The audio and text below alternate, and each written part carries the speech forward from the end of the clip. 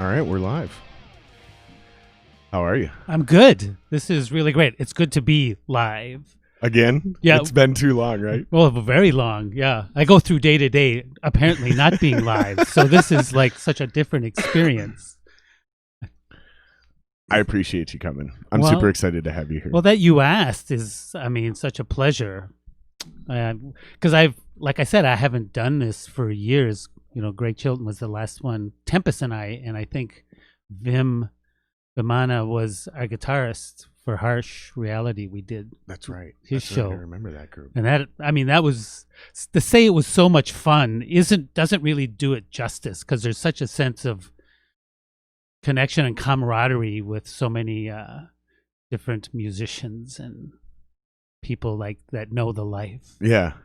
And that's one of the weird things I get that I didn't expect about this podcast is I kind of thought people would get bored right away with the music stories, you know, the war stories and stuff. And, Oh, sure. And so I try to, at least for the first handful, I tried to really just talk about everyday shit that we're all going through.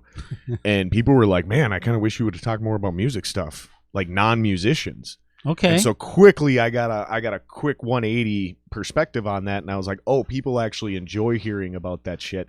And yeah, so it's interesting how the perceptions of what we think is, I suppose it's similar to like when I hear my own voice or the pace of my voice, and when I hear it, I go, whoa, first off, you sound like your grandfather. And the other thing is, I think you talk a bit fast. You know, and I remember when I was a kid, I used to stutter and my teeth were a disaster. Oh, okay. And it's ironic. And also it's like a human trait to some extent. If you're, at least for me, if I'm trying to, if I have a challenge and I'm trying to work through it, whether with instruction from someone that knows how to get through it or to direct me, like a speech therapist or my drum teacher, it's like, when I got to the hard part, I'd get anxious and then speed up, which makes it even harder. It's sort of... Is that common amongst people who have a stutter, or is that something that was unique to you? Well, I don't know if there's really a connection. It's just that my parents were both musicians. They were both gigging musicians. My dad played tenor sax, trumpet and flugelhorn, which was a bit of a... So he was a jobber? Yeah, he was In today's terms, he's a jobber? Yeah, he was a jobber, and the embouchures for those two types of difference of instruments, like being brass and saxophone or a reed instrument, generally don't go together. Sure. And so he was gigging a lot. So back in those, and my mom played E flat alto. So my dad was the Stan Getz, Miles Davis, Art Blakey, Lee Morgan kind of person. And my mom was like Stravinsky, Shostakovich, and Stan Kenton, kind of a thing. So I was around that music, and it didn't really impact me. It was just, the landscape orally every day. And then there was a lot of gigging in those days. I mean, it was just, so much, it was a different dynamic, yeah. So like, it was really easy to make a living being a gigging musician back then. Yeah, like both my parents. You weren't going to get rich, but like you could like raise a family being a gigging musician. Yeah, and they paid for they both went to the U for different things. My mother went for psychology. My dad was an architect, and so, but gigs paid for that. Right. It wasn't the student loan like monstrosity that we deal with now. Right. They paid for it just by working, and in those days, the community was so different. You would see kids, like I was just a little kid, and we'd be out with our parents, whatever, and like the other people, like the wives or the partners of whomever was gigging or doing the jam session, they would watch the kids. So there wasn't like daycare per se, but everyone, right. So you got the musicians playing the show or the gig at the club, and of course we're way too young to be in the club, technically speaking, but right. It wasn't an issue then. It's just right. like that's how it was, and I just figured that's how life was. And like... Let me ask you a question. How did you... Because I didn't know you had a stutter. Every once in a while, I still get hung up on it if I become a little bit, or just start to get a little bit emotionally unhinged or upset about something. So you mentioned a speech therapy coach. Is that how you beat it? Was like pretty traditionally? Yeah. Was there any crazy weird things that they had you do? Like, for example, so there's this guy on Rogan named Paul Stamets. He does a lot of mushroom research, like both like edible mushrooms, like hallucinogenic mushrooms and then like therapeutic shit too, right? He says he ate like a quarter ounce of mushrooms and walked up and crawled up and sat in this tree during a thunderstorm and like repeated to himself, "I will no longer stutter," and it cured it, right? And then there's that movie about one of the kings from England who the second he was able and he was able to fix his stutter by listening to music while he read. So as long as he couldn't hear his voice, he could speak just fine. I know it's amazing how one does some sort of minor subterfuge to one's own awareness of that. Was there anything like that for you specifically? Or I was didn't it have just... anything quite that colorful. I had a pretty much like person that basically it boiled down to slowing down, because my situation, and I still am kind of this way, is my brain has the flow of the thoughts that I want to get out or the idea I want to communicate. Right. And sometimes I feel my brain goes, if you don't talk faster, people will lose interest, like we were talking a bit earlier. Yep. And so it's sort of like believing in the space or in the pace of talking slower. Interesting. And comics do that shit a lot too. I hear storytelling comedians like Dave Chappelle and Bert Kreischer, they talk about that a lot. They say when you're not getting enough laughs throughout your story, you start hurrying up and speeding up your pace to get to the next funny part. And that's what'll kill the funniness of your story. Sure. Remaining confident and sticking with that pace and understanding when to take a breath and a pause and live in that suspense is what makes a good storyteller. It's interesting that it took years. I mean, that was going to be my next question. It took a long time. And like even like my mother's passed away, my dad's still here, but all the way growing up, like every once in a while, if I'd be talking, I'd hear, "Slow down," or like with the Wolverines big band, I was the person, that controlling the tempo. Well, yeah. And I was the leader of the band, and I would do the charming repartee, which was initially uncomfortable. And my dad, who I worked for, I started gigging with my dad when What's the charming repartee? Like, well, so the big band's going to play a song, and I said, we're going to play a few songs in a row here. We're going to like first do a chart from 1932 from Don Redman's orchestra, and then we're going to segue into like a Duke Ellington song from a similar time frame. And the bands of like specific, back in the 70s, the Wolverines, we did note for note transcriptions when we were just out of high school, most of us. And what it was transcribed note for note transcriptions from beginning to end, no improvising in those days at all, of the hot black bands of the 20s and 30s, which in the 70s was virtually unknown. And so from probably 73 up until 78, when that version of the Wolverines stopped, we burnt through 2 tour buses touring the country playing 20s and 30s jazz. Jazz festivals, and we must have played hundreds of colleges, and people were crazy. Like, we used to play at the Commodore Hotel. There was 3 places we played: the Commodore Hotel, Castle Royale, which is the caves over in St. Paul, on the other side of the Wabasha Street Bridge, and then Scotty's on 7 down Minneapolis, which used to be the Forum. And you were like the house band there? Well, we would play 4 nights a week for like 3 months, and then we go on tour for 3 months, and then we play another of the place, and then go back on tour, and then so we just had this like the Commodore Hotel. That's F. Scott Fitzgerald. Right. Yeah. And I don't know if you've ever heard of Lake Cameron from KSJN. I don't think so. He was like this elegant man of jazz knowledge, and was like an interviewer of so many of all the jazz greats from like the late 30s, and I mean he talked to them all, and then he had a show called The Jazz Image every Sunday night on KSJN. Is that what it is? Or is that what it is? Or 99.5. Yeah.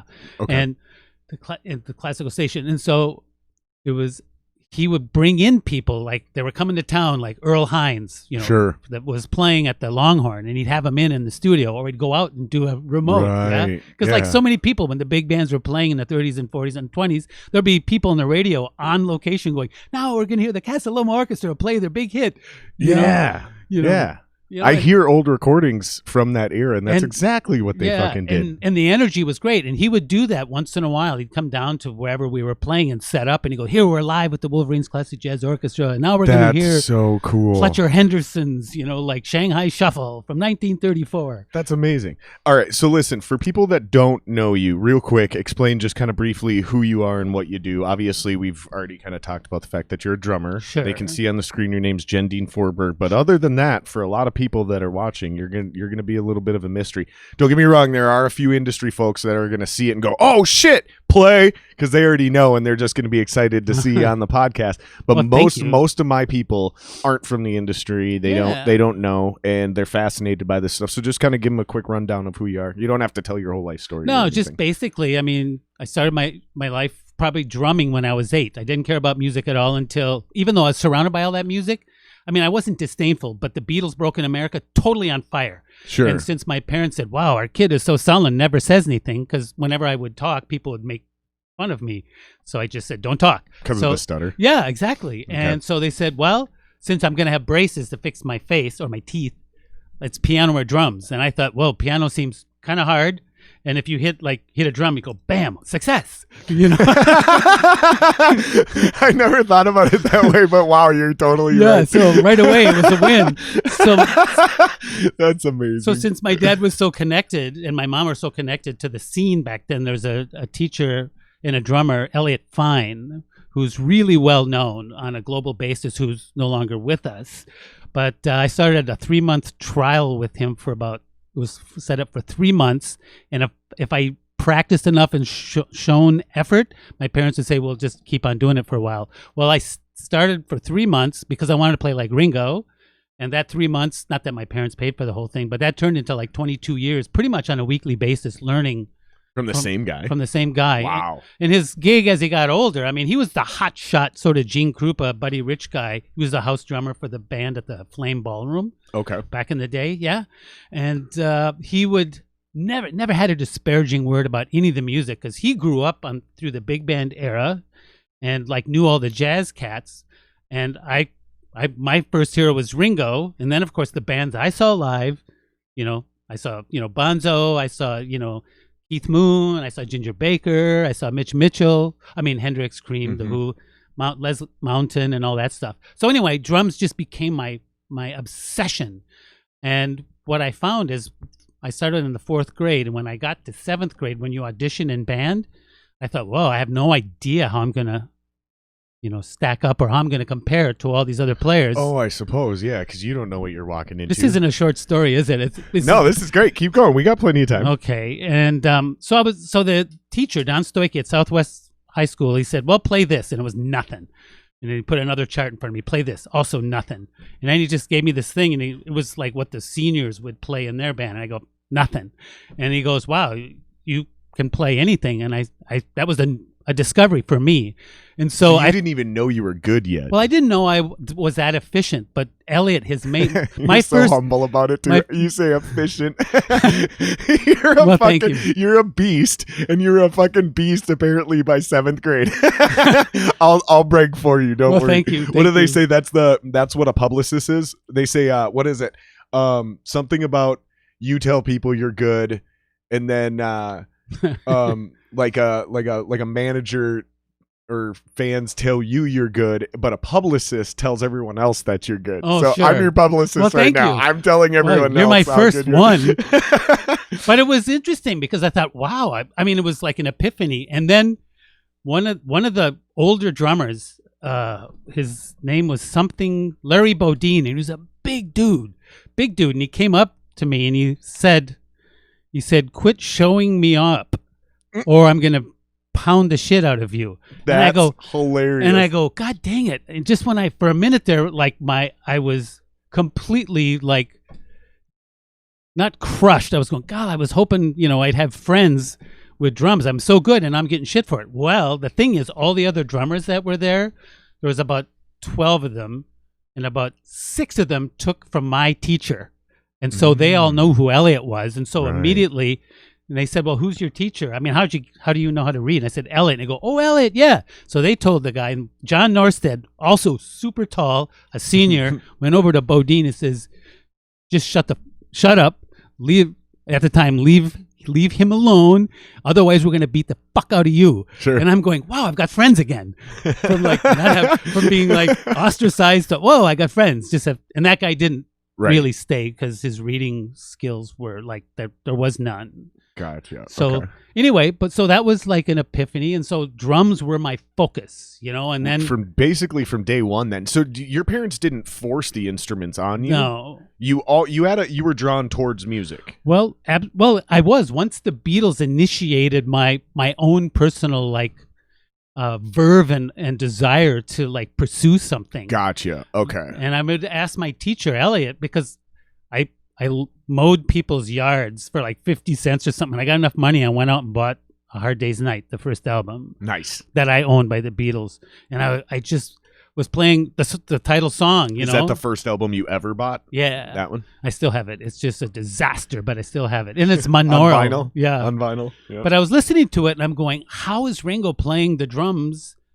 And then on that little like bridge part, there's a cowbell in there. And then how is he doing the bongos? Because in my head, he's doing all of it. Right. So I'm trying to, and all I have is like one of those crappy little wire music stands with a pot cover on it that my dad's drilled a hole. Yeah. And my snare drum that is, my parents bought it after 3 months. Sure. And then I have an Quaker Oats oatmeal box rubber banded to the side of the thing.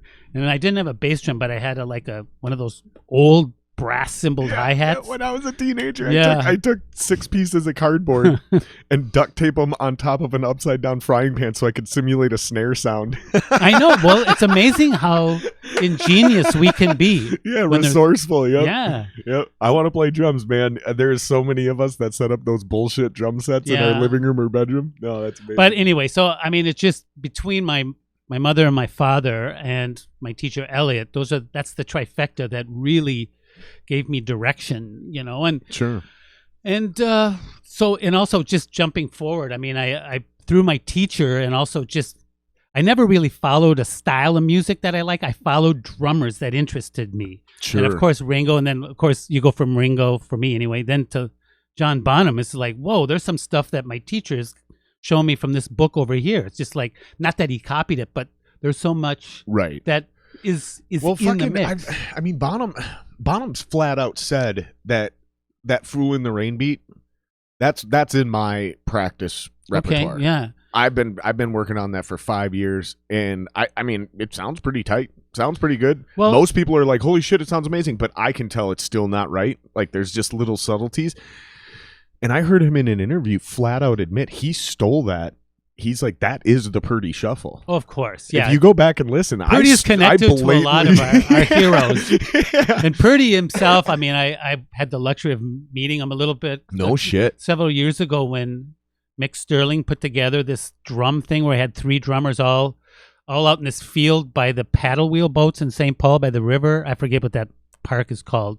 But then he had 13 of the guest drummers up on stage, of which I was one, and the drummer for Yanni was there. He came in and did it. Most people don't know he's from here. Yeah, I know, and he's such a gracious guy. Yanni is from here, y'all. For real. He went to the University of Minnesota. Well, he was in Chameleon. That was the band that he played keys in. Yeah. Yep. And on my left was Bobby Vandell, and it was funny. He goes, God, I don't want to sit next to you. And I said, what are you talking about? I mean, we're the perfect pair. And he goes, you're going to destroy me. I said, Bobby, you should be used to that by now. That's amazing. But, and the thing is, like, first off, I just love Bobby and his playing. I mean, it's just like you're talking about getting a feel from a player. Mm-hmm. I mean, that's something that you either have or you don't. And it's just when I hear him play, it's just like I'm mesmerized by that. I mean, it's good to have chops and all that stuff. I mean, I do love that.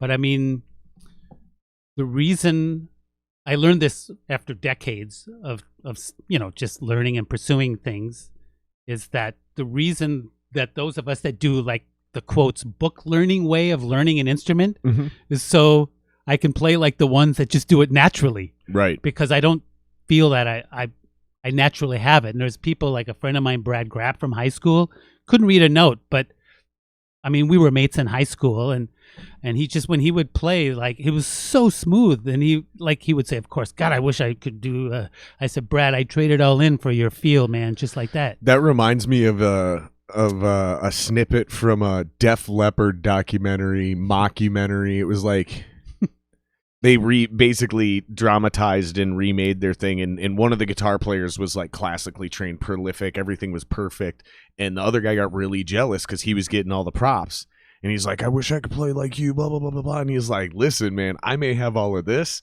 but I can't write with the feel and the soul that you have, and that, like, he's like, I would give up all of this to be able to write riffs, because that's basically what it boiled down to. Is Duder, who was like not the good guitar player, which he was great, yeah, but he was the songwriter, and then Duder, who was the soloist and made everything sound amazing, he couldn't write for shit.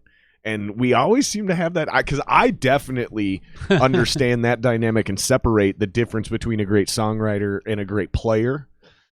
So that was what I was going to ask you right there is, so obviously you said multiple times already, Ringo's your favorite drummer of all time. He was my first inspiration. Who do you think is truly the best Buddy drummer of all time? Buddy Rich? Yeah. Buddy Rich? Yeah. Why isn't it Bonham or Neil Peart or you know where I'm going with this? Why isn't it why is it Rich instead of all these other? And again, as I'm sure you're aware, any answers I give far as like opinions are strictly from my perspective and what I consider, what I connect with best. Sure. And like, it all goes back to, there's something like Buddy Rich still, I mean, even in retrospect, since he's not able to perform anymore, being that he's no longer alive, right? I mean, he just had like what we're just talking about. He had a natural feel, but he had like incomparable facility on the instrument and so many musicians have this. He's not the only one, but it was on such a level that like he would have arrangements for his band done, which was generally a big band, that like if they were made public or I hired someone to transcribe them, they're fucking hard and they just screw with your head. And you couldn't throw him. And his ideas, like, he was fearless. I love the fearlessness of him. His technical proficiency is incomparably beyond anything else that I've ever heard. And there's other things we can talk about far as like some of the metal drummers I really have like amazing like respect and love for. Yeah. But Buddy was all encompassing. I mean, you couldn't throw him, and his technique, his fearlessness, shooting from the hip, and try it. And if you fuck it up, so what? I buy this argument. I'm feeling it. You're selling me on this. So let me ask you this: who's the best songwriting drummer of all time? Well, a couple things before I answer. I've never thought of a drummer in those lines as to something as I would put in a category, but obviously it exists. Because Ringo is definitely at the top of that list for a lot of people. Because no one's going to say Ringo is technically... I mean, there's the old joke. Oh, would you say Ringo's the best drummer in the world? And they're like, he's not even the best drummer in the Beatles. Yeah, which wasn't said by anybody in the Beatles. It was a comic in England where that said it. So, and be that as it may, you're right on that.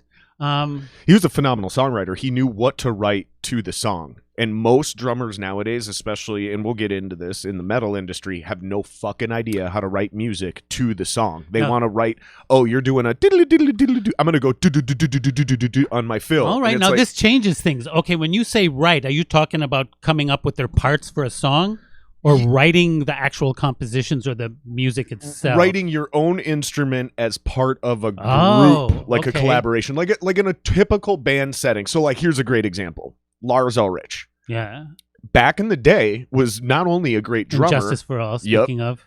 Yep. Got the... Dyer's Eve. Yep. Okay. He not only was a great player back in the day, but where he really outshined all the other 80s metals drummers was his songwriting ability. The way he would switch up and do those subtleties, those shoot from the hip, like he would go against the grain on how he's writing a drum part. Yeah. And then you'd listen to Slayer or any of the other drummers from that era, and it was that thrash style, very straightforward. The fucking snare's always on the 2 and the 4, and if it's not, it's on the 1, 2, 3, 4, Ka, ka, ka, ka, ka. Plus, Lars always, a lot of times he'd hit crashes on 2. Yep. Or, Yeah. know, And he had this uncanny ability to write with James, where James was adding and pulling beats and sticking, 64 notes in a 54 beat measure and cram in those last 10 off time, and Lars would compensate for that. So he's an example. I wouldn't put him at the top of all time by any means, but I make that distinction between those guys, because that's where I feel, that's how I kind of evaluate myself. It's like, I'm a good songwriter on drums, but pretty much everybody's a better literal drummer than me. And when anybody contradicts that and they go, no, dude, you're a really good drummer, I'm like, I tricked another one. Yeah. I got one. Yeah. Or they're liars. Or they don't know what they're talking about. Yeah. I told somebody that. I was like, you don't know what the fuck you're talking about. You're out of your goddamn mind. Well, it's true. I mean, that's actually, that I can certainly address. I mean, aside from Buddy and Ringo, as you say, I really, really liked how Keith Moon, speaking of unorthodox, I mean, when I would see him live, what the great thing about, and it's not, I'm not saying it hasn't happened since, but me and my friends, when we have our band, like Led Zeppelin 1 would come out, and we'd learn all of that as much as we could in our 10th grade level, and we did okay, you know, but that was the music that drove us, and so when we go see that band, when they'd come to town, whether it's Zeppelin, Hendrix, Cream, Grand Funk Railroad, or whatever, we knew that those songs from the album would develop more than what's recorded. So basically, you very rarely got a Zeppelin or all those other bands the song as it was recorded. They would have developed something or made up a whole new section and go someplace like that. So it was so exciting, and every time like I saw Keith Moon, it's just like he blew me away, because he had such exuberant anarchy in his playing, which never detracted from the music. And you're talking about Lars and Hetfield having this connection. Him and Townsend have the same thing, because if you watch them, and I remember seeing them live about half dozen times I saw them. Did you see him a few years ago when they were here at the Excel? I haven't seen, and it's not by choice, I haven't seen him without Keith. Keith or not, I got to tell you this. What's his name? Roger Daltrey. That motherfucker.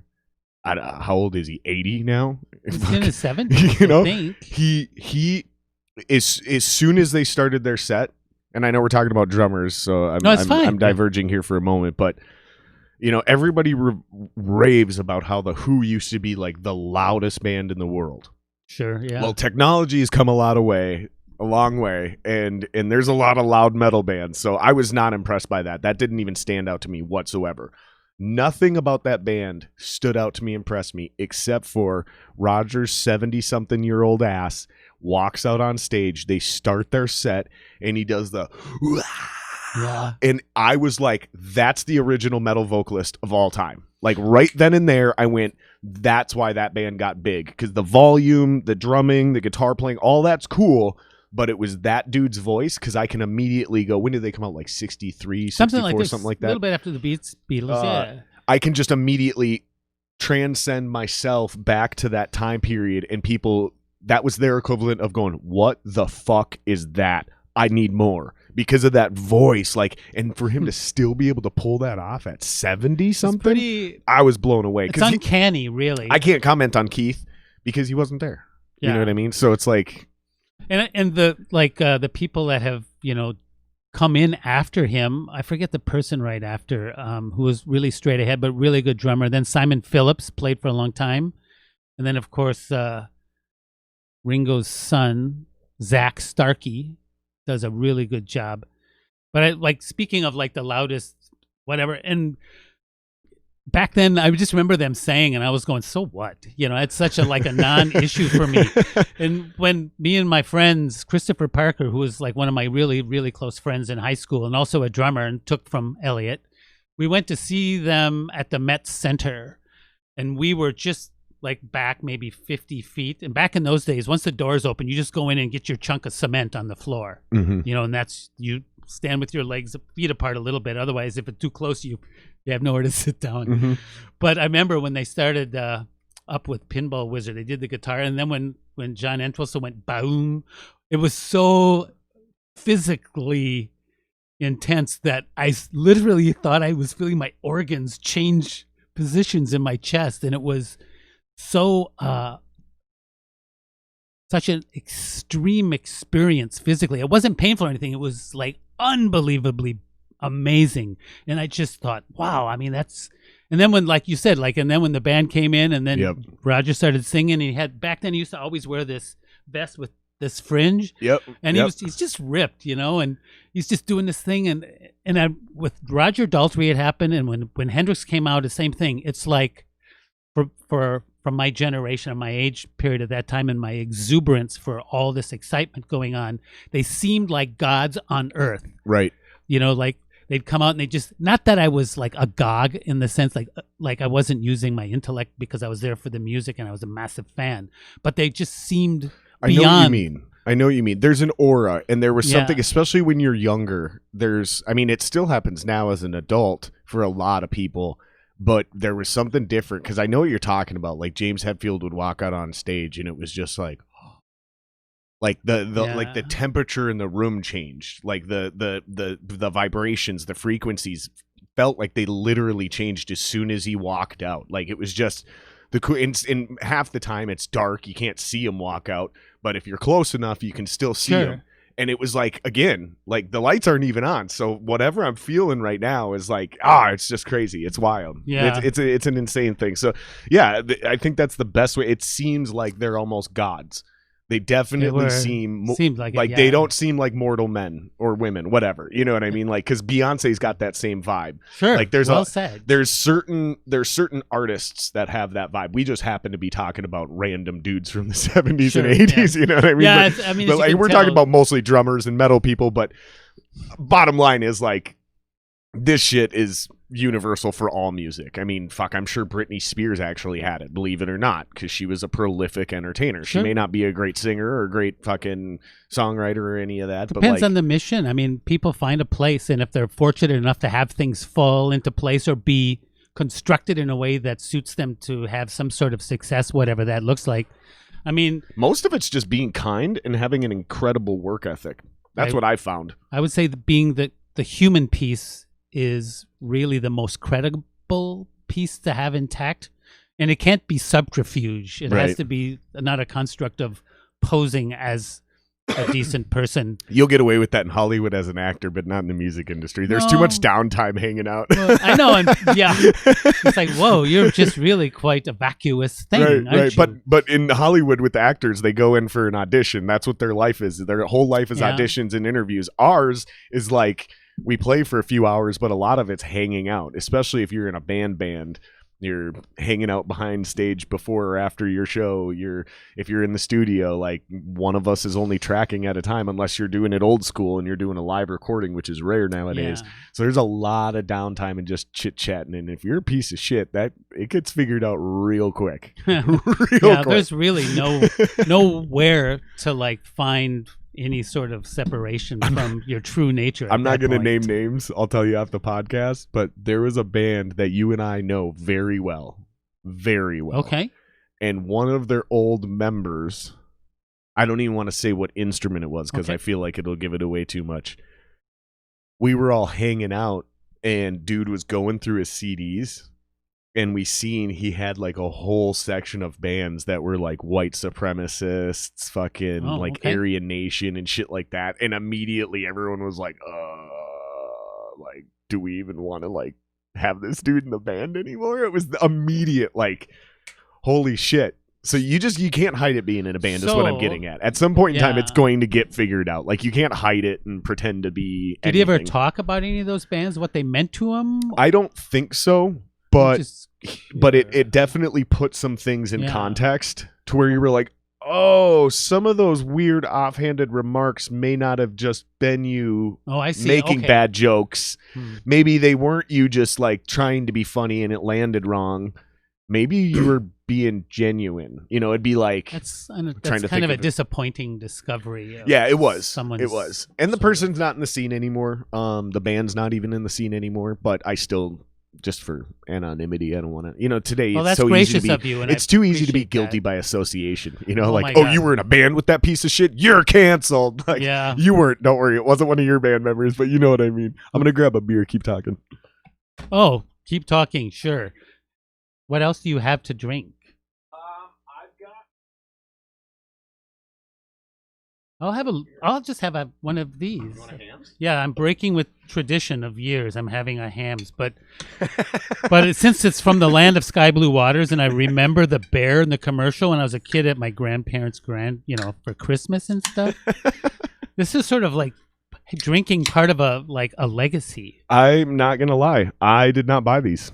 These were given to me by Dalton because we went camping, and he drove.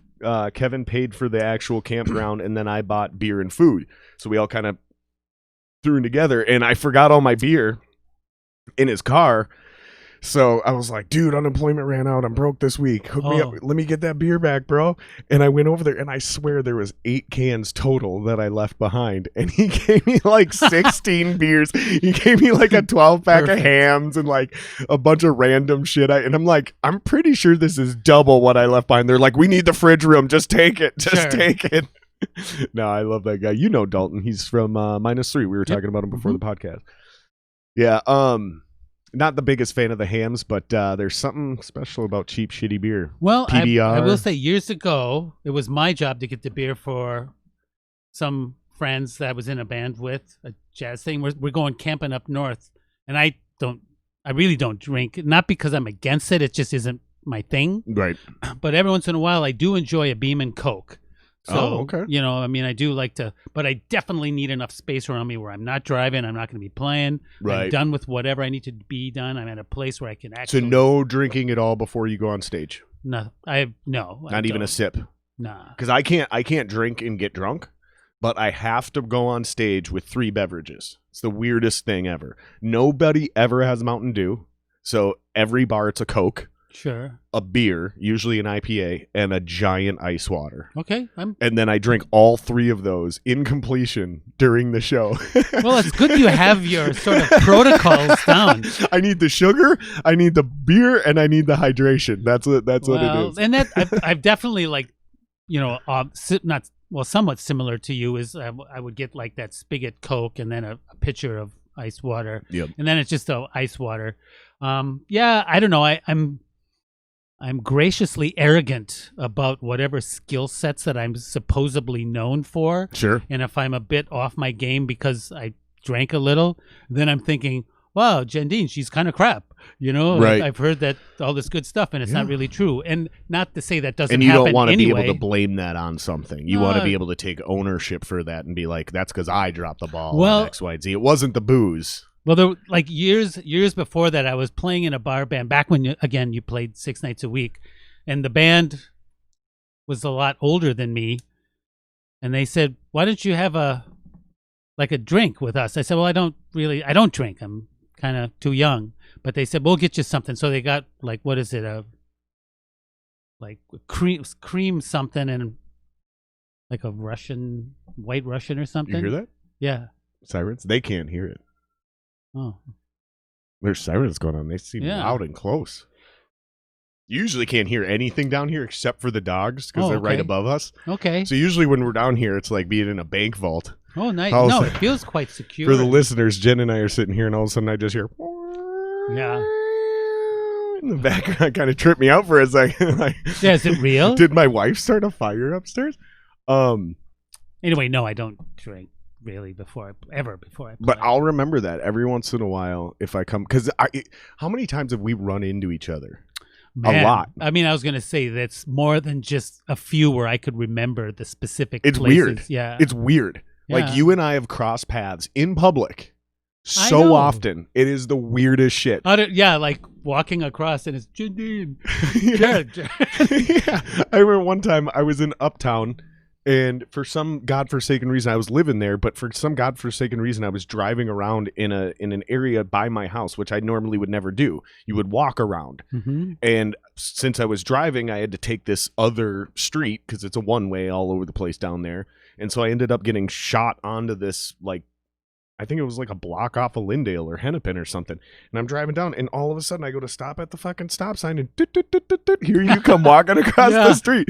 I'm like, what the fuck are you doing here? And you're like, oh, I'm going to get a cup of coffee. Yeah. I was like, Jesus Christ. And yeah, just over and over and over again. And then all of a sudden I'm sitting here, I'm hanging out with Chad and Erickson, and we're fucking, I tried to jam with his project a couple times, and like my vibe and my style, I just wasn't really able to get what he was doing, like execute what he was doing.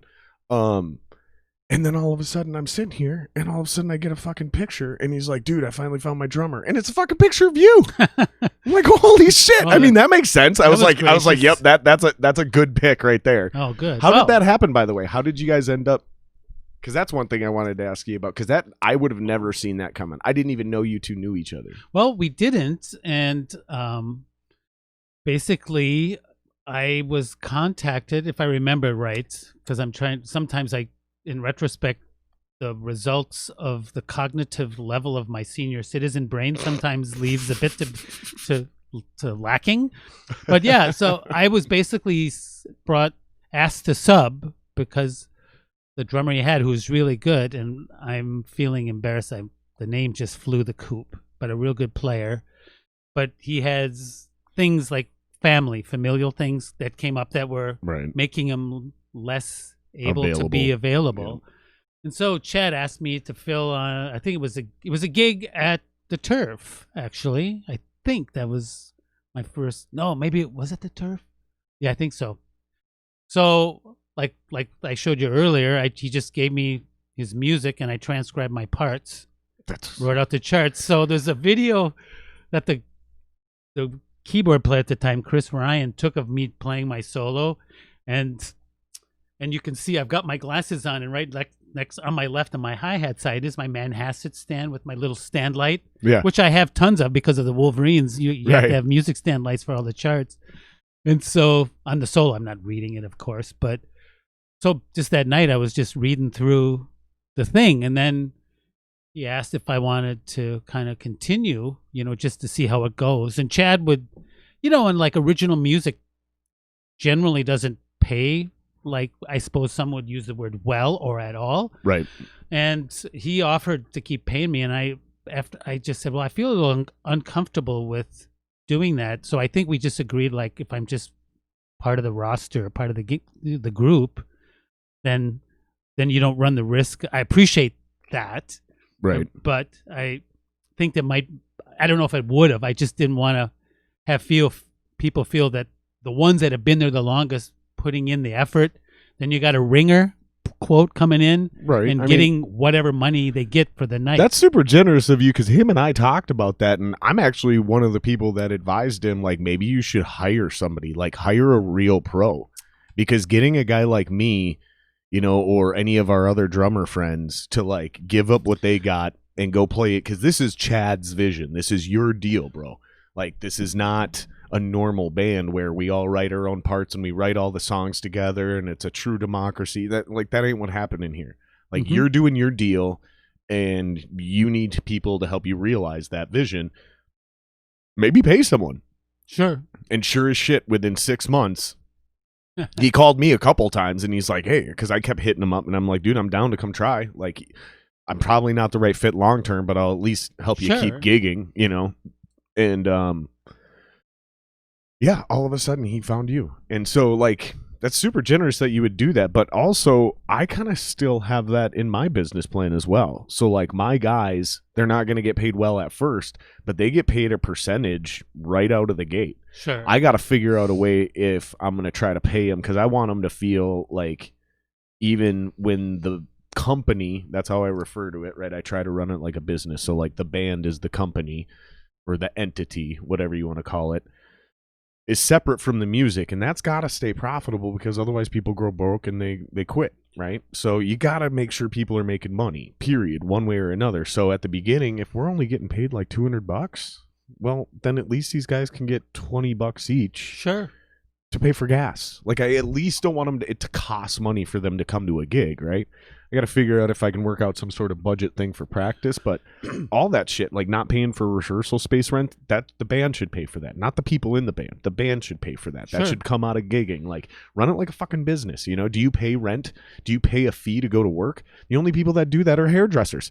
You know what I mean? You rent a chair. That's right. Exactly. Yeah. Like it's the only industry that's acceptable in. Everywhere else, but that's again because you're running your own business. You're really renting that spot so you can do your own business. So even then, it's a little bit different. Well, Chad, like, there's a couple of things about that Chad that made it easy for me, as you say, to be so generous. Is like I'm in a real good place. Like from 1973 up until probably 2003, except with a few other things, all I did was music for a living because the scene was good. And the Wolverines, I mean, that was a big buck gig, you know. I mean, like I say, in the 70s, we traveled all over the country.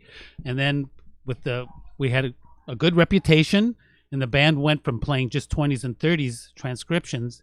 I still incorporated that music, added the improvisational part of it, and then increased the repertoire to not only include that music, but the music of the 40s popular big bands, right? And also to encourage and get arrangements from people within the band or friends of people of the band to do contemporary arrangements. So I could play like a Lafayette Country Club with all the big band hits, and I could also play a jazz festival, you know, with all the modern stuff. Also, but the great thing is, as a big band, I have like currently. So you're almost like covering your own songs, which were covers to begin with. Yeah. So and you were doing essentially different genre renditions. We would call it Wolverines, scanning the history of jazz from the 20s through the 90s at the time. That's brilliant. Yeah. So what would be good is like let's say Bob Parsons, who's still very active, is a brilliant arranger and an exquisite saxophone player. He did an arrangement of like Tommy Dorsey's Opus 1, but it's not Tommy Dorsey's arrangement. You know the melody and all that stuff, but like the voicings and the different sections he put in, like this killing sax solo in there and some drum stuff, you know. You know, one thing I didn't know about you that I'm realizing, one thing that I appreciate you that I'm just figuring out now is you're a true music nerd. Like a lot of us are music nerds or music history buffs, but like you go to a different level. Oh, well, it's true. Well, thank you. You really understand, and this is what I think a lot of young musicians, and I hear this a lot from comics. Young comics, and I see this and I hear it from hip-hop artists too. So when I say this is not just about rock and roll or metal. Young musicians really, and I would say anybody pretty much under 25, not all of them, but most musicians under 25 do not appreciate, let alone understand, or I should say that the other way, they don't understand, let alone appreciate the history of music or things that go in their genre. And it's funny because I knew you as a metal drummer, and so far, all we've talked about is jazz. That's fascinating to me. That's awesome, because I know a lot of drummers, especially metal drummers, that are like, oh, I listen to a lot of jazz, and then you get in their car and it's fucking, you know, Cradle of Filth and all this black metal and death metal, and it's like, okay, I've never heard you listen to jazz, but you claim you're really into jazz. Okay. That's all you've been talking about. Well, that's so cool. Well, it all comes down again, like I said a while ago, is like I've always and still follow the drummers. Like when I transitioned from male to female in the late 90s, early 2000s, my jazz community, except for a real heart, just the core of my friends in the Wolverines, they all blew me off. So the tradition of jazz musicians being rebels wasn't really intact anymore. They were a bit like, they all wear suits now. Well, I mean, and that's fine, you know. They used to be on fucking opium and weed and heroin. Well, and fucking... yeah, and I mean, who was the trumpet player? Didn't he go to jail? Which one? For literally, I'm thinking. There's a specific trumpet player from here or just in general in jazz that went to jail specifically for playing jazz music multiple times.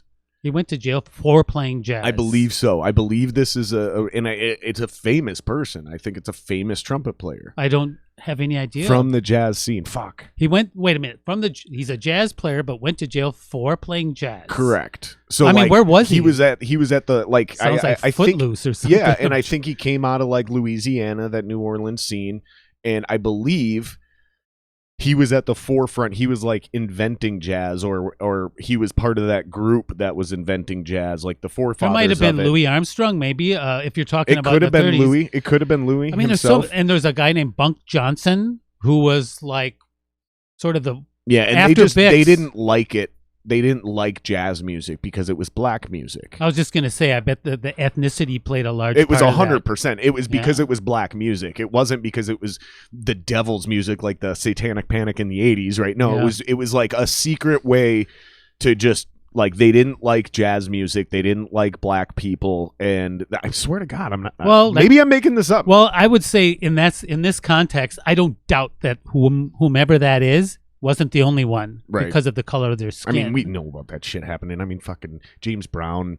I mean, there's tons of musicians that have fucking gone to jail over freedom of expression. You know, Jim Morrison, you know, he flashed his dick out. I mean, you can go to a cabaret show or a burlesque show now and no one gives a fuck, right? Yeah. Like, you can go to a strip club, it's no big deal. But back then, he whips his dick out on stage. They want to put him in jail for indecent exposure. Yeah. You know what I mean? So well, people burned albums, Beatle albums. I mean, anyway, but I was going to... It's just like I follow the drummers. I guess it's so easy. Like sorry, I said, I'm really I'm usually a little better about keeping it on track. But I'm having so much fun with you. You reminded me of so many random the little music quips. Nerd thing is like when I talk to friends and or just people I know that aren't drummers per se or something, and the subject. I mean, I don't necessarily say let's talk about drums now, but if it comes up, don't you play drums? And then I have a tendency, I have to rein myself back in, whether it's drums, music, or what have you. I start to see their social presence and their eyes sort of glaze over. And I go, oh, yeah, okay. I don't need to talk about... That's how everyone feels when you got that one friend who talks about politics all the time. Where everyone's like, oh, God, here he goes again. But yeah, you're right. We do that sometimes with music. Like, no, you don't understand why this guy's so great. It's because the way he holds his wrist and the way he does all his double strokes. What's a double stroke? I'll tell you what a double stroke is. Yeah. People are like, dude, I don't fucking care. I just said it was a cool beat. And you can have more of a pure sound on your double strokes if you accent the second of the two. Right. Yeah, and you do that by... Yeah. You do. People are like, dude, I just said I like the beat. I'm cool. Yeah, like an hour and a half later. I know exactly you're killing what you're talking about. Like, somebody said that about Fool in the Rain. Literally, this came up a week ago. Fool in the Rain came on, and somebody was like, man, I don't know what it is about this beat, but I just love the beat to this song. Dun, dun, dun, dun, dun, dun, right.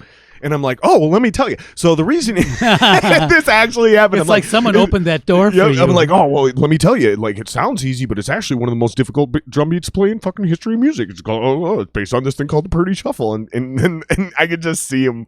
I'm like 20 minutes later, and they're like, cool story, bro. Yeah, no one's here anymore. Yeah, people start walking away. All of a sudden, it's you and one person reluctantly still sitting at the table with you. Well, yeah, it's just I spent so much time with the Wolverines, from the 70s all the way up through the 90s. Just that's all I did, and the reciprocation that I was able to afford my father, because I played gigs with him when I was a kid, and then as time got by. Shit. What's that like, playing with your dad? Did you play sports when you were a kid? A little bit. I was pretty thin, so I had very little wind resistance, so I was really good at running and dodgeball or something. Well, because we all went to school with that kid who was in his parents' class, and we always felt bad for that kid. Oh, and then if you ever played a lot of Mark sports, Johnson. There was everyone knows one. Everyone knows. And then there was that kid who played football or baseball, and his dad was the coach. And he either got favored heavily or his dad was really hard on him to overcompensate for the fact that he was his kid. Was there any of those dynamics playing with your... Because I mean, my family's not musicians at all. I'm the only musician in my family, literally. Well, just to give you an idea of how things in the culture have changed since when I was younger. I mean, back then, you couldn't play any gigs unless you were in the local musicians union. All the places you had to be a union member. Yeah. Wait, we were unionized at one point in time? Oh, it still exists. Yeah. I'm still a member. Get the fuck out. After about being out of it for about 25 years. I didn't know we had local musicians. 3073. Yeah. No shit. And it's interesting because a good share of the staff that run that now are alumni from my Wolverines. Really? And some of those guys are people we gave, hey, Babyface, and then Babyface is like the secretary of the union now. But back then, I was like, let me see, I was 12 going on 13, and I wanted to play gig. My dad wanted to have me on his gigs, but I had to be in the union. But then you had to audition to get in the union. Get the fuck out of here. Yeah, so... and how old were you? About going on 13. Oh my God, this is such a cool story. So Russ Moore was his name, and he was the secretary of the union, and just a real, like, soft-spoken, smart-ass, really good-natured guy, and a drummer. And so my dad was there with me, and I was anxious, because I don't know what they were going to throw at me. And he goes, and they sit you down, sit behind a little drum set, with a 4-piece and a hi-hat and one ride cymbal, yeah? And they said, okay, let's just play a bossa nova. So I go, oh, okay, no problem. I played that. That's that classic. It's like a bossa nova is. Oh, gotcha. Boom, like that with the thing, because that was one of my lessons like 4 years ago. That's basically all of Alex Van Halen's drumming, by the way. Pretty much, yeah. Yeah, but good for him, man. No, wow. I'm not knocking him. I'm just saying, taking and running. If anybody's trying to translate our drummer nerd logic to like, what did they just say? Like, even when you like break it down, like some people are still lost. Basically, that's Alex Van Halen's drumming. Yeah, and it's like I thought it was Latin. Which one's that? Okay, then they'd say play a medium swing, which is that. Okay, gotcha. And but you have to use the whole kit. So basically, you got your hi-hat on 2 and 4. Yep. And you're generally 4 on the floor. And then they'd say play an up-tempo bebop. Then that just means your right foot is more independent. Right. And my left foot. Because with my discipline with my teacher back then, the independence generally would focus on, and not just specifically, but the focus was you do anything you want with your right hand, your left hand, your right foot, but your left foot is doing 2 and 4 or a specific pattern that is like repeated regardless, is consistent. Yep. And that's like in the big band stuff. If you listen to the great big band drummers like Buddy does it a lot, but he is anyway, that but not all the time, but like Butch Miles and Sonny Payne and Chick Webb, those guys, that you could, even though the hi-hat just by the cymbals hitting together isn't the loudest thing, but it's the most present thing of the pulse of that type of music. Correct. Yep. Yeah. Yep. So I had to play, some of that. And then they said, okay, now let's play a ballad with brushes. So I go, oh, okay. So I do that. And they go, oh, well, okay, that's good. Now play a medium swing with the thing. And then they say, okay, just play a little solo. So I play a little solo, and they go, okay, you're in. That's awesome. That's so cool. And I said to my dad right there, and Russ, the guy that was doing the audition, I said, that's it? That was easy. Yeah. And then he laughed and go, whoa. But so I started playing with my dad then. So basically later, when I needed a saxophone player, particularly for the big band, because there's 2 altos, tenor, and baritone sax with flute and clarinet in there in the mixture. But my dad also had a baritone sax where he could play tenor. So I put him in on the big band, as one of the guys I hire. Because when I was young, I'd be playing and he goes, go to brushes. And then he goes, go to sticks. And I'm going, oh, okay, which was good. But he's telling me what to do. Yep. And then like later I'd say, hey, play a little louder. Take a solo. Oh, how the tables have turned. Yeah. So the support for just learning that instrument never wavered. And like as a kid, they wanted you to do like half hour a day. But my parents would say, could you please stop practicing? Because it was just, I was so hungry for it. Sure. And because of my teacher and my parents' support. I mean, most of our parents have told us, can you please stop practicing it? But it's because we were terrible. Oh. Not because we've been going for 6 hours. We've been going for 6 minutes, and they were just over it. Yeah. I know, right? I'm just fucking around. My parents were really good, though. I mean, they put up with, we used to rehearse in the basement or in the living room. And with the big band, we'd move all the furniture every Sunday and just stick 16 musicians in there. Yep. But like growing up through that period, I mean, seeing all those bands that we were talking about earlier, like the bands that were close to my heart that really influenced me, and then with just the expanded landscape that my teacher gave me, and then the Wolverines, I just love that music, the big band music. And then I was dating this woman at one time, and hold on, what is it about the big band? What is it about that style? Is it the horns? Is it the vibe? Is it just the fact that it's a lot of jazz drumming? Is it the energy? What is it? The fact that there's 87 people in the band? Well, it's that and more. Yeah, the thing with the big band, it has the potential for everything the human condition can feasibly come up with to communicate. Because in theory, you could make heavy music in a big band. Well, a big band, if it's roaring, it'll rip your face off. Right. And the like there's like small band jazz drumming, and maybe more like straight ahead or a little bit more freer or bebop or even outside stuff. But with a big band, the thing is you have the usual understanding of the drummer's responsibility. And the thing is with the big band, every time you blow into an instrument, there's a very small amount of delay from that breath to create a sound in the device that you're blowing into. Whereas drums, it's immediate. Again, like in piano and bass that makes too. Sense, yeah. Yeah. So what happens with a full ensemble, if we're just roaring, and there is no guitars in big band, correct? The best vibe to have is to have a guitar. Oh, really? So sometimes you do have a guitar in a big band. In fact, every time I played, I would have a guitar. The guitar's role in a big band is totally different than what is generally came after What is that? What's the role in the big band? Well, the general rhythm section started back was tuba, banjo, piano, and drums. And then really? Yep. And if you listen to, like, let's say, for example, Paul Whiteman's orchestra. Nowadays, for people that are, I just don't want to leave people in the dust. Nowadays, a rhythm section in a modern rock band or any fucking modern band is just drums and bass. Yeah. That's it. The drummer and the bass player, that's your whole rhythm section. Generally, and that's understandably the way it's just worked out and developed into so that. Back then it was tuba, banjo, drums, and piano. And that's a tenor banjo for like 4 strings. And it was basically the rhythm section in the early jazz 20s was more of just a mechanical chick, chick, chick, chick, boom, boom, boom, like that. And I would just reference Paul Whiteman Orchestra. Okay. Just listen to Paul Whiteman, Happy Feet, for example. You listen, like the Laurel and Hardy music sometimes. Yeah. That from that era. Literally, if you guys are confused, hit pause on this, look that up, and then come back to this, and this conversation will make more sense. I'm keeping up with it, but I'm also super into this shit. So and also just remind me to slow down because I mean, not at all. Ramble. Not at all. That's the beauty of the podcast. Is we're having a conversation, and then great. We just tell them.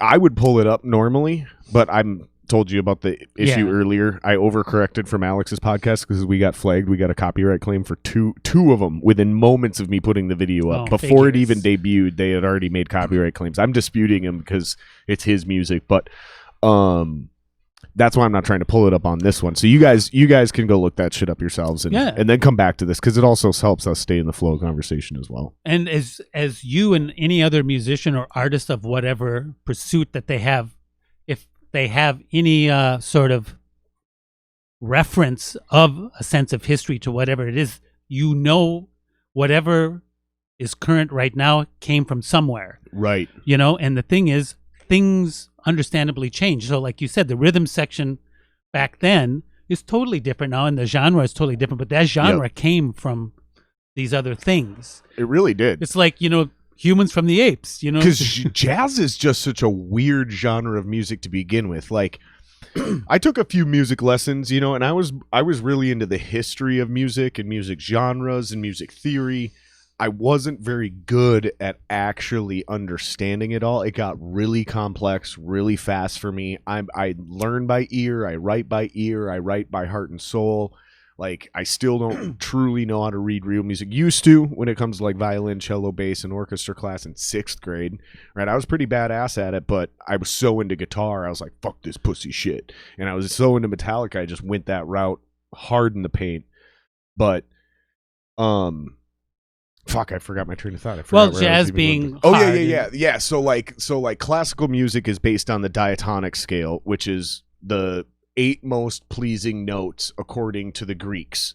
That's where you get your do, re, mi, fa, sol, la, ti, do. Western music, yeah. Yep. The pentatonic scale was the 5 most pleasing notes to the Japanese. The Japanese invented that scale, and that's I forget what it is. It's not do, re, mi, fa, sol, but it's basically what blues music is. Literally, it's the same thing. Ironically, Japanese music, that really old school traditional Japanese music, is using the exact same 5 notes that most popular blues music.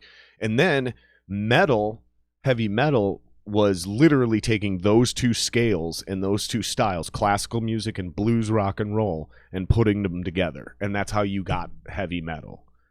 Jazz is so bizarre because it defied, right out of the gate, it was not built on a scale.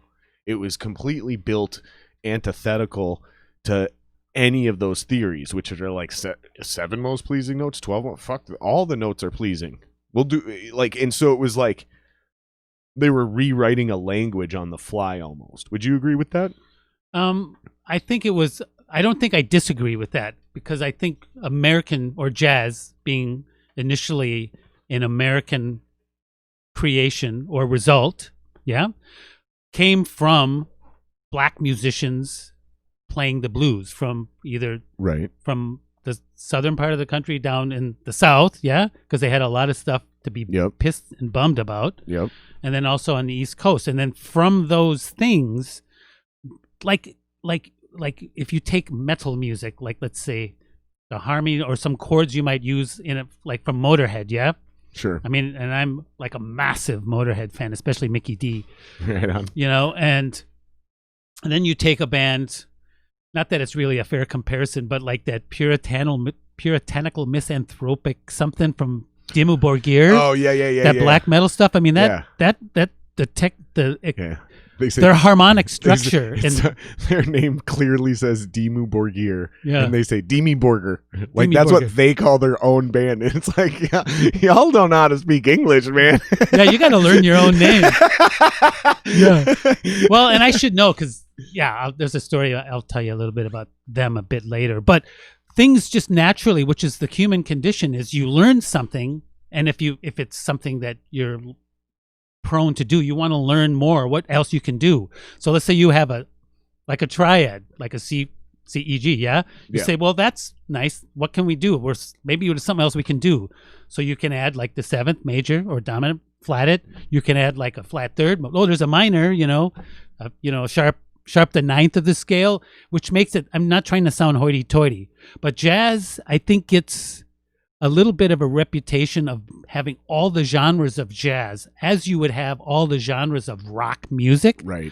Assume they're all the same. So within jazz, most people say, wow, it's just there's no bass to it, there's no nothing. But like in jazz, you have what players call traditional, which often the watered down version of that is referred to as Dixieland music. Sure. Okay. Yep, I've heard that. That's traditional jazz. Then you have like one of my favorite bands, Count Basie and Duke Ellington. That's straight ahead jazz, and that music is like, that what also is called smokehouse jazz? There's parts of it that could be like that.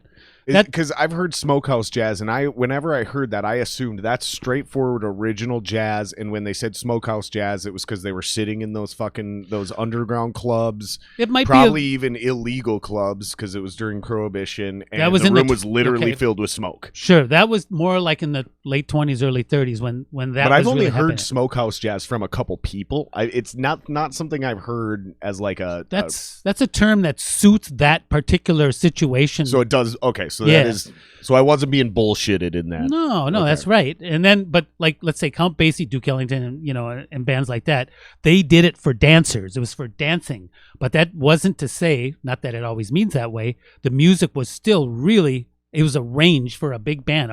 The pop music of the day was swing music.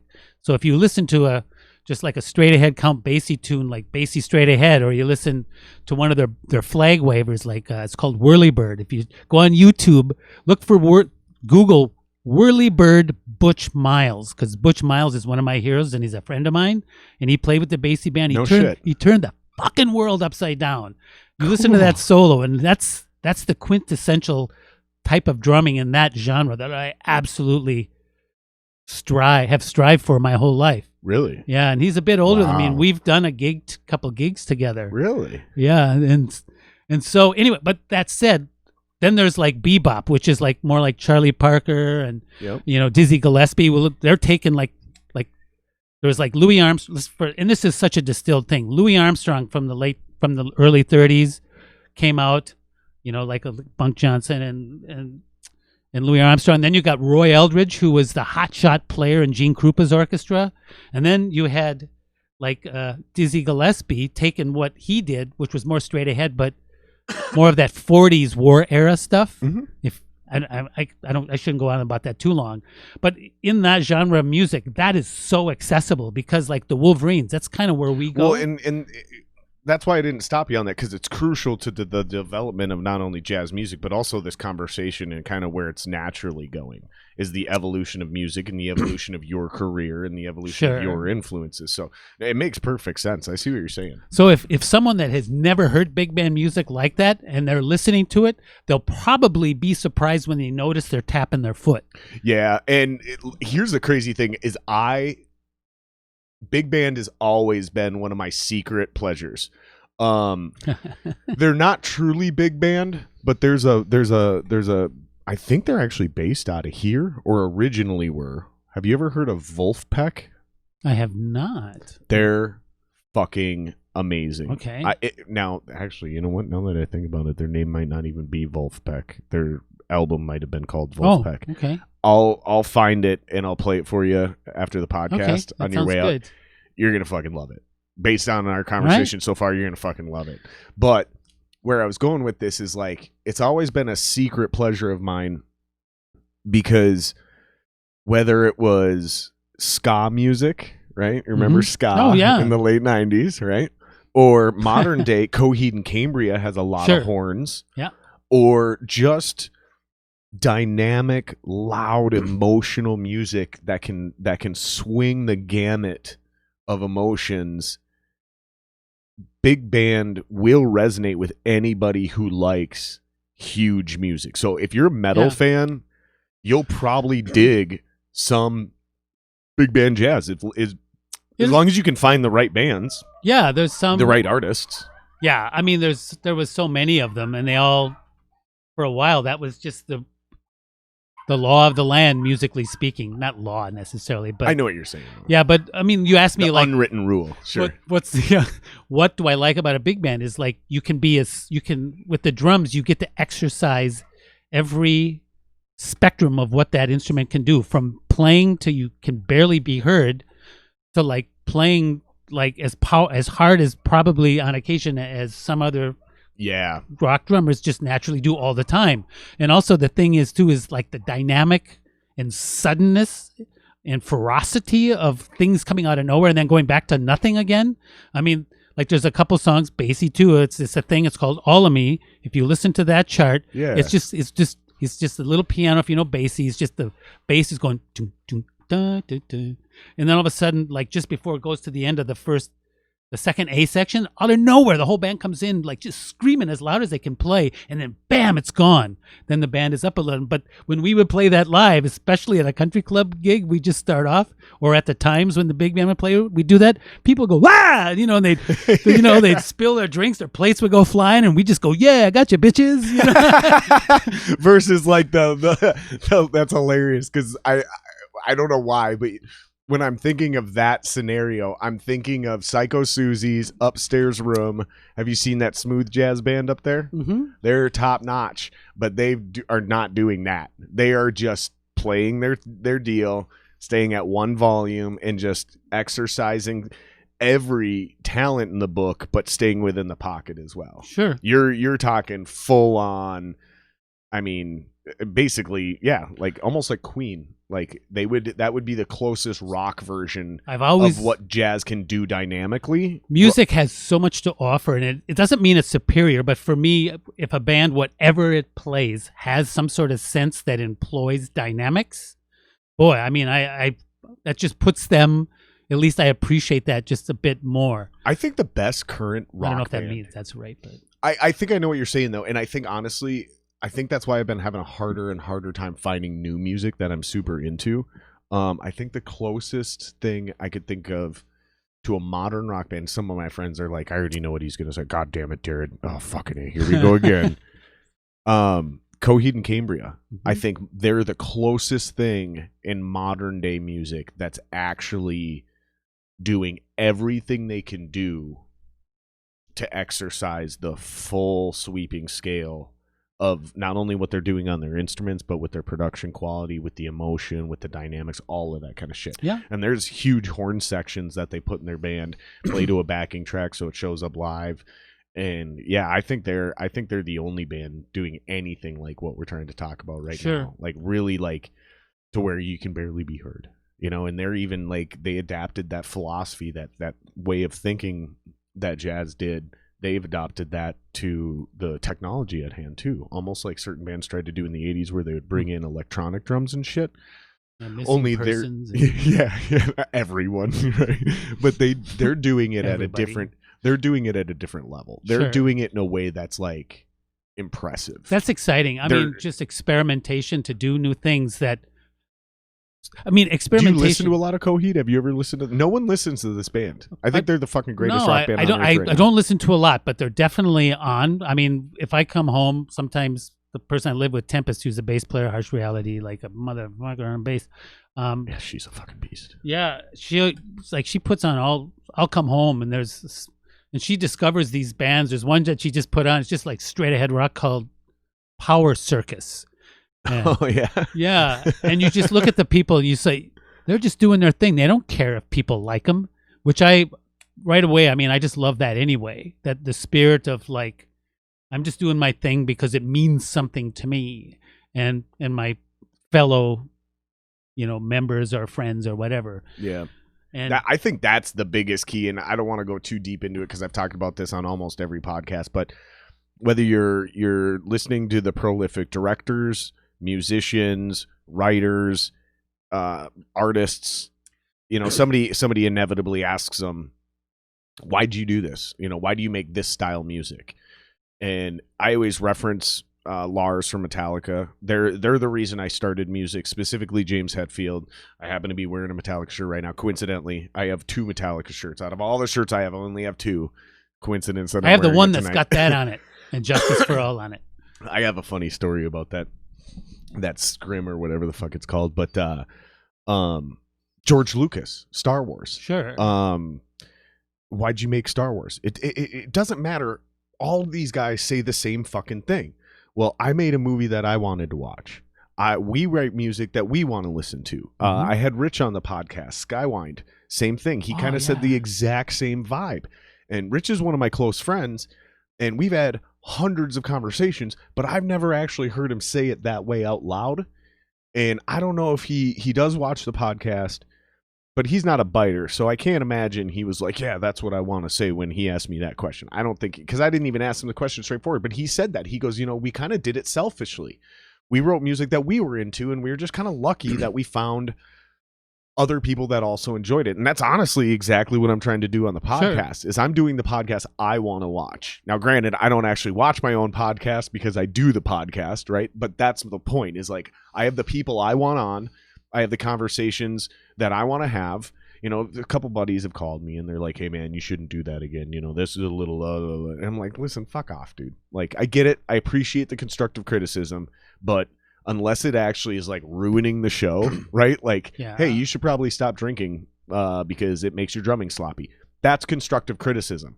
Is what's not constructive criticism is like, hey man, that blasting thing you do there in that one bar, like, I'm not really into death metal. You shouldn't do that. You should just like play it straight in the pocket. Fuck off. That's not helpful, right? You see where I'm going with this? So it's remaining to your true vision and understanding the difference between actual constructive criticism and then other people trying to get you to do what they want you to do for them.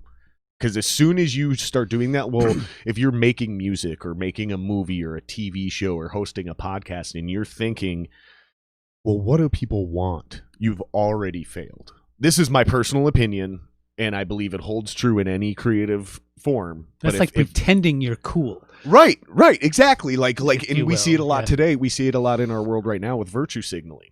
Like you see celebrities and Rogan fucking, or actually I don't even think it was Rogan. I think it was somebody else on Rogan said it best.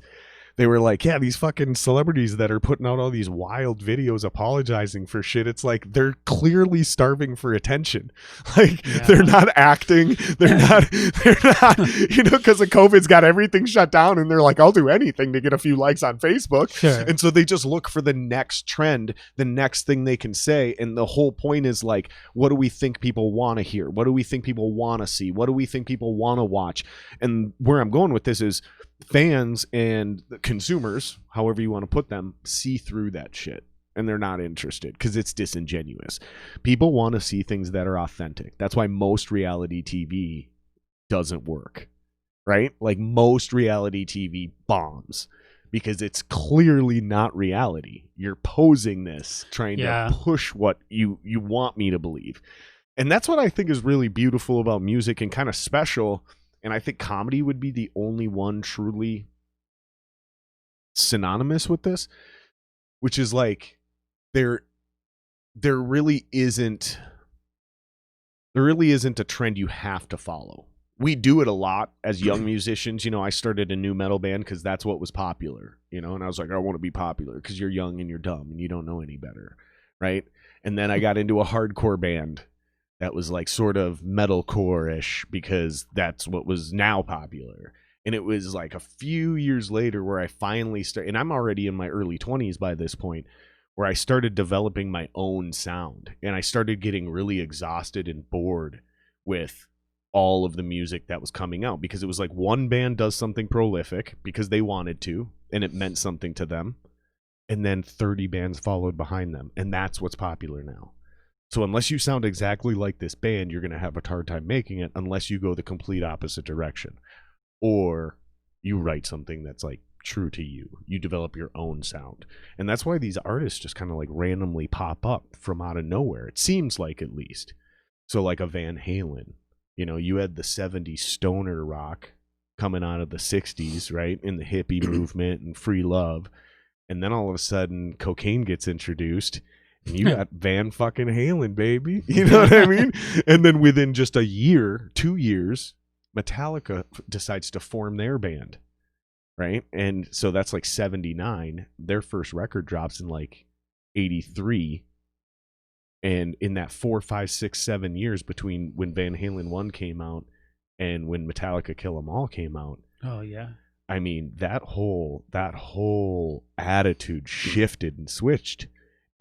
But once again, you get a Van Halen, you get a Metallica, and then you get 100 bands that sound just like them trying to ride that wave. So let me ask you this. This is what my real question was, and kind of where I was going with this transition is because we've been hitting jazz really hard, but locally you're known as a metal drummer. What not even what was the first metal band, but what was the transition where you came out of your childhood, you're into jazz, you're jamming with your dad, you're into the Beatles, you're into Ringo. What was the first band that kind of you went, hey, you know what?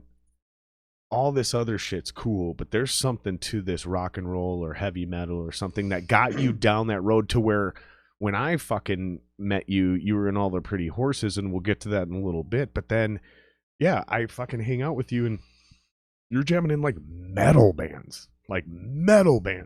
Well, yeah. How does that transition happen for somebody like you? Well, what happened was I mentioned earlier, like when I transitioned from male to female, from Brett to Jendeen, I was sort of left high and dry except by a few jazzers. And my thing was, well, fuck yeah, I'll go back to rock and roll and see what's happening. Well, I was at the time, I was forged as a person. Her name was Kelly Nicole, who has also since passed away. Kelly. So I worked with Kelly. No shit. Yeah, so I was in her band, her cover band, back in the day when Paul was on bass. Get the fuck out of here. And Wally was our guitar player. This was Wally who? Tony. Wally Tony. Okay. I was going to say, if it's Wally Niemiec or Niemiec, Wally Joseph from Skywine, I was going to shit my fucking pants. Oh, yeah. But she had So when was this? Probably 94, 5. Holy fuck. Yeah, so she was playing, it was a cover band, and so basically she gave me a list of songs of bands I'd never heard of, because now keeping in mind I had been living in my my jazz ivory tower for decades. Sorry, my head's being spun right now because, like, first of all, I didn't even know Kelly was that old. She never aged. No, she did. She died looking 24. Yep. Mm-hmm. Right? Like, I met her. I worked with her at Guitar Center. She taught me a shit ton about live gear. Like, I learned a bunch from her. She passed suddenly. My head's being spun. I had no fucking idea. So you joined a band of hers back in 1994. Something like that. And I was 10. Okay. Holy fuck. Well, maybe 96. It was 6 years before I even thought I was good enough to be in a band. Yeah, she was one of the ones that really, like, she taught you a lot of things. She taught me a lot as far as how to play, because I was purely a traditional grip player all this time with the jazz and stuff. Yeah. Okay. And so when I got in her band, I transcribed all the stuff. It was all this. So how old are you at this time? 65. No, not now. Oh, then. Well, 40, maybe early, middle 40s, something. And early 40s. That's when you jumped into rock and all that kind of stuff. I think so, yeah. No shit. Yeah, and wow. I had to learn. I mean, the repertoire, like, she gave me the list, and I go, fuck, I don't know any of these songs. But so I had cassettes, and I was just anyway. So I listened to it. There was like "Part of Me" by Tool, Prison Sex, some Candlebox, Alice in Chains. Holy Soundgarden. Shit. So she threw you to the fucking rock wolves. Yeah, I mean, and that Soundgarden, was that My Wave, that thing. Yeah, I mean, I remember trying to figure that out, and I go, oh, once we got it down. Spoon Man's the one that usually fucks people up from that band. Yeah. Yeah, I think I can't. I think you went. You knew. You're like, no, I got that right. Yeah, and we did that. That was in there, and Arrow by Candlebox, a bunch of that stuff. So all of a sudden, I'm playing this for me demanding stuff, and also was a little bit of double kick in there with, like Part of Me. Had you ever played double kick up to that point? No, so I had double kick. For people that don't know, is there's 2 kick pedals, so your left foot actually goes boom, along with your right foot, boom. So that's how the metal guys go, and yep. And I was nowhere near that, but it made me aware of my inequities, and since I've been like sort of had a reputation in the local scene as the drummer for the Wolverines, playing like Buddy, I had like killer chops for that, and so I'm used to being on top of that, like technique stuff of being able to play stuff. I got in a style of music where the drumming had taken a turn for something that was outside my skill set. And I remember one night I was sitting, this was when I was on All the Pretty Horses, I was practicing out of Joe Franco's double bass drum book, which is like quintessential for just how you should, at least Who's Joe Franco? Why do I know that name? He was like a hair metal band. He played with like Twisted Sister and I think maybe that's not ringing a bell. Poison and some other stuff for a little bit. But he was like a cat you would call, but he was a double player. And maybe people out there can be a little, I mean, the bands he listed that he played with is listed in his book, and I've had to buy 2 of those because I've just worn them out. But I had to do it, and I remember sitting there practicing one night, and I turned on the PA, which was also tapped into the radio. Yeah, and it was like Nick's Metal Shop, and it turned on. Oh yeah, right at the exact time was this perfect single stroke roll. It just wasn't. I don't know what it was, but it was just a perfect single stroke roll, super fast. And I go, fuck, I can do that. But then the feet came in. I go, fuck, I can't do that. And I said, this cannot be. And it was you're talking about where they're doing that fucking. Well, it was in their it's all single strokes, but they're off timing. It was with Joey their feet. from Slipknot. Yeah, and I go, fucking A, I can't. So I had to really. So I really shedded that shit. That dude's a beast. You want to talk about one of the goats that really laid down. So I was just so intoxicated by something that I wasn't physically able to do that I. So it was almost an ego thing at that point. Totally an ego thing. I don't know everything. Well, I knew I didn't know everything. You know what I mean? My teacher would say, it's good to be confident, but don't get cocky because there's people out there that you don't know that can destroy you. Yep. So just, don't. Best advice you'll ever hear in the music industry is there's always someone way better than you. And my mom and dad always says, just It's good to be humble because, and I'd already experienced people talking all sorts of, I'm really this, and then I sit in on them, I just destroy them. Not because it was malicious. Like, I was brought up to believe in the culture, like, you sit in, you're there to cut people. That's what they call it, cutting in a session. Yep. Just sit in. Yep. And it can get a little sort of silly, but I mean, that was the live or die sort of thing. That's legit though, because and man, it's almost like I was born out of time. It's almost like I should have been a musician and been born 50 years ago, because that competitive edge nowadays, if you're at all competitive in the music scene, people don't like you, at least locally here.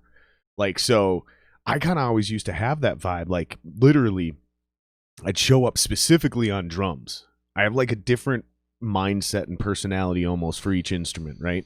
But I'd show up on drums, and it was almost like I was showing up to a football game.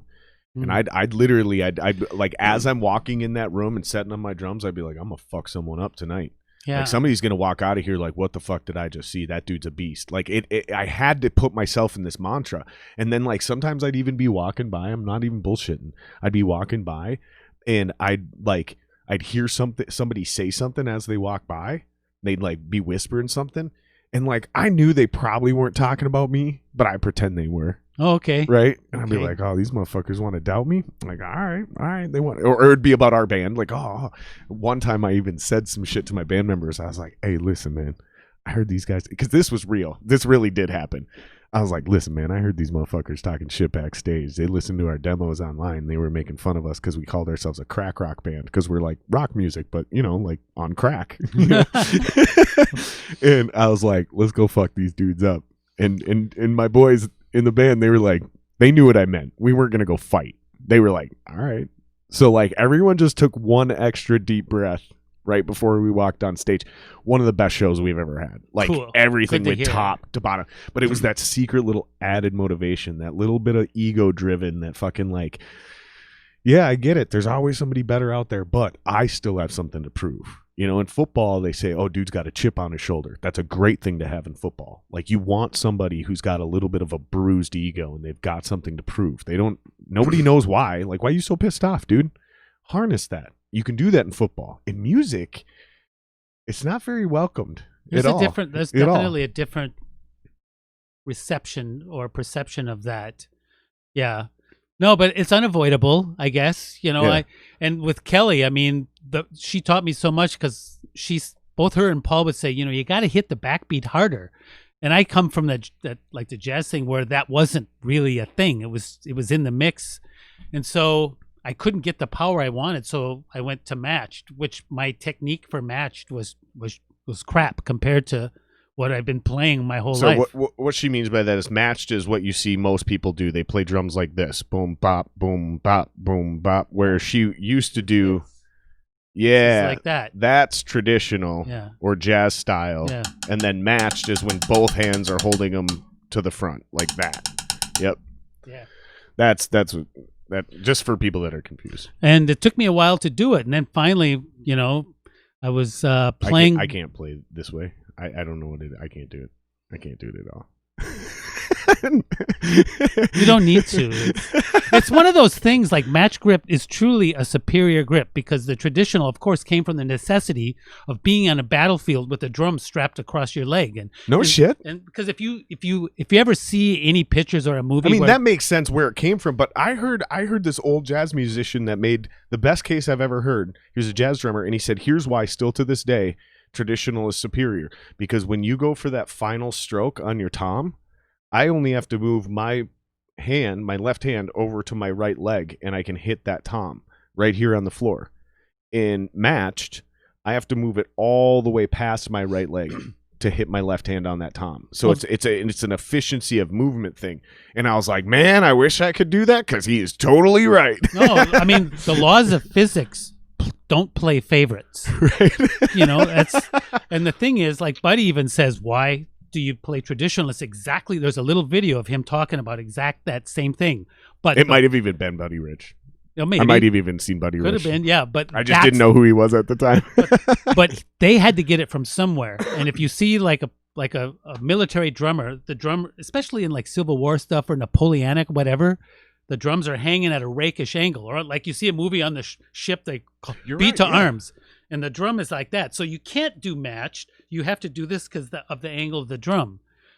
And that just stayed with it. That's why, hence the traditional is the word that's applied to that. And when you watch videos of drummers from that era of music in the 20s, 30s, their snares are just at that rakish angle. Because they were all military. Well, and they probably learned. did, and they probably came from the military. Well, so that's just like. And jazz kind of came to some extent off one side from march like that, like we're saying, that traditional jazz, which was more second line stuff. You had a bass drum player, a cymbal, and a snare drum player. That's what I was getting at, because Yeah. those marching band drummers, like, fuck, man. Even the kids down at the Skull Line at the Vikings Sure, games, yeah. holy shit. They've really taken it to a whole different, Oh wonderful my place. God. Like, oh my. I've seen a lot of drummers, and there's a couple kids on that Skull Line that I'm like, dude, have you ever thought about joining like a real band, like a rock band? And Yeah. a couple of them are like, yeah, I'm in 3. Sure, yeah. The other ones are like, oh, I've thought about it. I was like, you should consider it, because you're going to run circles around most of us. Mhm. Yeah. Holy shit. And I bet your ass that most drummers, the only ones who were even capable of doing that jazz shit came out of marching bands and high school bands and military bands Probably, and things yeah. like that. But just like any like rock musician or drummer that says, man, I want to like do that Lars stuff, or I want to play, like Motorhead stuff. I mean, you're inspired by something that really connects with you. For me, it was Right. the Beatles, and that just turned me on to drums. And then it was just the And then it was Cinderella anything story, drums, man. sure. And everything was up for grabs. But like, So you made your turn. So going back, you made your turn from jazz into rock by being. See, this is what blows my mind. I would have expected like, oh, and then I discovered, Van Halen and Alex Van Halen, and then slowly but surely got into this band, and then all of a sudden I found so and so. But no, it was a complete 180 from the direction you were going. You Yeah. were doing all this shit, and you hooked up with Kelly. yeah. And she fucking introduced you to Tool. Yeah, I mean, right off the bat, I'm trying to, and then 46 and 2 is in there, and I'm going, what the heck is going on here? So, I mean, I've still got the charts for that I wrote Really? that stuff out, and then later on, she switched to just playing her music, some Alice in Chains, Perfect Circle, and Tool. And I was just about to go on tour for a couple months overseas with these French blues musicians. And before she left, and that was back when I was playing with the Wolverines quartet down at the Times at 3rd and Nicollet Mall, Kitty Corner Gotcha. from Orchestra Hall, back because I was a real scene back then. And she gave me cassettes of the songs in the list. And she says, well, this is what I'd like you to learn first. And I said, please don't have it be Schism. Don't be Schism. And she said, Schism. I go, dang it. Because I listened to that and I go, what is going on there? But when I was on tour, I could really get into the music, and I sussed all that shit out. And I remember writing that chart out with everything Danny plays in that thing. And it's perfect, by the way. That's awesome. And I brought it over to Elliot, my teacher, and I just said, I just thought you'd be interested. This is kind of the stuff I'm really into right now. And he says, "Whoa!" And he looks at it. He goes, "Oh, wow, that really looks impressive." He goes, "Play it." And it's kind of something. Even me, I mean, I have to kind of. Is that the one on the drums? It starts out with the bass. Ah, that's right. Which, like, people say, wow, it's so cool. It's 7 and 5. And I go, yeah, you add that together, it's 6. It's 4 bars of 3, and you don't hit 1 all the time. Right. Yeah. That's how my brain works. No, that's exactly how I do it. Oh my God. Thank you. Fuck. For the first time, somebody just goes to the common denominator and does simple fucking math. Yeah. I'm so sick of arguing with my band members who are like, no, dude, it's 5/4. And it's like, yeah, but if you add it up and then you count the eighth notes instead of the quarters, you break it down, and eventually you're just going to find this round of 8 or 12 or 10 or whatever, and you simplify that down, because I'm not actually smart enough to keep up with all that. I understand all the concepts, like I can really get into it, but it takes a long time. Well, you can probably run circles around me in speed, like as far as like writing it out. I can do all the shit you do writing the drums out. It would probably take me 6 weeks for what you could do in like 6 hours. That one took several hour sessions, but like what we just touched on a thing. Like, first off, how if someone wants to think of it in 5 and 7 and whatever, that's fine. That's fine because the math is immutable. Right. That doesn't matter how someone phrases it is up to them. And like one of the biggest, best lessons I ever got was when I was watching Billy Cobham do a clinic. And at the time, Mahavishnu Orchestra was like on fire. They were just tearing up the world with the super bands. Mm-hmm. And I don't know if you know who Mahavishnu Orchestra is, yeah? I mean, I've definitely heard the name. I probably heard their music. Definitely check it out, especially the Lost Trident sessions, which was them at their best. Especially if you shared any of it, because I follow you on social media. Okay. So if you've ever shared any of that shit, I've probably watched it from there. That might even be where I recognize the name from. Well, John McLaughlin. I just don't want to sit here and pretend I know everything that you're talking about. Well, it was a band created by John McLaughlin, guitar player, and Billy Cobham was the drummer, and they both came from being musicians with Miles Davis around the Bitches Brew era, which is when it went from swing kind of to the more like fusion, funky rock and stuff. Now, we talked about different parts of the globe, far as different musical influences for scales and things. Sure. And their music was taken from the tradition from India, which is, as you probably know, in music in India. Not that they incorporated it, but they used less. They didn't use just half steps. They used quarter tones. Yeah, in between. But the thing that they would do is called the serpent's tail, which is like, they do those different combinations of different things that were like 2s and 3s and all over the fucking place. But what Billy would say, because most of Mahavishnu's stuff wasn't in 4. There was some, but like Celestial Terrestrial Commuters is in 19. And every time it releases from the shout out of the bridge, it's 1 bar of 18. Or, speaking of thinking of it slow, 18/8 becomes 9/4. Or 18/16 becomes 9/8. Yeah, yep. So anyway, but what Billy said, because they're playing this like, that's like a bar 19/16 right there. Yeah. But how does he think of it? He goes, well, I think of it as a slow bar of 4 and a fast bar of 3/16. 1, 2, 3, 4, 1, 2, 3, 2. I jammed with a guy who once broke down 9/8, and he goes, "It's 4 and 4." So you just count an and as an extra beat, and then start back over on 1. He just threw an and in there, because then if you double it, it's 9/8. Well, yeah. So it's 1, 2, 3, 4, and 1, 2, 3, 4, and then all he did is place that and back on the end instead of doing the and on the upbeat. Does that make sense? It was a really convoluted way of explaining it, but it made sense to me at the time. I'll explain it in a way that's better. Okay. I love it. Okay, so every odd meter, 5, 7, 9, 11, 13, 17, whatever it is, like what you do is you divide whatever that meter is. Let's say 11, all right? Mm-hmm. You divide it as close as you can in whole numbers in half. But the closest you can do that is a 6 and a 5. Right. All right. That's the closest you can get. So what you do is you take the quotient or the number that's 1 larger than the other one, and you make the and of that number the 1. Right. So, that's what he was saying. Yeah. Yep. So the and of 6. If you do an 8th notes, you go 1 and 2 and 3 and 4 and 5 and 6, 1. Yep. That's exactly what you're talking about. Yep. Like, so if you're doing... Yeah, I did a horseshit job of explaining it. That's exactly what he was trying to say. So that's just how... And so basically you're playing all this fast shit, but you're thinking 1, 2, 3, 4, 5, 6, 1, 2, 3. Yep. And there's and with Mahavishnu, like, talk about like they do these things like sometimes just between the guitar and Billy the drummer, and it'd be in 15 or whatever, just the two of them just fucking off the rails, no prisoners, but it was all there. Yep. They might like fuck up a little bit here and there, but there was no mercy, man. And they were fearless. And that was a band with Jan Hammer, the keyboard player, and Rick Laird was the bass player. And that poor guy had to keep it all straight while these guys are off just like doing, like taking it out to outer space. And every once in a while, Rick would get thrown under the bus, and you'd see Billy Cobham up there going, 1, throwing it at him. And he'd go, okay, back. Because that was, but yeah, so like with bands like that even take that further, like is it Richard or Robert Hawk from Meshuggah?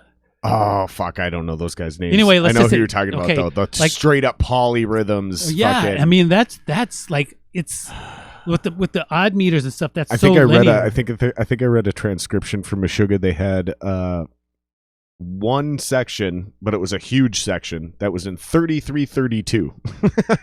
I think that's literally how it broke down when they. It's a different approach because, like when he's explaining it, it's like as if it's a surprise. What they do is they program their parts, and they do all this stuff so they can hear it, and then they approach it and learn it. And of course, like a phrase, if you have a phrase that's 33, of course you can distill that down to something else that. Right. I mean, I doubt if Robert is going to 1, 2, 3, 4, 5, 28, 7, 9, 30, 31, 32, 31. Right. I mean, right. So it's really just some sort of 1E and a 2E and a 3. That's all they're doing. They're especially just you hear them whacking away on that. Right. All they're doing is they're just multiplying or dividing and adding the E and A's and pretending those are numbers. And then the only reason they're doing that, in my mind, is to rationalize the fact that they have some sort of double stroke within that. So 1D into 2E into 3 at a high tempo, right? They're counting all of those as the actual 1, 2, 3, 4s because somewhere in there's something that's gonna change that or throw everything on the up. Well, it's mercilessly like I mean it's fuck. I mean I have that fucking bleed thing written out, and it's just like to this day it's like I mean if I really shed it, I start to get in it and I go wow I think I'm getting sick. The bleed one's the diddle. Okay. Yeah. Have you ever seen the fucking YouTube video of Meshuggah bleed, but with Lars Ulrich drumming? No. It fucking spanks. It's so good. It's that kid Jared Dines. I'm sure you've seen his videos. He's fun. Yeah. Yeah. He did it basically where he like took the song and then pretended Lars Ulrich was playing drums over it. So it's like doom doom doom ka doom doom, but it fucking spanks. It's so good. Yeah. Same timing, all the same logic. Just didn't do the fucking polyrhythmic syncopated kick drum with it, but everything else is just on top of it. See, that's what's so great about like our instrument and other instruments too, but drums, at least because I can speak to that a little bit more realistically, is like you have every once in a while you have a drummer in the stream of really influential players that come out of nowhere. Like for me, Ringo, of course, first one, and then of course Buddy just blew me out of the way, and then after from there to there, then Joey Jordison, I go holy shit, and then like. True Goat. True Goat. Yeah, and who is the drummer for Dimmu was something Barker, and he's Travis Barker. Travis Barker, fucking unbelievable. And I think there's 2 Travis Barkers. Well, one from Blink 182, and one from Dimmu. Yep. And then of course, then then I with Slayer, with Dave, and then what's the name, Chris. From Lamb of God, the original drummer. Oh, Chris. Such an artful player. And then, then you have George Callias from Nile. It's just like taking it through the roof. Have you ever heard Brandon Morgan from Misery Signals? Yeah. That kid. I know. It's sick. It's so sick. Okay, so he's one of the few drummers. So this is going to make me sound like I'm full of shit. Bear with me. I'll prepare. He's one of the few drummers that I've genuinely set out to learn, like, how are you playing this part? Okay. It's so insanely amazing. I got to figure out how to play that part. Like, I get it. I can't just steal your shit, but you're doing something here that will change how I write drums. I got to figure out whatever you know what I'm talking about. That little click. The first time you heard somebody do a double kick, or literally a double kick on a single pedal. Ta-ta. Yeah. And you're like, what the fuck was that? How do you da-da-da? And then he timed it with the snare. Pop. Yeah. And you're like, what the Bottom fuck? was Yeah, for me. Yep. And it took you years probably because there was no, he's doing this. No, That's it was simple. a first time. Yeah. You're like, reference. you're the one who's going to figure it out and give somebody drum lessons 10 years from now as a classic technique, right?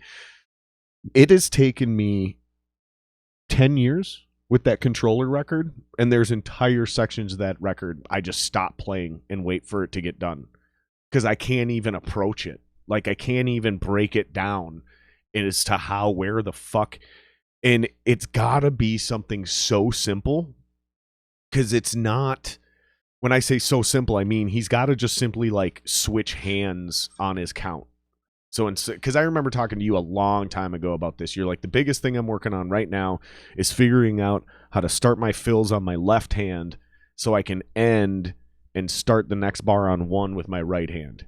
And I was like, oh yeah, yeah. And I remember I was standing there with you and I was like, yeah, so is what I do is I either like jump the beat and still start with my right hand. So it's instead of a it's a I go into it a half a beat early and then it frees up that hand. Or I learned how to just straight up start the fill coming in and then coming down. So wherever I want to end that, I'm back on that one right here. Sure. Or I started that. or yeah, it's weird, right? Or is what I really started to do was change where I wanted to go at the end of it. So for example, it didn't matter where I started my fill, because I might actually end it with my big crash here on my left hand, and then that frees me to be right on my ride so I can go right into that next part as if nothing ever happened. Joy in the economy of motion. Fuck yeah. Oh, it's so fulfilling because you're sitting there like, how do I get here? How do I get here? And then you figure it out. But that Brandon Morgan kid, I'm telling you, I've studied him. Like, we study musicians. That's another interesting thing about certain artists is we don't just listen to music like fans do. We study it, like, because it becomes an obsession. And I hear comedians talk about this too. Like the true great comedians, they study other comedians. And it's so funny because somebody who's trying to start getting into comedy and doing that shit, I don't even know how to fucking write a joke, let alone how to study a comedian. However, I can't enjoy music like a normal human being. When I go to concerts, if I'm not into your band, right? Or if we're really close friends and I know your music and I've seen you 1,000 times, I'm getting shit-faced. So if I get drunk at your show, it means one of two things. It means we're super tight and I don't need to study your shit anymore because I've studied it. Or I'm just really not into it and I need to get drunk. If I'm really into your shit and we're not super close friends, I will be 100% sober and I won't be able to take my eyes off the stage. Sure. Whether it's the drummer, the guitar player, the singer, there will be something there, and it compels me. It takes over. It's not even voluntary. You can tell because we do that, or if we're the ones and someone is like that, you can see people with the laser eyes because they're being fed information that is interesting to them. Remember when we used to play at the Rock nightclub? I was just talking about that. And all the drummers, when you were killing it, the other drummers would hang out behind you. Oh, well. You remember that? Well, yeah. You remember that? It was the coolest feeling. It was the greatest fucking feeling because you're sitting there jamming and all the other drummers, there was the way the Rock nightclub was set up, you guys, it was very strange. Like, let's pretend this is the stage, okay? Because we got cameras here.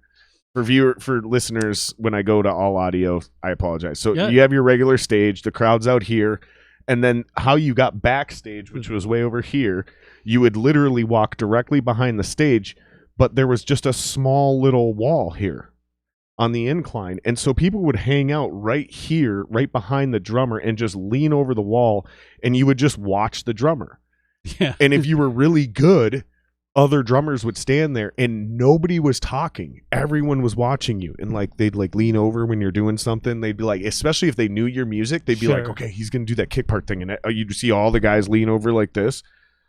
And you'd see him go, oh, I get it. Got it. Did you see it? How you fucking... And you'd see dudes in the background like see how... I remember, do you remember the original drummer for that band, The Body Beneath? Yeah. Wow. I don't remember his name. But God, I remember seeing that kid do a gravity blast, which I had never seen before. And I was standing behind him, watching him, because I was in a rock band at the time. The Tyrants. And I'm watching him, and I'm looking, and then all of a sudden he does that gravity blast, and I just remember going, what the fuck? And just walked away like I was done. That was it. That was the end of the show for me. I went straight backstage and hung out, and I just remember going, I don't understand what I just fucking saw. Well, I know you're like discomfiture because I was at the Urban Wildlife and it was like Shai Hulud, The Haunted, and then Cataclysm was playing. And I was standing with Joe Spanbauer, and we're doing and the same thing. And Cataclysm is playing, and all of a sudden I hear like the cymbal going, and I hear this, and I'm looking at how can he fucking do that? And it's packed, and it sounds like a roll. Yeah. If the listeners don't know what the fuck we're talking about, we can't even explain it. Like, we can't even demonstrate it or explain it. You might be able to do it on the table. Kind of like this. That's about as well as I can do it, too. Now, go look up on YouTube gravity blasting at its best, and you'll find somebody. It sounds... So when we talk about double stroke and single stroke, so single stroke is literally going as fast as you can, so you can single stroke something that sounds like a drum beat, like...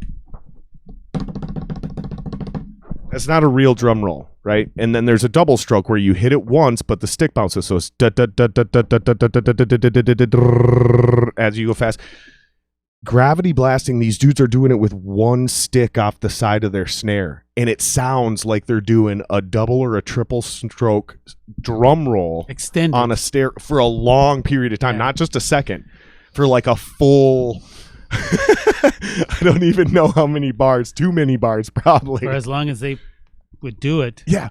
Oh, it's the most insane thing I've ever seen in my life. It was so frustrating because I couldn't see over like some of the PA gear to see the drummer play it, and I was like what you just did. I just put my hands up. I go, what's going on? What the fuck and is Joe this goes, shit? and he's going, I don't know. And then did it again. I'm looking, he's laughing because I can't see it. I'm over there relatively being colorful with my language and my chagrin.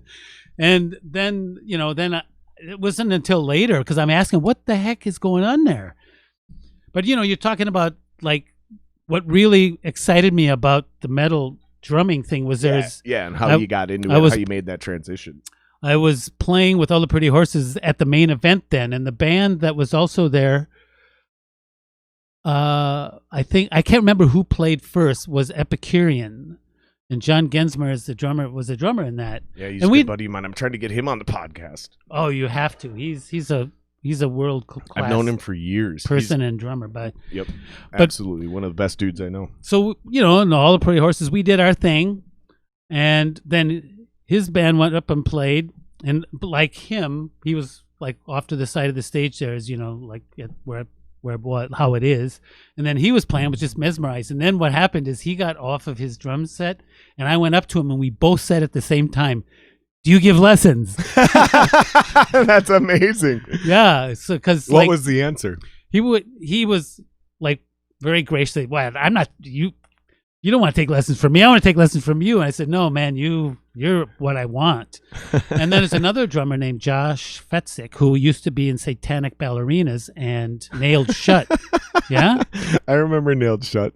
Yeah, just like... Satanic Ballerinas. That's such a funny band and name. They were like incredible, but they also had a crazy sense of humor. It was like almost Mr. Bungle, only a little bit funnier. Right. But so like Josh is just, the quintessential example of someone who had focused their craft on that metal and a speed. Both John and Josh's like finesse and able to be that fast without any sort of delay or kind of gradually get into it. Human metronomes. Yeah. Pat Ruland was like that. I don't know if you know Pat.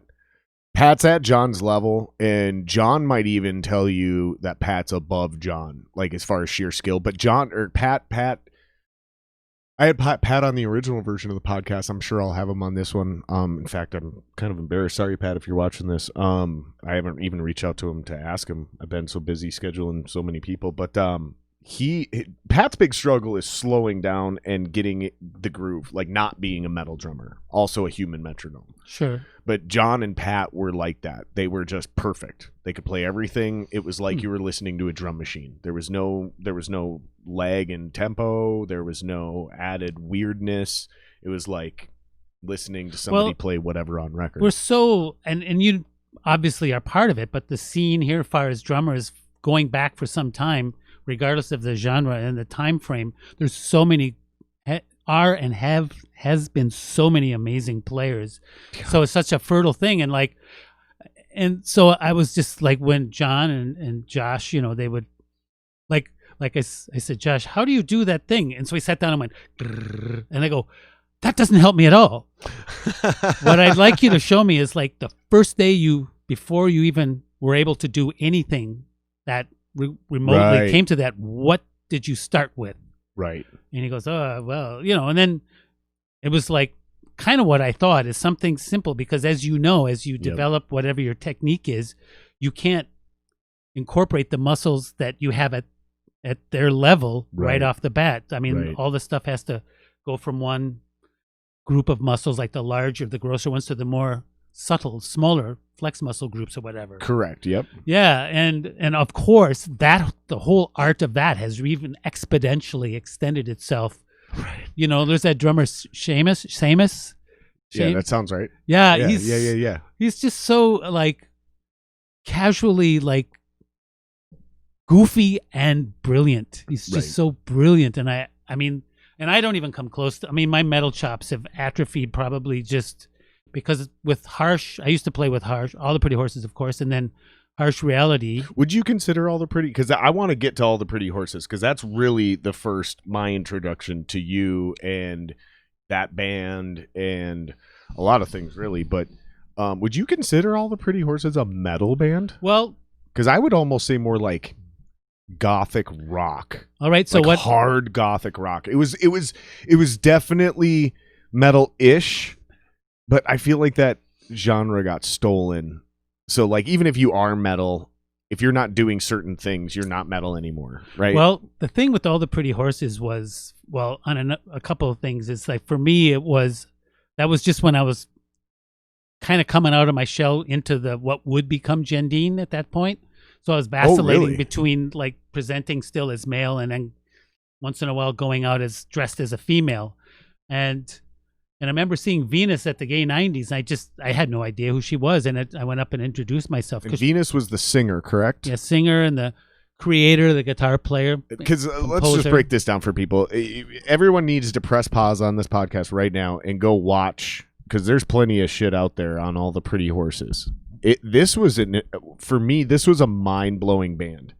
Like coming where I came from in my upbringing, I shouldn't have been into that band at all. And you guys were setting up on stage. This is hilarious. This will really tell you how far I've come as a human being. This is a fucking hilarious and humiliating story. So you guys are setting up on stage. Okay. Where? Star Central. Okay. Big show. Right. Big fucking show.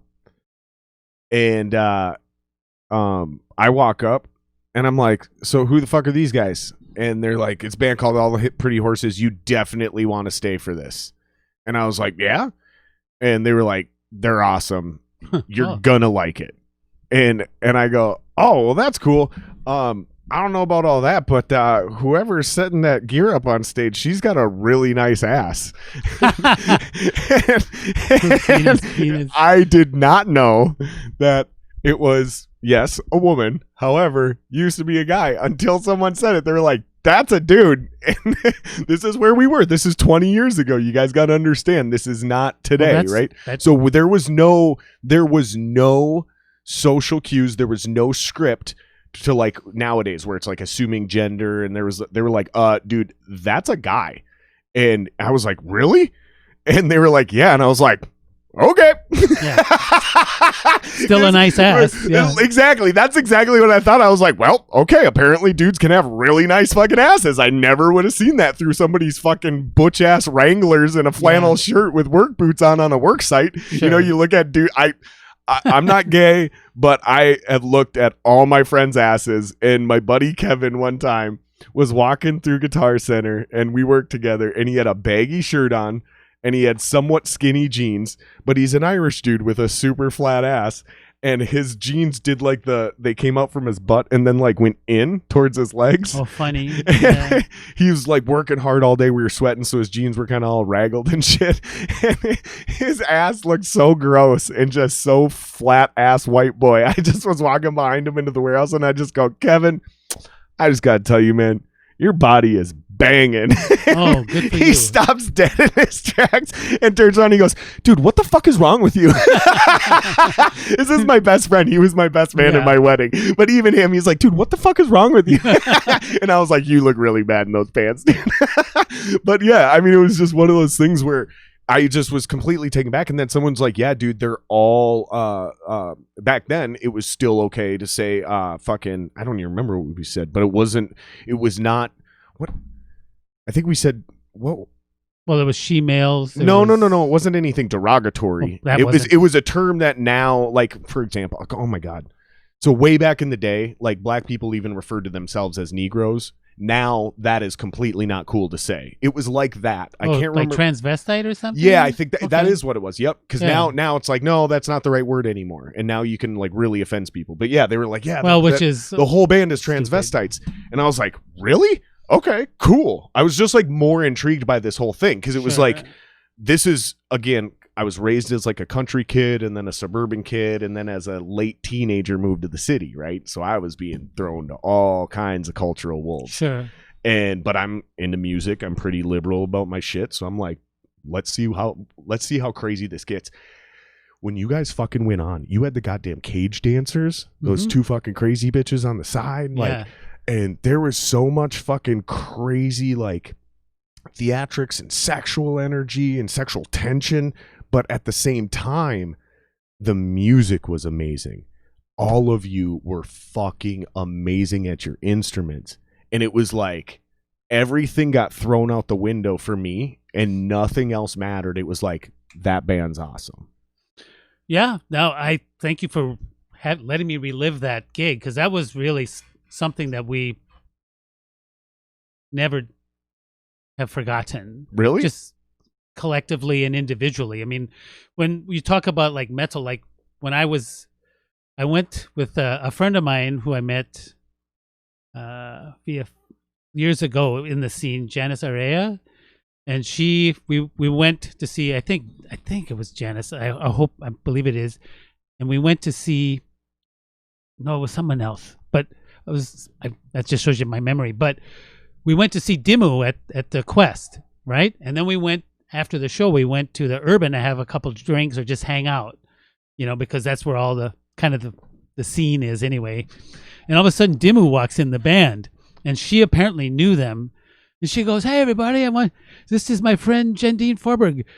She's a good friend of mine and a drummer." And the bass player at the time, that tall Norwegian dude, sure, he goes, "Oh, all the pretty horses, goth metal." And I go, "What? I mean, you've heard of that band?" He goes, "Yeah, very big fan," or something. No fucking way. So I don't know if he was but at least he knew who we were. And then the fact that they knew who you were. Somebody's a fan. And then Travis Barker. God, is that his real name? Anyway, I think it is. But anyway, that sounds right. And he's English. Everyone else is Norwegian, right? Mm-hmm. And he sits down. And he goes, "Drums, aye?" And he goes, "What are you drinking, lass?" And I said, "Well, what are you having?" And he goes, "I'm having whiskey." And I said, "I'll have the same." And he goes, "Atta girl." That's amazing. Yeah, so we talked a little, I just said, as a player, you're just such an inspiration. And he goes, "Yeah," we do what we do, just have a bit of fun. That's amazing. Yeah. That's a fucking cool ass story. It was really something else. But yeah, but because of all the pretty horses, I was in the band. I came after basically Matt Batchelor, who was the drummer. I think Bill Bailey was the first one on their very first album, and I came in as a sub once again. And at that time, Bill Bailey, the original drummer. And who is this for? All the Pretty Horses. Oh. Sorry. Okay, so you got into All the Pretty Horses as a sub. As a sub, right. Okay. Which seems like how it works for all the bands, actually. Sure. And I just, like, Bill Bailey, like, his drum parts were very clever and deceptively difficult to do. And he would just, whether he did it on purpose, by design, or it was just how he naturally wanted to write his drum parts for this stuff. I mean, I had to... Almost like a Ringo. Well... Yeah, but with more like displacement and clever stuff. Yeah, but sure, like, but it came down to like it wasn't just it wasn't just like let me show you all my tricks in my toolbox. It was let's write a great song. Yep. And so when I played the songs that Bill played on, I mean, I had to write all that stuff out. And even to this day, like Venus's vocabulary, musically speaking, is different from mine. So I'd say, well, where does the beginning of the phrase start? And she just would play it. And I'm going, well, right there's like 3 different options. But I, like how we were talking earlier, like you slow something down so the math doesn't befuddle our ability to get through it and groove. Right. So I just chose what worked for my feel. and I wrote it out and did it. I mean, it still worked, but his playing was just so clever. And I go, wow, that insight and that natural quality is really a magical piece to at least what he brought to the band.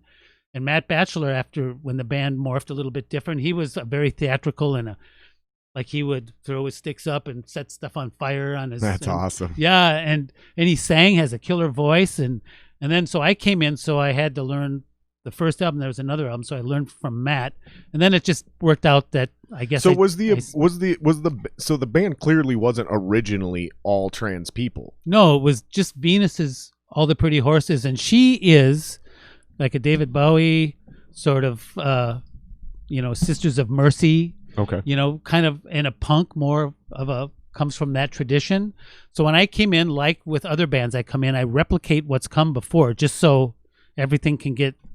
And then when she said, well, why don't you just be the drummer? And that means moving forward, the parts were mine to come up with. Right. And at that point, that was also right around the same time I was working with Kelly, and I was shedding my double kick chops, working and stuff. And sure. And back in those days, our rehearsal space, I could do it at the one I'm in now too, but I could go there. I would go there like at 2 a.m. I'd stay there till 6, just working on my stuff. Muscle memory, just drill. This is drill. fascinating to me because you're a constantly evolving person. Well, like I'm at this crossroads where I fear I'm not able to change or evolve my style or abilities. So I'm finding this conversation to be quite inspired that basically I'm hearing that's probably all in my head. Well, I think it's what we're used to. And the thing is, what I've discovered via my teacher is like, and he said this so long ago, and it's so undeniably true, not just for me, but for anyone that would apply it. If you want to work on something, it's easy to get overwhelmed by seeing what the result is. But this massive panoply of options starts with like the journey of 1,000 miles starts with one step. Yep. You got to start here. And as you develop little skill sets, you're going to, at least for me, I would get frustrated because my body wouldn't do what my mind was telling it. So you learned book work. You learned it from the technique and practicing it and drilling it. And from that, I learned how to approach other things, whether I would write it down or not. Now, building up double or just any types of chops, the mechanics of that is very simple. What you do is you play it slow enough to not only play it perfectly, but you play it slow enough to play it completely relaxed. And you do that till you're more than sick of it. And then you increase that tempo. That is one of the sneakiest, hardest things that most drummers do not understand, and they do not do. They try to play things faster, thinking if they can play it fast, they can play it well. And that is one of the sneaky secrets I learned from a jazz drummer when I was like, ironically, he was a crackhead. He's dead now, so I can tell this story. I'm not going to put anybody on blast and make them lose their job. His name was JJ. He lived next door to me. I was like between 12 and 14. I was playing guitar, and I had all these songs, and they sucked. But he thought I had a lot of potential. So he set up his drum set. He used to be in a cover band. He used to be a jazz musician. And we went into his basement. We used to jam. And he used to help me write these songs and figure out how to be a musician. And he used to stand in one corner with his buddy way over at like almost like this basement, the whole basement, right? But I was so paranoid that we'd be jamming like say over in this corner that you can't really see, and he'd be over here smoking crack with his friend, and me and my buddy would go all the way to the other corner of the room so we could smoke a joint. Okay. And then we'd have our little smoke break, and then we'd come back together and we'd jam. We jammed for 6-8 hours, just nonstop. And he was telling me, he goes, I don't know if this translates to guitar. He goes, but you want to, on drums, you want to actually slow down. If you can play something perfectly at a slower tempo, you'll be better at a faster tempo. And so the day I started playing drums, which was later in life, I didn't even start playing drums until like 24. I was a lead singer of a metal band. I woke up, we were coming home from a show, and I just woke up. And I was like, I think AC/DC or Jet or something was playing on the radio. Okay. And I was listening to the drums, and I was like, these drums are so boring and straightforward. What if you had like a rock band that was this, because it was definitely AC/DC, because like the guitars and the vocals just kicked so much ass, but the drums were so fucking boring. I'm like, what if you did like real drums, like rock drums, like metal drums to this style of music? And I like woke up and I was like, I think I want to play drums in a rock band. And I just remember my guitar player turning around and he's like, dude, how fucking arrogant are you? You're just gonna like suddenly become a drummer in a rock band? And I was like, yeah, you're probably right. And I rolled over and went back to sleep. But I knew from day one when I started, even at 24, 25 years old playing drums, I knew already mentally how to approach that because I had already played guitar. And then little nuggets of knowledge like that crept in and somehow stayed. Mm-hmm. So from day one of the ways I was able to get good really fast is because that's the other thing is like I got pretty good at drums in a very short amount of time compared to what it took me for guitar. I mean, guitar, we're taking 6, 8, 10 years before I was good, like capable. You know what I mean? Mm-hmm. Drums, I pulled that shit off in like a year and a half. And I think a lot of that, maybe I am more naturally inclined to drums, but I think a lot of it was my ability to know how to practice and then immediately from day one implementing years of little nuggets and knowledge. Whereas in guitar, it was more of like a journey of self-discovery, you know, just kind of like walking through the woods and you get there when you get there type deal. I didn't have a good mentor on guitar when I was a kid, but that was the biggest one. That was the sneakiest thing. So even as a beginning band, we'd be playing shit and, you know, natural fucking adrenaline pumps in. You want to play things faster and faster and louder, right? And I would be like, all right, guys, let's do something. I want you guys to play as soft and as slow as we can. And it was so funny because we eventually dubbed it Baby Bitch Style. Okay. So we were sitting there at the end of rehearsal one night. We're so exhausted. But we know we need to get this work in, right? Everybody's burnt out from a long week and we play this song and I'm just like, I think I had a couple beers or something, which I never do at rehearsal. I never drink during rehearsal. I'll drink on stage for a live show, but never at rehearsal. Maybe I'll have one beer like throughout the night as I'm playing, but I'm sweating so much I can't get a buzz type deal. And I just remember looking over at him and I'm like, so you guys want to do this at full speed or you guys want to play this again one more time, Baby Bitch Style? And they started laughing so fucking hard because I was so tired. I don't even know what I was trying to say. And that just got dubbed Baby Bitch Style, where you slow, because we were a rock band, like a high octane rock band, fast, up tempo. Like literally all my songs are at 180 or higher. Like, granted, I'm also counting eighth notes, but still, like, it's 180, pop, pop, pop, pop, pop, all the way through. And yeah, I would make us slow down to like 100, and then play as soft as you could, and like just make sure that everything you knew. And you're one of the first drummers that I've ever heard simplify the way I read time the same way I did, and also talk about that. And I'm talking talented drummers, really good drummers, that I've never heard mention, like, see if you can play it slow, because if you can play it slow, you're also playing it relaxed. And once you play it relaxed, you build, correct me if I'm wrong, confidence. And once you have that confidence, you know where you're going and you can play it back at full speed without even thinking confidence twice. is the crop of control.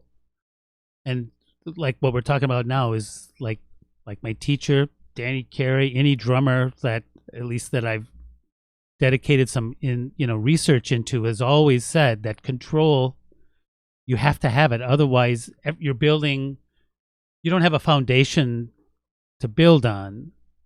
If you start off trying to play fast right away, your muscles aren't used to it, and you're sort of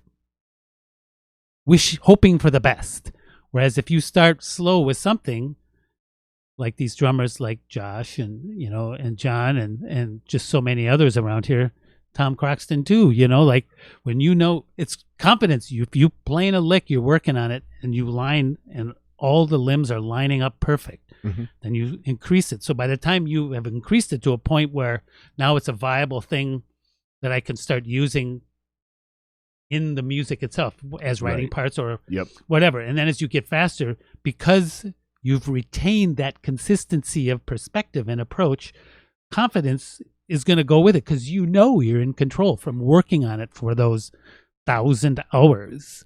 Right. And initially what I was going to say is everything that I've strived to do, like just let's say physically and to have my head in the game as far as technique is concerned, is that I've never failed to reach a goal by that exact approach from my teacher, is just saying, nice, just play it slow. And the thing that he had mentioned, and it's so true, if let's say you have a goal of getting this thing to this point, and as you increase your facility on your way there, all of a sudden, naturally speaking, all these other things pop up that you now have access to. Right. That you maybe didn't think of, and you go, oh, what about that? So if you keep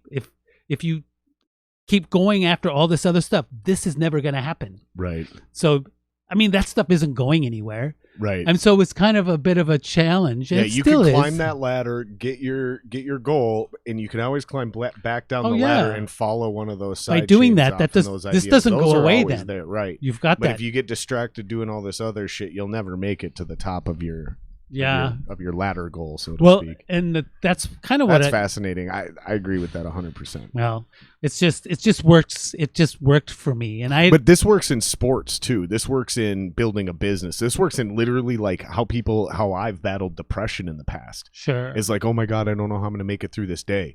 I've had to break it down into 15-minute chunks. Like, let me just get to work. Okay. Right? That's a win. Here you go. Yep. Okay, I got here. All right, let me just make it to 9 o'clock. Right? Oh, I can't make it to 9 o'clock. Okay, let me make it to 8:15. Yeah. And then 8:15 comes. All right, let me make it to 8:30. Like, no matter how big the task is, that's how I've always approached it too. And it's funny because I don't think I've ever actually approached music that way. And maybe I should. Like, maybe that's one of the reasons I'm getting frustrated and hitting certain walls, trying to add things to my toolbox on two very distinctly different instruments. I play guitar and I play drums. Sure. And maybe I just need to like go back to what has helped me get through all the other shit, all the other obstacles in sports. It's weird because I'm really philosophical about a lot of these things, and I really try to approach a lot of these things from a mindset of being resourceful. And I can't believe I've never like thought of it this way, to fix my own problem of like, I'm struggling to write music. Oh, I'm struggling to fucking get better at this technique on drums or sweeping on guitar. Or my big one is soloing on guitar and then shuffling on drums. Those are the two biggest ones. Well, as a very an artistically sort of geared person through like years and years of application, you've cultivated the result of being introspective. And introspective, when you're being introspective, if naturally you're honest with that, looking inside, far as how, like specifically for drums, applying the physical part to the musical part, like when not to do something.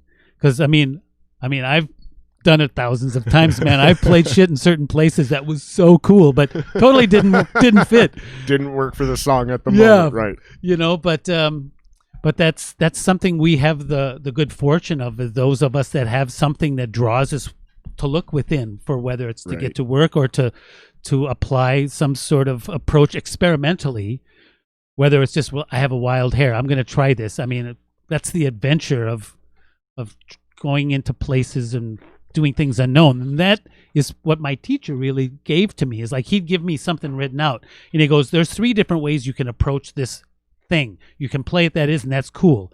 Then you as simple as it sounds, you start in a different part of the lick, or you do it in retrograde, or you make the 16ths or the 8th notes into triplets and vice versa, or mix it up. Yeah, like when somebody tried to describe to me how to play on the backbeat. Yeah. I mean, or the fucking reggae 1-drop. I know. I mean, you got that one down yet? I mean, I studied it for a while, but I go, fuck, I never play this music. And then like someone said, we're doing this recording, and they says, yeah, do a reggae thing here. And I go, fuck, how does that go again? And the 1-drop. I just have to like work on it. The 1-drop will ruin your fucking life as a drummer. Yeah. Like, because it will, it'll break you because you're not allowed to hit the kick on 1. Yeah. Which is impossible if you're like been doing anything for a long period of time. They're like, okay, rule number 1, don't do that anymore. Yeah. Like, rule number 1 is the kick drum no matter anything, almost always hits on 1 to start any contemporary rock pop song. There's always a kick drum on the first beat. So that's like muscle memory 101. No matter how high or low of a level drummer you are, you're hitting the kick drum on 1. And then reggae's like, yeah, don't do that ever. Yeah. It's so fucking, because it will not sound right if you hit the kick drum on 1. Yeah, no, that's true. And there's a band that was a reggae band. I just happened to see them in some club at a going away party for a friend of mine from work, and the drummer, I went up to him on break. I said, "Man, I just would love to take some instruction from you." And he had heard of me, and he says, "Well, maybe we could just swap lessons or something." And he was really gracious and helped me, but I haven't applied that to anything. But when someone says reggae, I go, "Oh," I have a little like, because of exactly the whole like neurological demand of my body. Yep. To do that. I don't know. It's just the horses, jazz, and then the metal thing. I mean, I was being sort of selfish. I was adding more and more double kick to Venus's music, especially the newer stuff. And then we had like Leanne was our bass player, and we had Eden Taylor as a bass player, and then Tempest came in, and there was an audition for. Because I think Tempest was the drum or the bass player at that show. Yeah, she was, and we were at that Star Central show. That was the height of our glory, in our power. Because Tempest came from Motorhead, Slayer, Anthrax, and Harsh Reality, which was her hard band that she had been going for like maybe 10, 15 years already.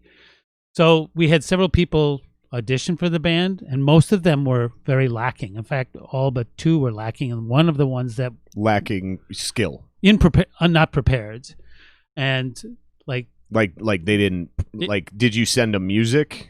Well, that they were supposed to know and come in and be able to nail the audition. Well, Venus would say, "Here's the CD. Okay, yep. Pick 1 or 2 songs off the CD, and then come on in, and we'll just run through the tunes. Okay, tune, whatever." So one person who loved the band just thought they'd try to play bass, couldn't play bass. It was terrible.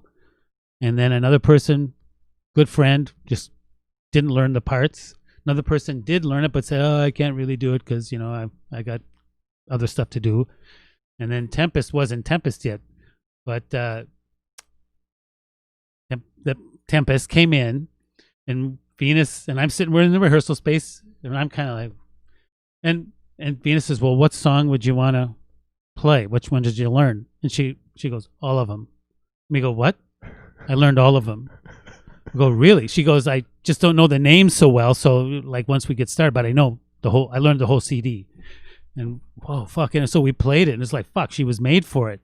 Well, nice. Yeah. So, but the thing with Venus at the time, she was a trans gal. I'm a trans gal. She thought having a band of all transgender women, people would think were being too gimmicky. And I said, well, a couple things. Venus thought this. Yeah. Okay. And I said, okay, I guess I can see that. But the thing is, we're worried, more concerned. The concern should be who can play the part the best, and this, right. And Tempest had just recently come out as being a trans person, and she wanted to have that person. I said that was just terrible. And she goes, "Maybe we can teach him how to play his parts." I said, "Venus, we're all the fucking pretty horses. We've traveled the globe. We don't teach people how to play. We tell the people that come in." That's fucking awesome. I love that attitude. Yes. I mean, that's, yes. Yeah. No, we're not going to fucking attach a ball and a chain to our fucking foot as we're climbing this mountain. Yeah. Like, no.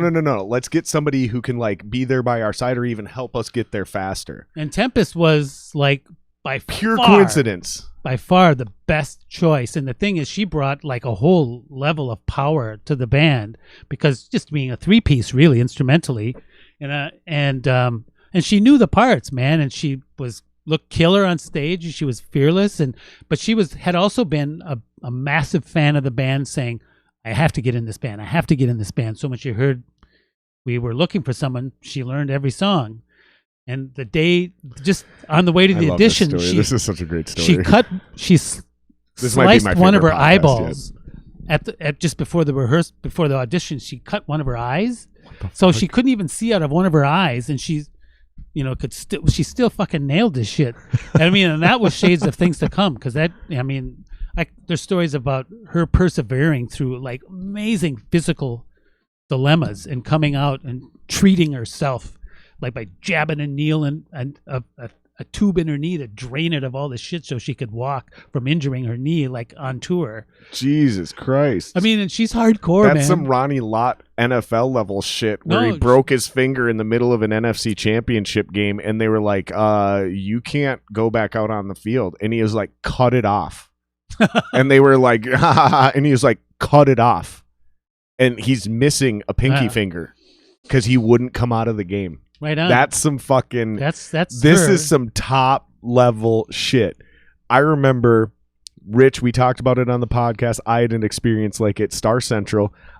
Fucking might have been the night after you guys played, because that would have been the reason I showed up to that All the Pretty Horses show, was probably to promote something. Mm-hmm. I probably played the next night. For some reason, maybe I was sick during the week. I don't remember what had happened. But I was super dehydrated. My fucking legs cramped up on stage. I was puking. Like, I literally was like pushing myself so hard. I ran off to the side of the stage, puked, and then came back out to sing the verse. Like, my legs cramped up. Johnny Ramirez from A-Pod was on the side of the stage massaging my calf muscles so I could fucking jump back out and fucking keep running. We're talking like a level of dedication and passion that is like not a common denominator. I was going to say the same thing. That girl puts almost everybody I've known to shame for her ethical commitment. Oh, just the toughness to keep going no matter what. So when we talk about the metal part of the horses, the metal part of it really came into place when Tempest joined the band, and that's when, during that filming of Venus and Mars, when we played at Sharky's and because that was it was just such a mind-blowing band, because you guys were so good and seemed to be catching fire, and then it disappeared. And then wasn't it after you guys broke up with that lineup, at least, that's when the documentary was made, correct?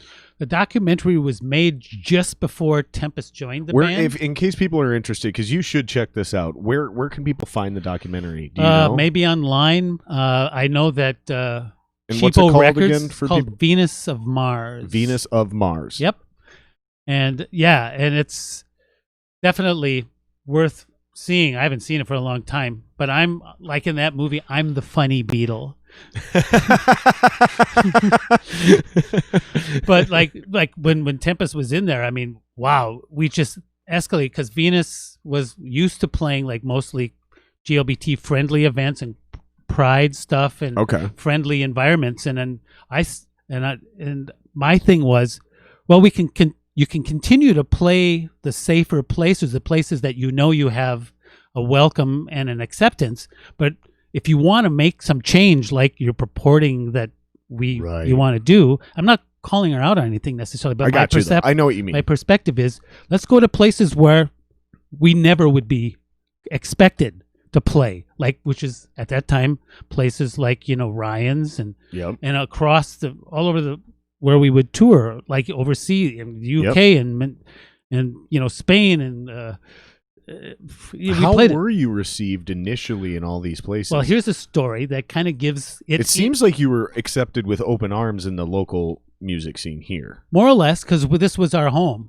Yeah, and the thing is, our fan base increased to have people like the drummers and John Gensmer and stand behind me at gigs, because they appreciated the what we were doing musically. The musicianship. Yeah, exactly. It wasn't just the songwriting, but it was also the musicianship. Yeah. It wasn't just the fact that you guys wrote killer tunes and you were a great band and the live show was phenomenal, but again, you were all exceptional at your instruments. Venus was an amazing vocalist. And she hasn't diminished in her ability to sing, and she's written a lot of good stuff. And Tempest is a beast. You're a fucking monster. like it works. It makes sense at all of those different levels. So well, and that's what happened. And when we would play, so I can see the respect thing kicking in from day one. Yeah, and we played like one place, and I'm setting up my drums on stage, and I hear these two guys come up, pre-show a little bit, and they go, I don't know how much I can swear, but they were saying, "What swear as much as you want? It's the fucking internet, baby." Okay. They were saying, "What the fuck is this? Baby. What the fuck is this?" And I'm not dressed to blend in with all the pretty horses, and I'm setting up my gear. And they'll say, "What is this faggot circus bullshit? You know, what the fuck? Why don't they have that?" And they were going on for a few minutes. Like, what a bunch of fucks. Well, yeah. And so they're just like ridiculing me and give like, "Why would a dude? What the fucking perverted shit is that?" So I finally said, "Okay, hold on, I gotta pause you. You remember Dead Hands Rising, right? Yeah. Do you remember? Dan Copy? Of course. Okay. Yeah. Wow. The original iteration of that band before Dan was in. Do you remember MySpace where you could put a quote? Like you could quote, you just have like a phrase that was like a thing. Yeah. They were setting up for a metal show. And it was when skinny jeans first came in. It was when tight shirts first came in. And these guys were super clean. And the quote on their MySpace page was like, "Are you sure these guys are metal? They look kind of gay." Yeah. and I know why they had that quote there, because they were the heaviest of metal bands at that time. Sure. So like I can totally see these guys. You guys must have gotten that shit too. Like, yeah, like you just said, who's this fucking faggot circus shit? Well, like, every club we played that was like both initially locally, except like Joe Spanbauer, like he was never missed a beat in the sound. Joe's a pro. Yeah, and so he was a fan. Do you know Joe gave me my shot? Joe's the only reason I'm even in the industry. I believe that. That's everyone else was like, eh. And he was like, "Look, you're really good, but your band, nobody knows who you are, so I can't let you in my battle of the bands because I'd have to kick out like a name that draws, but I'll put you on my reserve spot." See, that's real. And then somebody dropped out last minute. Sure. And we snuck into the battle of the bands. We won the first round. We somehow won the second round, made it to the finals. And Joe was like, "Dude, I want to book you guys. You guys are great." See, there you go. That's the kind of guy Joe is. Yeah. I wish I could get him on the podcast, but I heard, Joe. Like, he's gonna be like, "I ain't coming on your fucking podcast." Well, yeah. Joe. I love Joe. Joe wants to do two things. He wants to sing in Sweet Addiction, and he wants to run sound. Yeah. He does not have any interest in anything else. I'm not even gonna bug him about coming on the podcast. I already know what his answer is gonna be. "Ah, Jared, I love you, but no." Yeah. No, but but most people, just the crowd folks, I mean, generally the people in the club might have been, is this what we got? I didn't know this is what we got. But these guys are saying all this shit. And finally I just turned around and I said, "Listen." Were they other musicians or were they like? They were just guys in the crowd. Oh, okay. They were just getting in the club and they just came up. And I said, "If you guys have the balls to stay for our show, I guarantee that both of you will be my bitches." and they said, "Fuck no, man, we ain't no faggot," or whatever inane sort of like whatever stuff. And they went off somewhere. So we went and played. I would have looked at you in the eyes and went, "Challenge accepted." Yeah. Well, you have substance. But we played our show and you Marty McFly'd me. Yeah. Like, what are you, a chicken? Yeah. like the ego thing we were talking about earlier. Like, I've got that. Like, "Oh, are you man enough to watch a bunch of trannies?" Like, yeah, exactly. Pretty much. Yeah, of course I am. Like, what do you mean? Like, that's how you would have got me. Just challenge my ego. Yeah. Like, what are you, little pussy? You afraid? You afraid you're gonna want to fuck? Like, yeah. No. I'm straight. Because that's what it boiled down to for me. Is I figured out, because I got real amounts of gay friends. You know how everyone patronizes and they're like, "I got a gay friend." It's like, yeah, but do you ever hang out with them? No. Like, you don't. Right? Like, you just it's enough to be polite. Yeah, you have a gay friend in the ringer so you can add a little cred to your liberal card, right? No, like, I actually like hang out with gay dudes, because for me, I'm confident in my sexuality to know that, like, I can hang out with these dudes, and even if they grab my ass or rub my dick, which they totally do all the time, like, it doesn't. That face. No, they do. They're dudes. Come on. They get drunk. They fucking like, are you sure? Are you sure Jared's not gay? Then if he's not gay, why is he actually hanging out with us? Like, because he likes us. He thinks we're fun. Like, well, they're because people. Gay dudes are fucking hilarious. Gay dudes are some of the funniest people I know. They give no fucks. They basically are the bro that every straight dude wants to be, like, "Oh, I got no fucks to give." It's like, dude, all you have are fucks to give, bro. Sure. like your whole image is based on you give a fuck about how people think about you. Like with your little fucking tribal tattoo and your backwards hat and your dip. Yeah. Like you're such a fucking stereotype. Don't give me that shit. Yeah. Gay dudes on the other hand. Bitch. Yeah. They'll fucking tell you what's what real quick. Oh, I love, yeah. But yeah, basically like I was curious because I can't imagine anyone on our scene acting like that. But I could see some dudes in the crowd acting like that. I could totally understand that. Yeah, and Ben, we played our set, and similar to what you were describing your set, we were on our game. Yep. Because the thing is, when we played, we had to prove ourselves. Mm-hmm. And we actually relished it because we know we could bring it. And we did. And that night, we were specifically merciless. Yep. And so I'm, and at Ryan's, you got to get your gear off the drum riser so the next band can get up there. So I'm up there just trying to get, and I hear, hey, drummer. And I look and I go, oh, fuck these guys. And one of them says, we don't know what you are, but we're totally your bitches. So I said, that's fine. Help me get my shit off the stage. And so they came up and helped me move my stuff. So it's just a matter. I'm really fortunate as a trans person that I have a skill set that I can, not that I use it for that reason, but by the very nature of what I do drumming wise, for the most part, people are, whether they mean to or not, they're posed with the choice of being biased for some reason. Maybe they don't really know why, or like we were talking about, like, wow, the bitch can play, right? And that's made a lot of difference. And with it's interesting because Elton John went through that when he came out of the closet. He lost a lot of fans because they were like, I ain't sporting no faggot. And then it took him a while, but then people were like, you know what? I don't really care who he fucks. Well, see, that music's really good. You know what I mean, though? Like there's something strange about music that will get you to be like, yeah, but.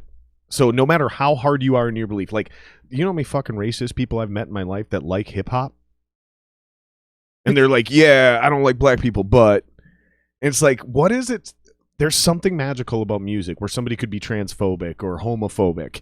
Sure. And then all of a sudden they're like, yeah, but he's cool because he writes great music, or she's great because she's a badass drummer. Which means that they don't have to like admit that just accepting someone that maybe their peers or their, understandably, their experience growing up and all the input that they've had put upon them, like we all go through, not that whatever it is for anybody, that's what they draw upon, and that's understandable.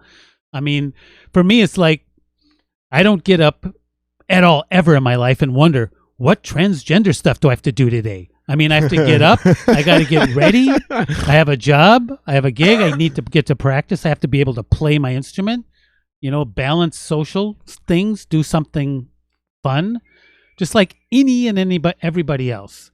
And because all the pretty horses, that we had something to prove, I mean, that was so important to be in that band because we were the first.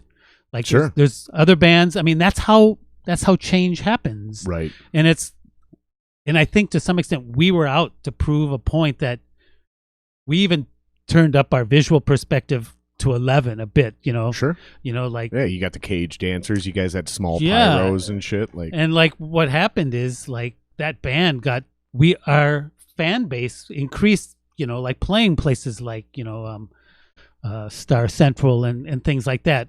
And what happened is Venus, because she has a certain vision or a perspective, the band was going, at least the way that we've talked about it since then, because it was kind of a hard thing for a while, was she said, I want to be more of a punk band. I don't like the metal part. I don't like playing metal styled stuff. Shit.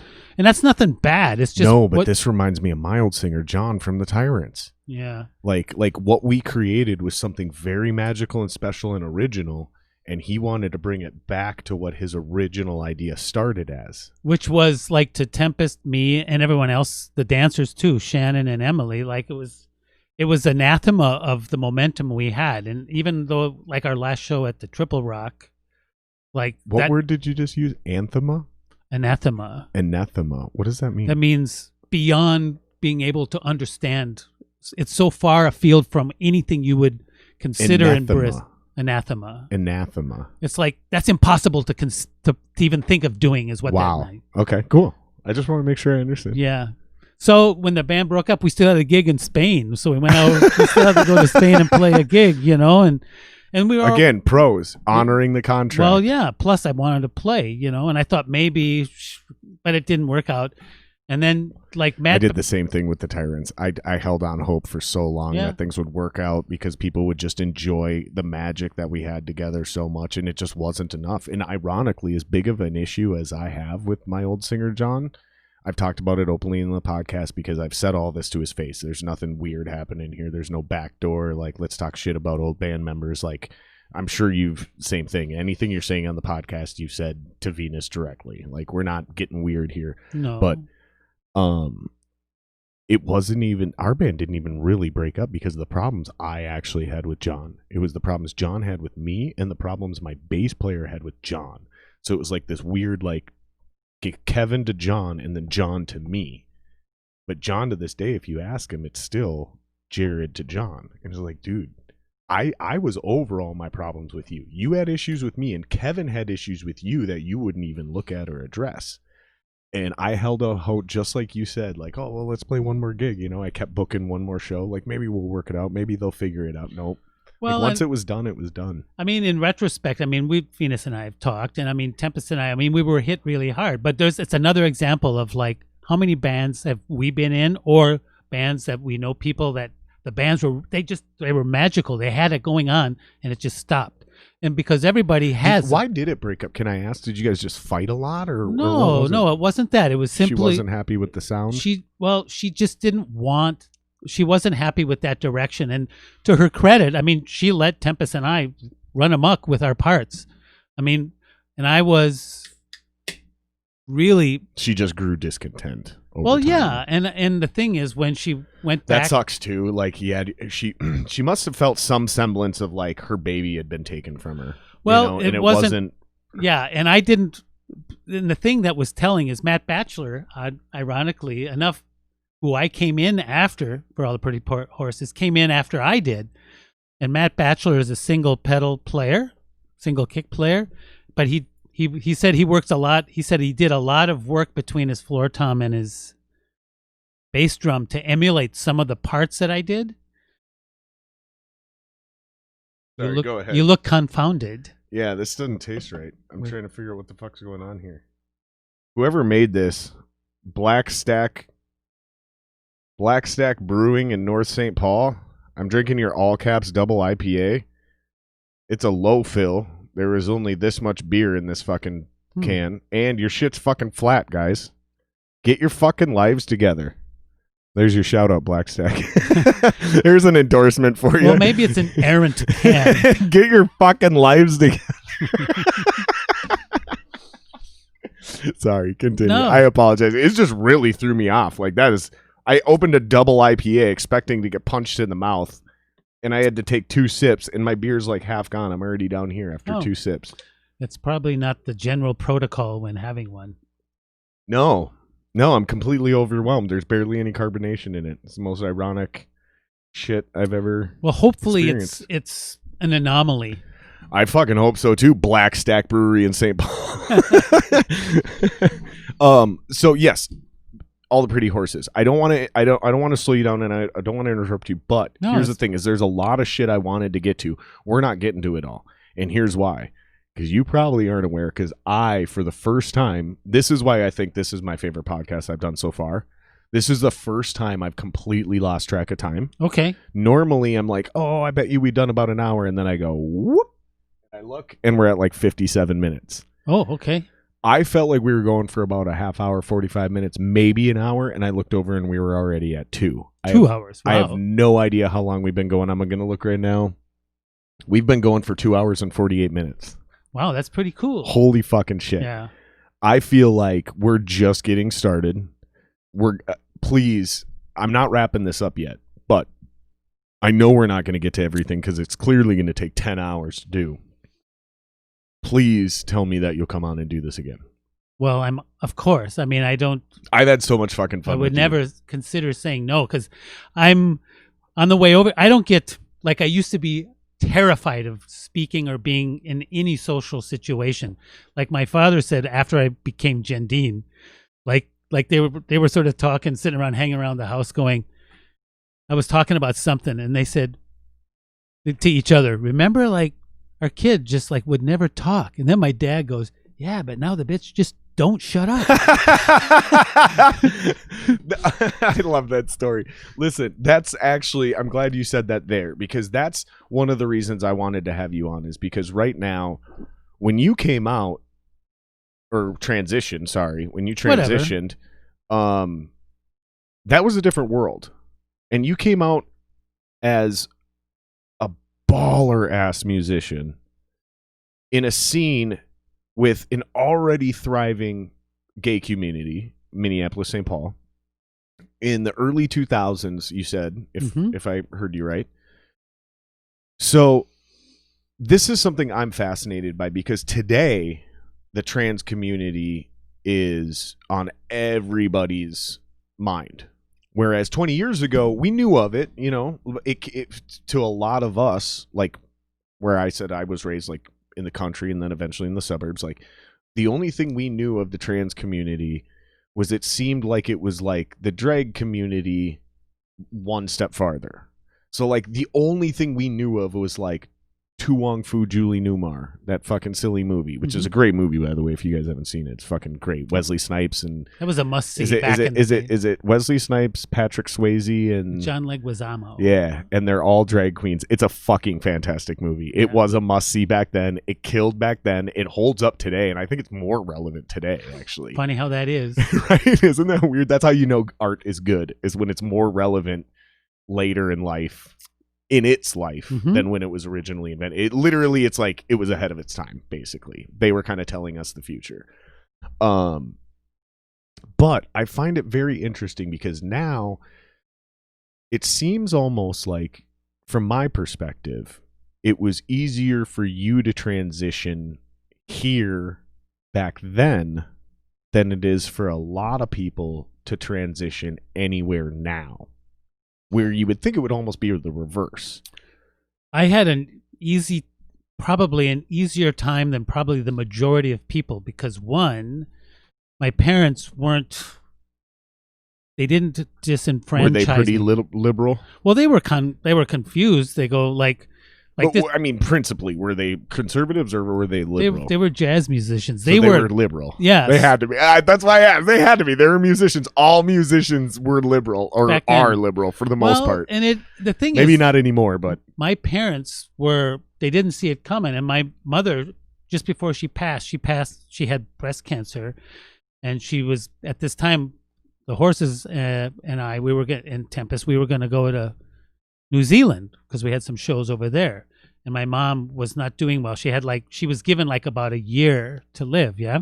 So my mom, she had this hard conversation. I love my mom. I love my dad. Your dad's still around? Yeah. He's still such a smart ass. When did your mom pass? What year was that? Probably 2002. Okay, so literally right in the heat of what we're talking about. So you're transitioning. All the Pretty Horses is fucking killing it. You guys are, technically, the industry term would be, you're breaking. Yeah, we won the Minnesota Music Award that year. You're touring the world at this point, or about to. Yeah, things were hopping. But my mom asked me this question. She goes, "Why are you doing this now? I mean, why do you have to do this now?" And I said, "Whoa, that's just I hadn't thought of it. That's such a good question." And then then all of a sudden the answer is so obvious, is like you said. I said, "Mom, for the first half of my life, I've lived for the convenience and the comfort of everyone else. The rest of my life is for mine." And she goes, "That's a great answer." She goes, "Okay." And then she said, "But what if you don't what about all your friends and all your gigs and stuff?" And I said, "Well, if this is a problem for them, then they can fuck off. They're not my friends." That makes sense. And I said, she goes, "But what? I mean, you're not going to have anyone on to help support you to get through it." I said, "Mom, this was when I said, like what you just said, we were kind of a big deal. Mhm. I said, Mom, Jendeen, I'm famous. I mean, people ask me to come to talk to their diversity thing at the U of M about transitioning and finding a sense of self and balance in this world of potential tumult. And I said, and look, here's an article of me on the cover of this magazine. You know, here's an article about me and all the pretty horses, and she goes, and the thing that was her concern, she was concerned for her child was going to be alone. And then once she realized that wasn't the case, she was cool. I mean, she goes, I wish you didn't have to do it. And I said, yeah. And she goes, but you sure, and she said, you make a homely woman. I said, Mom, that's, I said, all my life, because I used to have a White Album Ringo Starr mustache, and my dad had a mustache, and every time we were in a public setting, my mom would say, or someone would say, whoa, you look just like your dad. And my mom would lean over, no, you look like me. This happened for 20 years. And I said, Mom, all the last 25 years, you've said I've looked like you. Now you're saying I make a homely woman. So that's no way to talk about yourself. Yeah, what are you saying about yourself, Mom? Yeah. Oh my fucking God. So that it kills was, me. I mean, it's something she wasn't ready for, but I mean, like with my jazz friends, eventually that dust settled. Sure. And then like that recording we were listening like to. the Elton thing, yeah. Just kind of a shock to people's system. Like like Rick Carlson is one of my favorite people. Like I talk about in the liner note. You can have this, by the way. Oh, really? Yeah. I will genuinely listen to this shit. When people give me CDs and music, like I actually listen to it. A lot of this just goes on the shelf for a lot of people. All right. Especially obscure shit like this. My buddy gave me he's got a band called Whoop Nash. I should find the CDs and give them to you. Okay. Because you will fucking love it. Sounds good. I think I have them in my stack over there behind my drum set. All right. You'll lose your shit. And I'm going to tell you a special note about his name's John. I worked with him at Guitar Center, and you're going to call me or text me, and you're going to be like, dude, holy smokes, I want this dude's number. Okay. I guarantee you. When you listen to it, you're going to go, I want this guy's number. I want to play with I already want his number now. You're going to love him. So I'm going to tell you. He knows who you are, by the way. Wow. He does. His name's John Erickson. I worked with him at Guitar Center. Sounds familiar. It was me, him, and a guy named Kevin Olson. And Kevin Olson has known you for I've known Kevin. 30 years. Yeah. Yeah, Kevin worked with fucking Prince back in the day. Yeah. Yeah. Well, the engineer on this album right here, this is a live recording of the Wolverines at the Times when it moved to a kitty corner from that place where that woman would play polka music. Oh. Nice. Yeah. Nice. Yep. This is Kelly Nicole is the engineer on this with Jason. No shit. Jason. Kelly Nicole? Yeah, and Jason and Justin. Have you done her wife's podcast? No. I'd love to though. You should. No, I just love both of them. You should. Just based on the connection, you should do that podcast. Okay, it's a pretty dope podcast. The final thing I'll say about that sounds great with Kelly is I was at one of her parties where she lived and with all the guys and the people, women and the band that we were all a part of then. And I never played. This is the one I put in, right? Yeah. Sorry, continue. Never played that Guitar Hero or whatever it was. Oh, right? Yeah. So that got me back into guitar. Really? I stopped playing guitar to sing. Oh my gosh. And they said, Jendeen, get up here and play it. You're such a good drummer. And I'm going, I've never done it. Okay. And I said, well, let's just do Man in a Box. So I'm playing, and I've played that. That's so nothing. But you're doing the drum version of Guitar Hero? Well, there's a drum part in there. Right, yeah, right. So but you're on that fake drum kit, right? So I'm doing that and I'm playing and then I fuck it up and the band goes on the screen. They go, whoa, boo, yeah. So I mean, I couldn't get it together. I couldn't play it at all. And that game is harder than playing real instruments, by the way. And I was like really vexed. And I said, well, what the fuck, And I said, well, obviously, it came to me. It's like I don't play drums to visually match something on a screen. I play it from here. Right. Yep. So. That's again, right. That is anathema to me. Okay. All right. Okay. So I said, and then isn't it like reading though. It's like what? It's like following the bouncing ball. When this red thing comes over, that's yeah, when and you hit karaoke, but at the same time, it's also like akin to reading sheet music while you're playing it. Only they're timing it shit as it comes at you. That's the only difference. You're timing it as you read it across. There's no bouncing ball, but it's kind of the same. It has to match visually, and that's nothing that I consider musically viable. When we read tab, if you're good enough to read tab or sheet music, you probably read ahead of what you're actually playing. That's how you do it. Yeah, whereas in Guitar Hero, it's you read it. Well, I just couldn't as do it comes to you. So needless to say, it's like, wow, Jendeen, you suck. God, I'm telling everybody that it's all a lie. I'm going, fine, but it was just so funny. That's so fucking funny. And, okay, so I don't want to keep you here too long. We're literally on 3 hours right now. We can wrap it up pretty soon and save. I'm not in a rush, but I want to make sure that I at least touch base with this, because one of the reasons I did want to have you on is, like I said earlier, we were talking about the trans thing, and a lot of people are having a hard time swallowing this pill. People I know personally, and I understand, they don't get it. And for me, it's a very simple thing. There is a small percentage of people that feel like they were born in the wrong body. I understand that and can sympathize with that because I changed my fucking name. I translated my last name, Singer, from Yiddish. My real last name is Cantor, Kantor. All right. Okay, it's legally changed. I translated it from Yiddish to American English because I'm not fucking Jewish. Like, I'm Jewish by blood, but I'm not Jewish, right? I don't live in Israel. I don't speak fucking Yiddish. I don't identify as that. Also, I was a bastard. Okay, Cantor is my mom's maiden name. Most of the Cantors, not all, are fucking losers. They're drunks. They're worthless. They've done nothing with their lives. I don't identify as a Cantor. I had a dad who had a German last name. His last name was Bustrom. He raised me for a long fucking time. He's a drunk alcoholic who beat the shit out of my mom and me. I ain't no fucking Bustrom. You see where I'm going with this? My biological father's last name is Guy. I met him when I was 16. He's got a whole family. They're awesome. There's nothing wrong with them, but I'm not a Guy. Mm-hmm. So if I'm not a Cantor and I'm not a Bustrom and I'm not a Guy, who the fuck am I? Right? So Game of Thrones style, bastards were born in the North. I should be Jared Snow. So getting married, I was like, wow, I'm having this dilemma. I don't really want, and Kate wasn't excited about the name Kate Cantor, right? So we're like, well, fuck it, dude. Let's just translate it to English. Everything sounds good with Singer, no matter what we name our kids. It's all going to sound good. Kate Singer sounds great. Jared Singer sounds fine. Cool. Let's move on with our lives. We're not actually even changing it. We're just translating it, right? Mm-hmm. Makes sense. Here's the point. I'm super fucking mixed.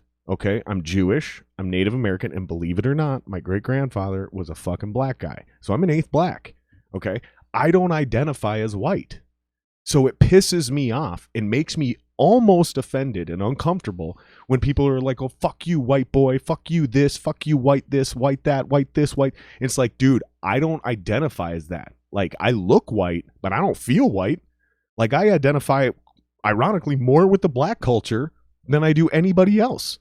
Like, as far as, like, how I feel where I place in the world, like, I feel like it makes more sense economically that I'm identified as, not, I don't want to say I identify as a black guy, but I identify with that culture and their struggle more than with the white man's struggle or with the native struggle or with the Jewish struggle. But, like, in my heart and soul, spiritually, I definitely identify more on the Jewish and Native American side, especially the Native American side, like the connected with nature and like hallucinogens and animals and things like that. Like, so where I'm going with this is, for me, it doesn't seem insane when somebody says, I don't identify as male or female. Is where things get fucked up for me and most of the people that I'm referring to, and one of the reasons I had you on, is this idea that gender is a social construct, okay? There's doctors that say it is, and there's doctors that say it aren't. I'm going to throw an idea at you, and I want you to tell me if I'm in the right ballpark or if I'm completely missing the cue ball. Oh. Okay, two different mixing sports analogies here. All right, let's have a bash. Okay, so here's what I think. Is how we describe gender is a social construct. So back in the day, we had like a man's man, We had a ladies' man. Then eventually we had effeminate males. We had metrosexual males, right?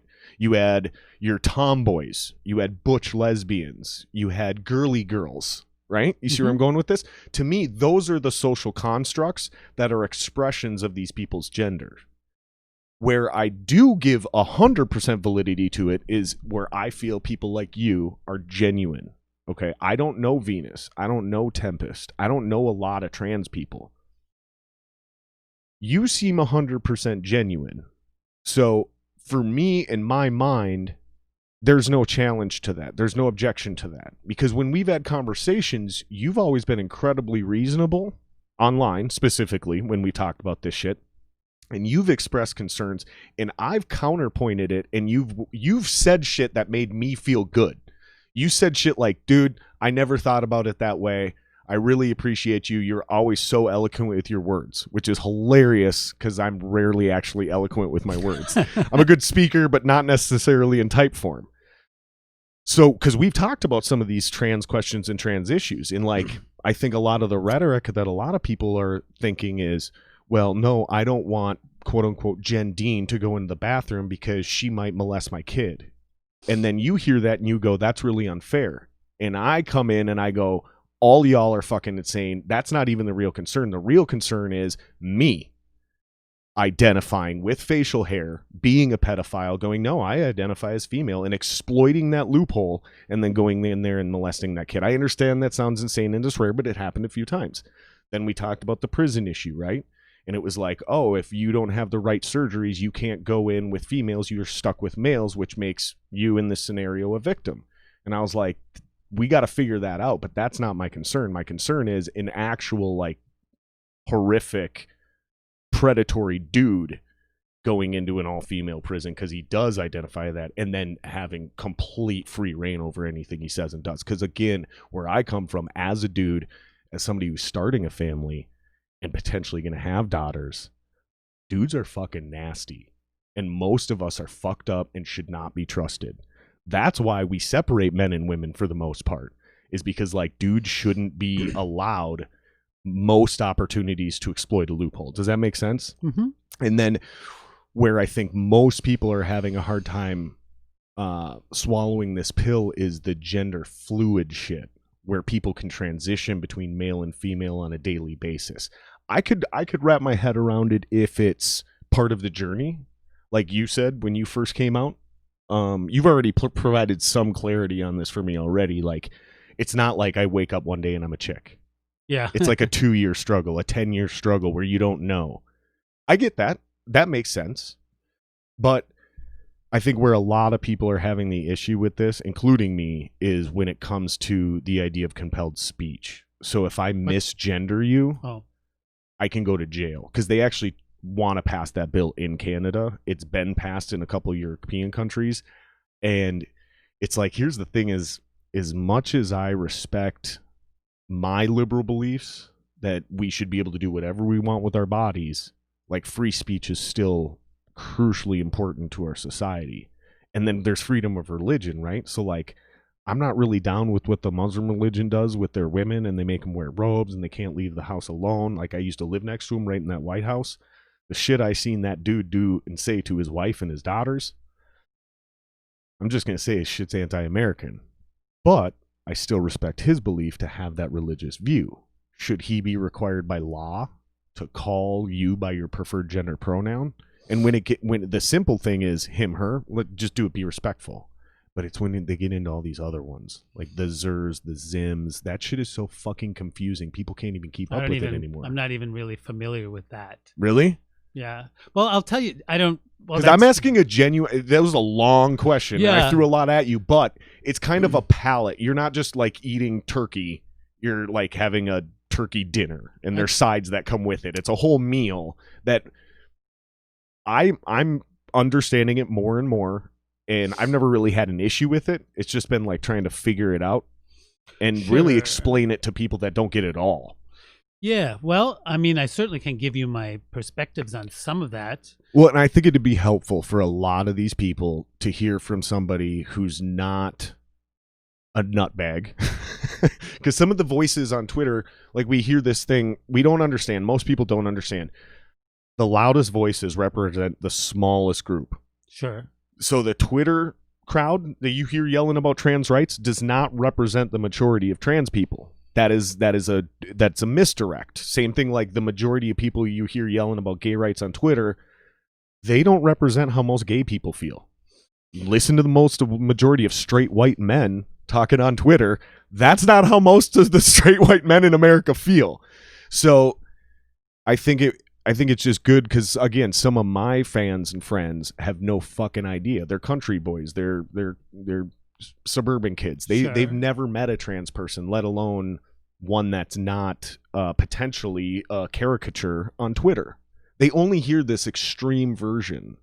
And what I mentioned before the podcast is where it really becomes the biggest problem is I shouldn't say that. I've offended one trans person.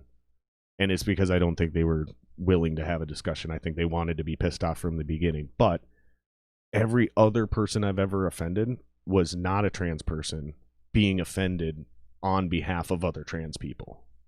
And I see that a lot. Like, it's usually some white woman getting offended about racism, right? And it's like all my black friends, I live in the hood, right? Like, I got a lot of black neighbors. They're all black. Like, I'm very close with all of my neighbors. None of these motherfuckers thought that shit was racist. Like, they're like, nah, that shit ain't racist, man. Fuck all that. But all the white women on Twitter are like, this is the most racist thing I've ever heard. You see what I'm getting at? Like, yeah. So most people, their introduction to this or their understanding of it is from not only a small snippet from like a telescope, but it's a badly focused telescope. I think that's the best way to explain it. So I just wanted to get into it with you and ask you to try to like rationally explain this, because you're a rational, humble person. And you're not deranged, and you're not one of these crazy people on Twitter. And we've always had very eloquent, peaceful discussions. And I think you could really help the people who, like you said, you got asked to these like diversity things. Like, here's how you can feel more comfortable, and here's how you can transition. Maybe on my podcast, you could tell people how to like not be complete ignorant assholes without trying to be a bunch of virtue signaling cucks either. Does that make sense? Yeah, I mean, that's a lot to take in. I'm sorry, but I'm not. I also don't want to keep you here for 12 hours because we could go all night. I will. I've had so much fun with you, by the way. Oh, same here. Just maybe a few little things. First off, I mean, people, regardless of like you say, deranged or outspoken in a way that seems counterproductive or socially problematic for finding common ground, everybody is innocent in the sense of where their perspectives come from, because they are products of what has happened to them in their life to this moment. And sometimes, and I think a lot of people, that's a Buddhist thing. Maybe like that person is not that hate. That person is a culmination of all the experiences that came to that moment. All right. So taking that as maybe at least for this purpose of this particular conversation, that just puts everybody in, one can be a little bit more objective about stuff. And also, I think when people, let's say coming from, let's say as a trans person and other trans people, I feel, and I have experienced my own lacking of confidence in myself as to how the world might look upon me. And like Tempest said it best, when someone says, what do you do? How do you deal with when people either out you or start, being mean to you? And she says, without even dropping a beat, she goes, I don't know. I'm just too busy not giving a fuck.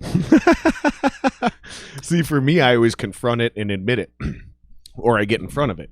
Well, everyone has a different... I got fucked up feet, right? So when I take off sandals or when I wear flip-flops and shit, and my fucking toes are all curled and they look heinous, like I look like a fucking freak. Like, it was a thing that was a problem when I was a kid. I learned I make fun of my feet first. I point them out, show them to everybody, make fun of my own feet. Now I took that power from everybody else. That's exactly the thing. I think a lot of times with... like there's a certain, what I would call, and I don't mean it in a negative way, but let's say in regards to the trans situation, to some extent, especially younger trans people, there's a militance there and about not being misgendered and stuff like that. And when people ask me about it, I said, it's never going to be comfortable for you to expect the world to understand what's going on inside your head. And also, if someone is visually presenting in a certain way and then they're misgendered, it's like that's not really on anybody else but you.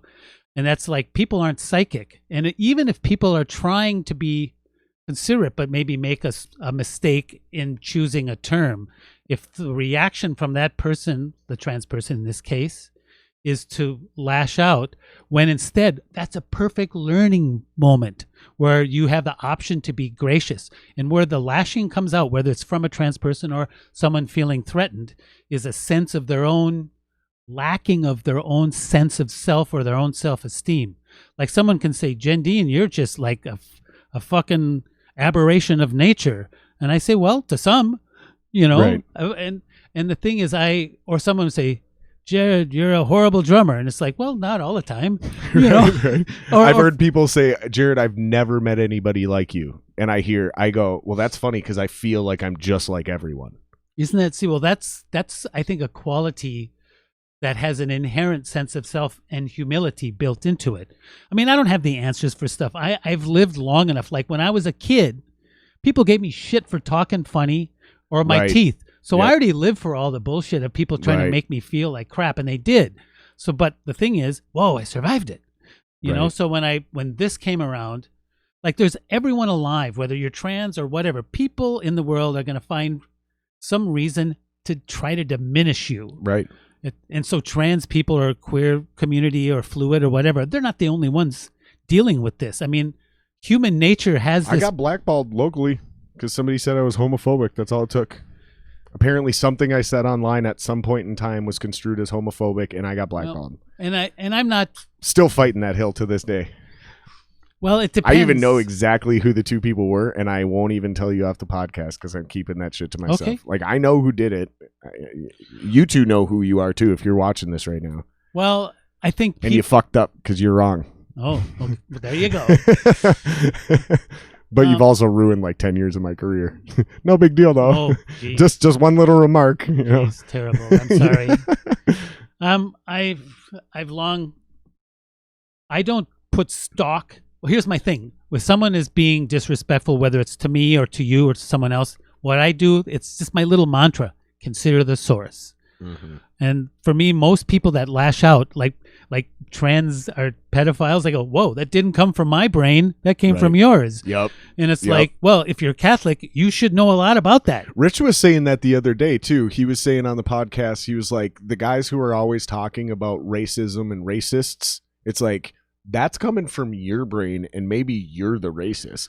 And when he said it in that context, in that example, I wasn't really feeling it, but I get it, because in pretty much every other circumstance, I would agree with that. Like when you read a shitty email and you read it in a shitty tone, I maintain you're the one with the shitty tone, not the writer, because you can't tell tone through the email or through the text. If you're reading it snotty, it's probably because you're not in the best of moods. Well, that's made manifest by how one is perceiving something and how they want to like express that. That's you're exactly.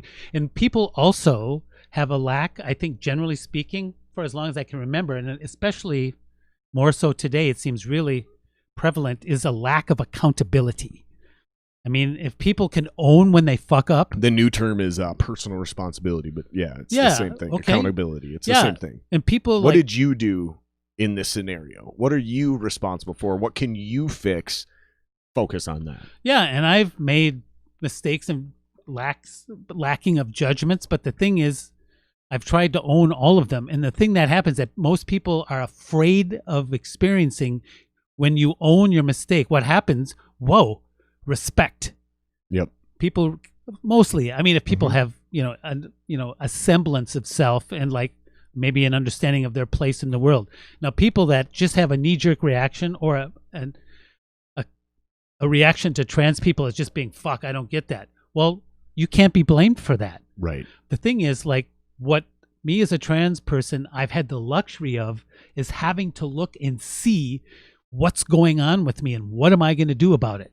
If you're comfortable in your skin as you come into this world, you don't have to contend with that, right? Because let's say, for example, you're coming in this world male, you have identified as male, you dress as a male, and you prefer, well, I definitely feel like a dude. Yeah, and I'm guessing you probably prefer women. I have an effeminate side. Like I have a feminine side. Like, and I know it, and I embrace it. You know, because honestly, I think it's the only thing that saves my humanity. If I was all dude.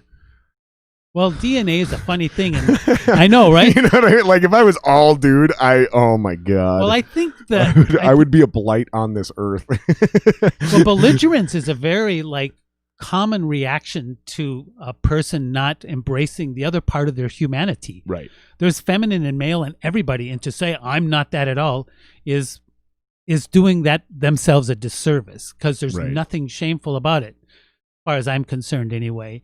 But someone says, man, okay, there's one of the guys in the band in the Wolverines said to my friend Rick Carlson, you read about those notes in that big band thing there. I will. He said, this is what he said, I can't believe Forberg is dressing like a woman and giving up his male privilege. And then my friend Rick Carlson, piano player, best friend in the world, he says, all I know is Forberg swings like a motherfucker, has a wicked sense of humor, and her checks don't bounce. What's your problem? Boom. Really. So, I mean, I'm not trying to oversimplify that. I mean, get it, though. I can't solve that. If someone is going to be a dick to me or people like me, I mean, the best thing I can do when I've been accosted in public and people try to deride me and call me out, like when I'm just minding my own business, what my reaction has always been is to never lose my temper. I speak articulately and I speak slowly, and the people around me that aren't involved, that are witnessing, are more than likely saying, I don't really might understand what my deal is, but that other guy's being a complete asshole. And this other person is totally handling it with aplomb and hopefully some sort of grace. That is huge. So basically, you handle those situations the opposite of the GameStop girl. Yeah, I don't. Have you seen that video? No, but I have an idea of just lashing out and stuff. Well, yeah. So she looks like a dude. She's like 6'6". Like, she's huge. Yeah. In every physical way, other than the fact that she's wearing clearly a wig and wearing a skirt, she looks like a dude. Yeah. And she's super aggressive, meaning she's acting like a dude. So in every physical way, other than a wig and a skirt, she's presenting as a dude. And she comes in, and I'm still referring to her as she, right? Because I'm trying to acknowledge her transition that she's going through. This is a trans gal? Yeah. Okay. And she's called the GameStop girl, from my knowledge. And basically, she walks in complaining about a fucking video game. And there's some 18-year-old kid who is like half my size in both height and weight. And again, just imagine this giant human being. And he goes, listen, I'm sorry, sir, but blah, blah, blah, blah, blah. And she fucking loses her goddamn mind. Starts screaming at the top of her lungs, you fucking call me sir again, I'll take you outside and I'll fucking show you a sir.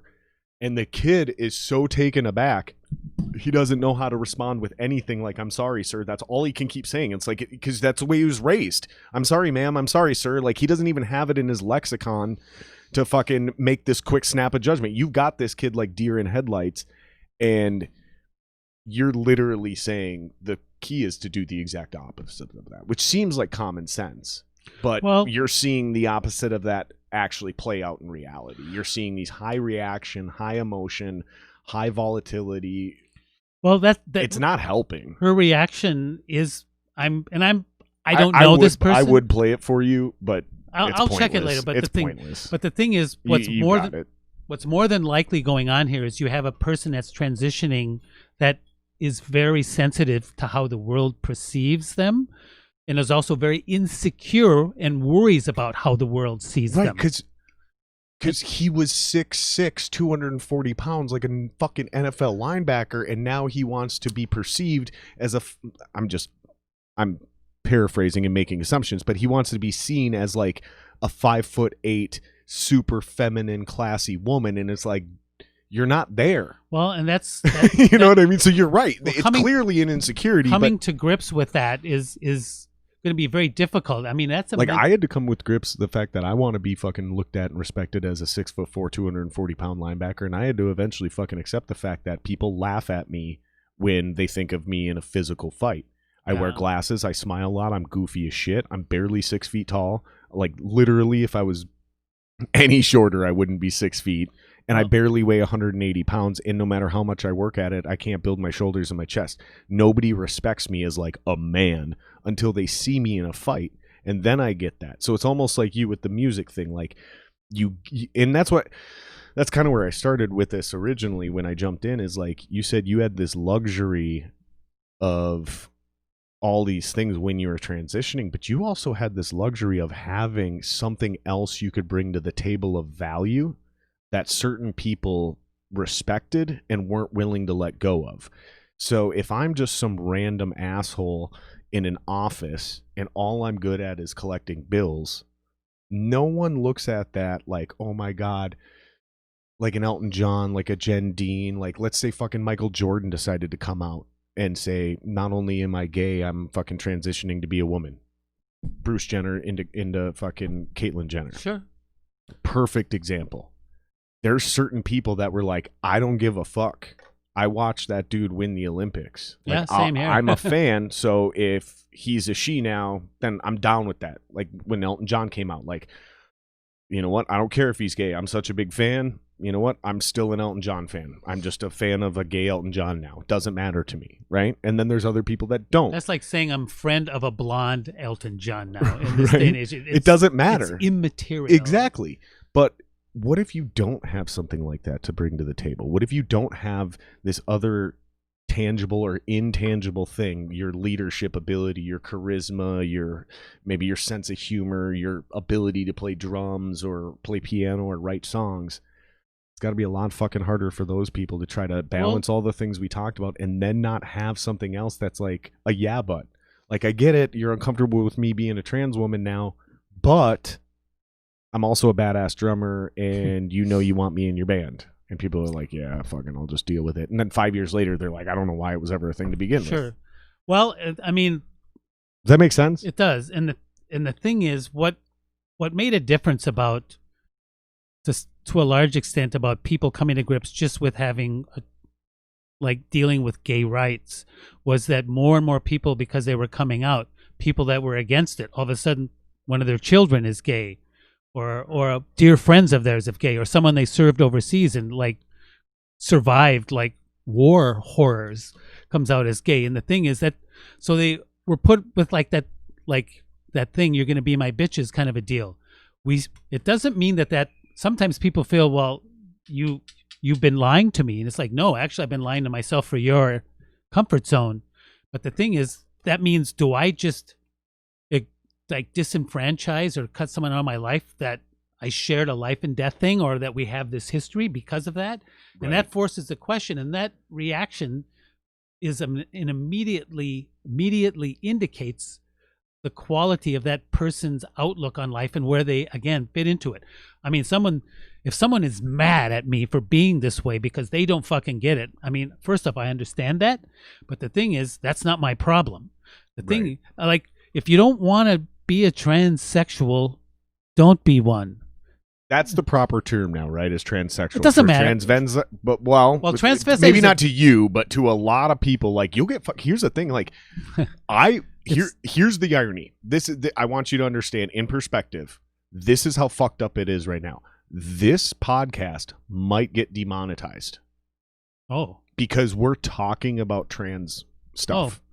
And even though you're trans, and this is not an anti-trans podcast, the processing algorithm might flag some of the speech we've had in this video and flag it as hate speech. Oh, interesting. We'll see how that goes. But just for... But do you understand what I'm getting at? Like, it's an extremely muddy situation trying to figure out literally the verbiage. Like, transvestite in certain circles is trying to be dubbed, literally they're trying to push it and say that's a hate word. Well, so I don't want people to do these things ignorantly. So transsexual is the proper term of like people that are like similar. We say trans for short because it makes it easier. It's way easier. And there's too many fucking syllables in transsexual. Like, see, designated transsexual. That's a 4-syllable word. I know most people will just quit after 2, so just make it 1. But just just before we move on, like transvestite was the term that would designate a heterosexual man who enjoys dressing in women's clothes. And that was probably demonized over time because people consider like having that as a sexual fetish. I mean, transvestite was the official term for drag queen. No. Transvestite again has a sexual arousal connection to it for men who want to wear women's clothes. Where drag is not that, you're saying. Drag is a gay man, generally for the most part, dressing up for showbiz that because of their, like you're talking earlier, like towards the beginning, the gay male, they're more like rebellious in embracing something feminine as not being detrimental to them being considered men. This makes way more sense. Yeah. So the thing is, the reason that transvestite has probably been looked upon as a negative word is that people, and I think incorrectly or do all of humanity a disservice, is like somehow sexual fetishing or being fetish about something sexually is bad. When human nature, part of our human nature, our intellect and all that stuff, part of that is our sexual nature. That's not bad. Some people fuck feet. Well, whatever they do, and it's like, that's not my Dave thing. Chappelle bit. Yeah, I think his buddy came out of the closet like, I'm gay. And he's like, hey, man, everyone fucks funny. I fuck feet. Yeah. Because he didn't even know how to deal with that. Like, he's like, oh, I fuck feet. Yeah. So it's just when people demonize something that's sexual, that's been going on since the beginning of forever culture. And to me, it's a waste of time. Yeah. Like you're getting angry about something that everybody has. Yeah. It got out that I eat ass, right? Like when I get my wife drunk, I try to lick her butthole. I'm super into it. She's not really that into it. My fucking parents found out because somehow, some way it weaseled back to them and my grandparents. Yeah. And my parents flipped out, and my grandparents, ironically, were like, well, they're married. Yeah. It's their business. Like, my grandparents were like, my grandparents are the most conservative Christians on the planet, but they will die on the hill that between a married man and woman, or they might even be woman and woman, like they're so about the sanctity of marriage. It's really not about the man and the woman, but once you're in a marriage, anything between the sheets is fair game. All right, fair enough. But my parents, nope.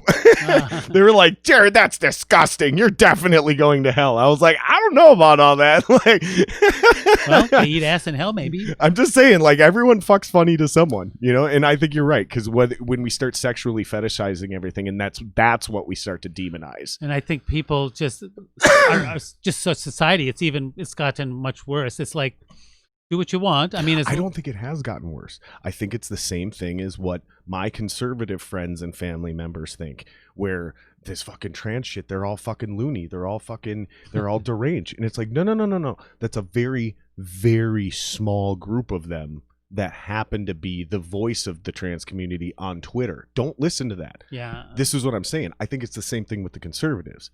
Like, I don't think it's gotten worse. I think the people who are spouting the most hate towards the trans community are simply the loudest voices on Twitter. I don't think that represents most people. I think most people are just confused, don't know what to do, and they just won't want to go to jail for misgendering somebody, because that's a real thing that's happening in other countries. I think it serves... They want to pass it as hate speech. Well, I think that's the wrong move, because that's just what that does. It creates naturally an inherent distance between people seeing eye to eye that perceive their place in the world differently. It creates a versus, and us versus them. And the thing is, if someone someone misgenders me because of my voice, it's not very feminine, and I back in the day I tried to raise it and stuff, and I thought, wow, I just feel really stupid and disingenuous. Sure. And so when someone says, what wait, what are you? And I said, well, actually, it's much worse than you think. Well, what do you mean? I'm a drummer, you know? Or some of the what? worst Well, kind of human. I know, you've got a low voice. I go, I'm Norwegian, What kind of bitch are you? I'm a mark-ass bitch. Oh, the worst kind of bitch. Yeah. I've backed off from social media a little bit because there's just certain dialogues that are a waste of anyone's time when you get into that diatribe, stuff, regardless of one's perspective. Like, I'll even say to friends, I said, I think you're kind of wasting your time here. Sure. I've sent that message to a few people. Yeah. Or I see them arguing, or I've even jumped in, and then 2 comments in, I realize, oh my God. And then I'll text my buddy or message him, and I'll be like, dude, just give up. Yeah. Or I'll just say, sigh. This is beneath you all. Yeah.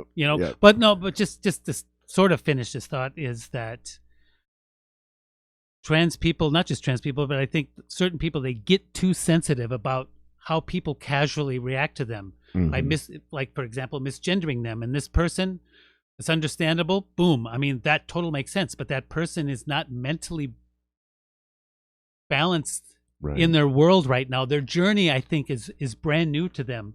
And the world generally isn't kind to people that are different. Right. And that's nothing new. I mean, that's nothing new. Ancient Chinese proverb, the nail that sticks out gets hammered down. Yeah. I mean, that's a thing, and we pride ourselves on being rebellious and sticking out and standing out of the crowd here. That's something that's respected.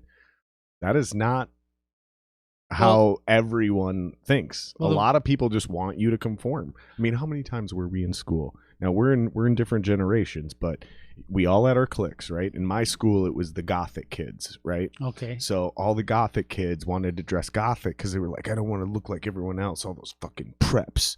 And then I was like, yeah, but y'all just look exactly like each other. Yeah. You just created a different group and y'all look the same. Like, none of you are individual. I literally had this conversation with my friends. Like, not one of you motherfuckers are individuals. And they were like, what, man? Mm-hmm. And it was so funny. I'm making them sound like they're stoners. They didn't even smoke pot.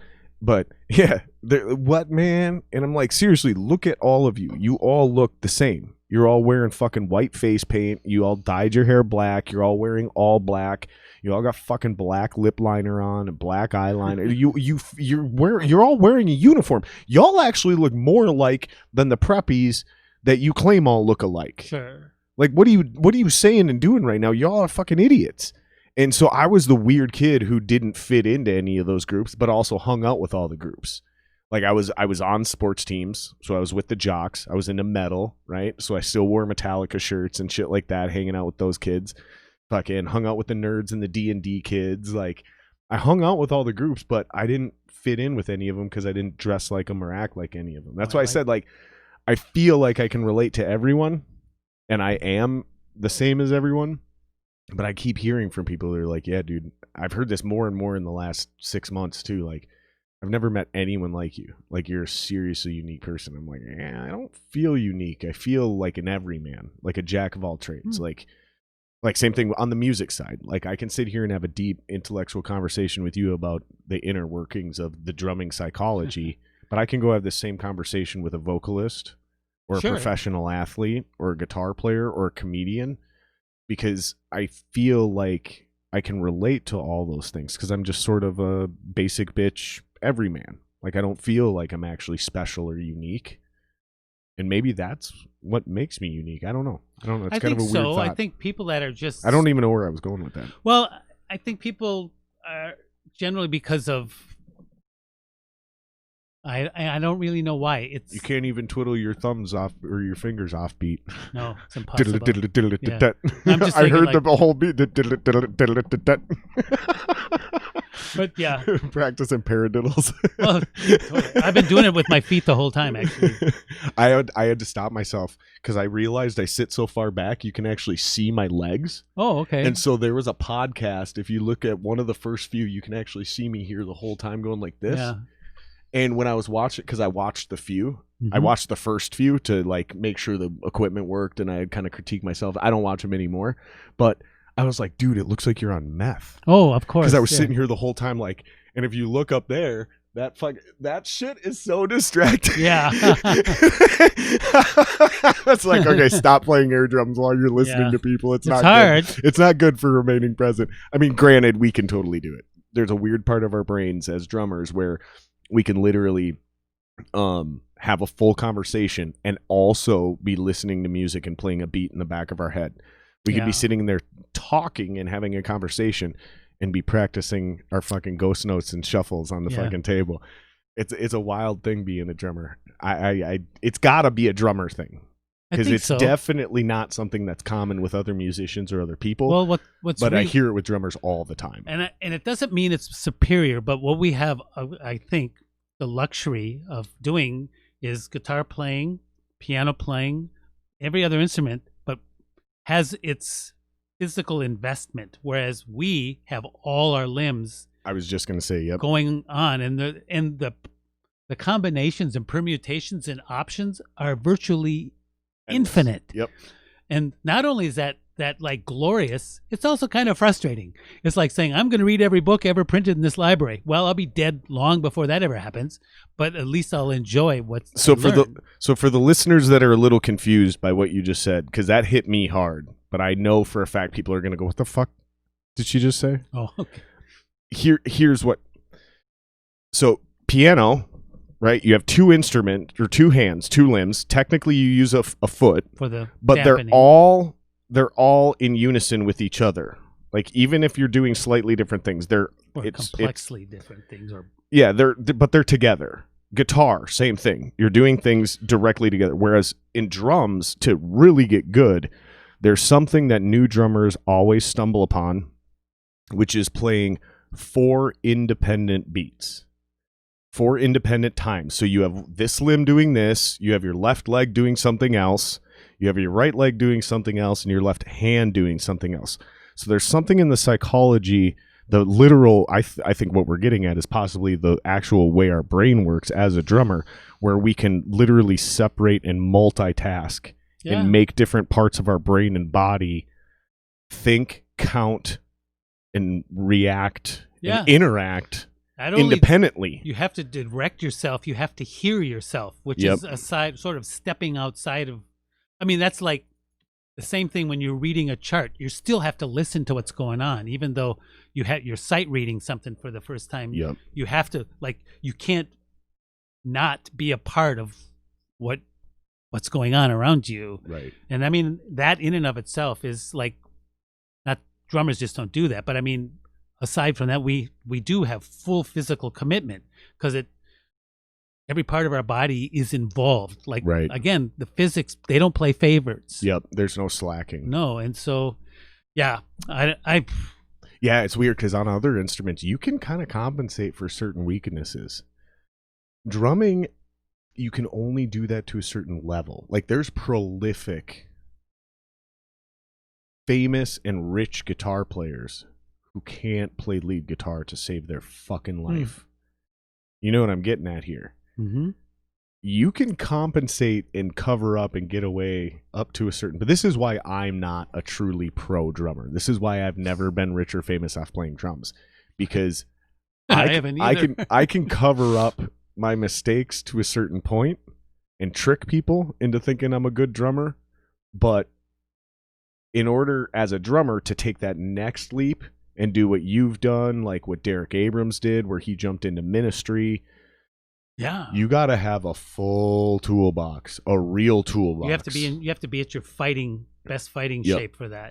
Yep, that's a great way to say it. Like a UFC fighter, like an NFL player, like you got to be in mid-season form. There is no like what I do. I get jobbing calls every once in a while, and I get jobber calls because I have a reputation for being able to learn your entire set in like less than a week and show up with, if we're lucky, one rehearsal, but kind of do what you do with the Wolverines thing, where there's no rehearsing, like. Because I have so much of experience with a live band, I can actually listen to your recordings, practice along to it, practice without listening to it, practice without being on a drum set. Like, you know what I'm talking about. So I'm mowing the lawn and I'm hearing the songs in my head, and I'm watching myself play drums, and I'm watching myself fuck up and go, no, lead with your right hand on that measure. Okay. You see what I'm saying? You Sure. know where I'm going with this. And so I get certain jobber calls every once in a while because I have a reputation for being able to show up last minute and bring it on stage as if I've been rehearsing with you for a month or two. However, I don't get all the jobber calls because I don't have all of those other things that we just talked about. Sure. That weird ability to take it to that next level. And most of that's probably, honestly, me being distracted. I know I don't lack the work ethic, but I feel like I lack a little bit of discipline and a little bit of I mean, I get distracted. I lack discipline, so I'll get sidetracked on whether it's the podcast or I'll get into a vibe where like I want to play guitar today, and it's like, but you should be over there playing drums because you got a gig coming up, and I'm like, yeah, but I'm in the moment and I'm writing music, and it's like, yeah, but you should still be over there practicing your drums because that's actually going to get you paid like next week. Sure. I think that's what it really is. And Chad, bring it back full circle. Chad flat out told me that. Like flat out fucking told me that. I was in his truck one day, we were hanging out, and Chad goes, listen, man, I got to tell you something, dude. Like, you're a great drummer, right? And I was like, nah, because we were talking about who's a better guitar player. Because Chad's a better guitar player than me, but for some reason he thinks I'm a better guitar player than him. You'll notice this. If you ever get in a room with me and Chad, it will come up, and we will literally tell, no, you're better at guitar than me. And we'll go back and forth. And we're in one of those things. And he's like, all right, all bullshit aside. He's like, you do know you're a great drummer, though. And I was like, no, because I'm not.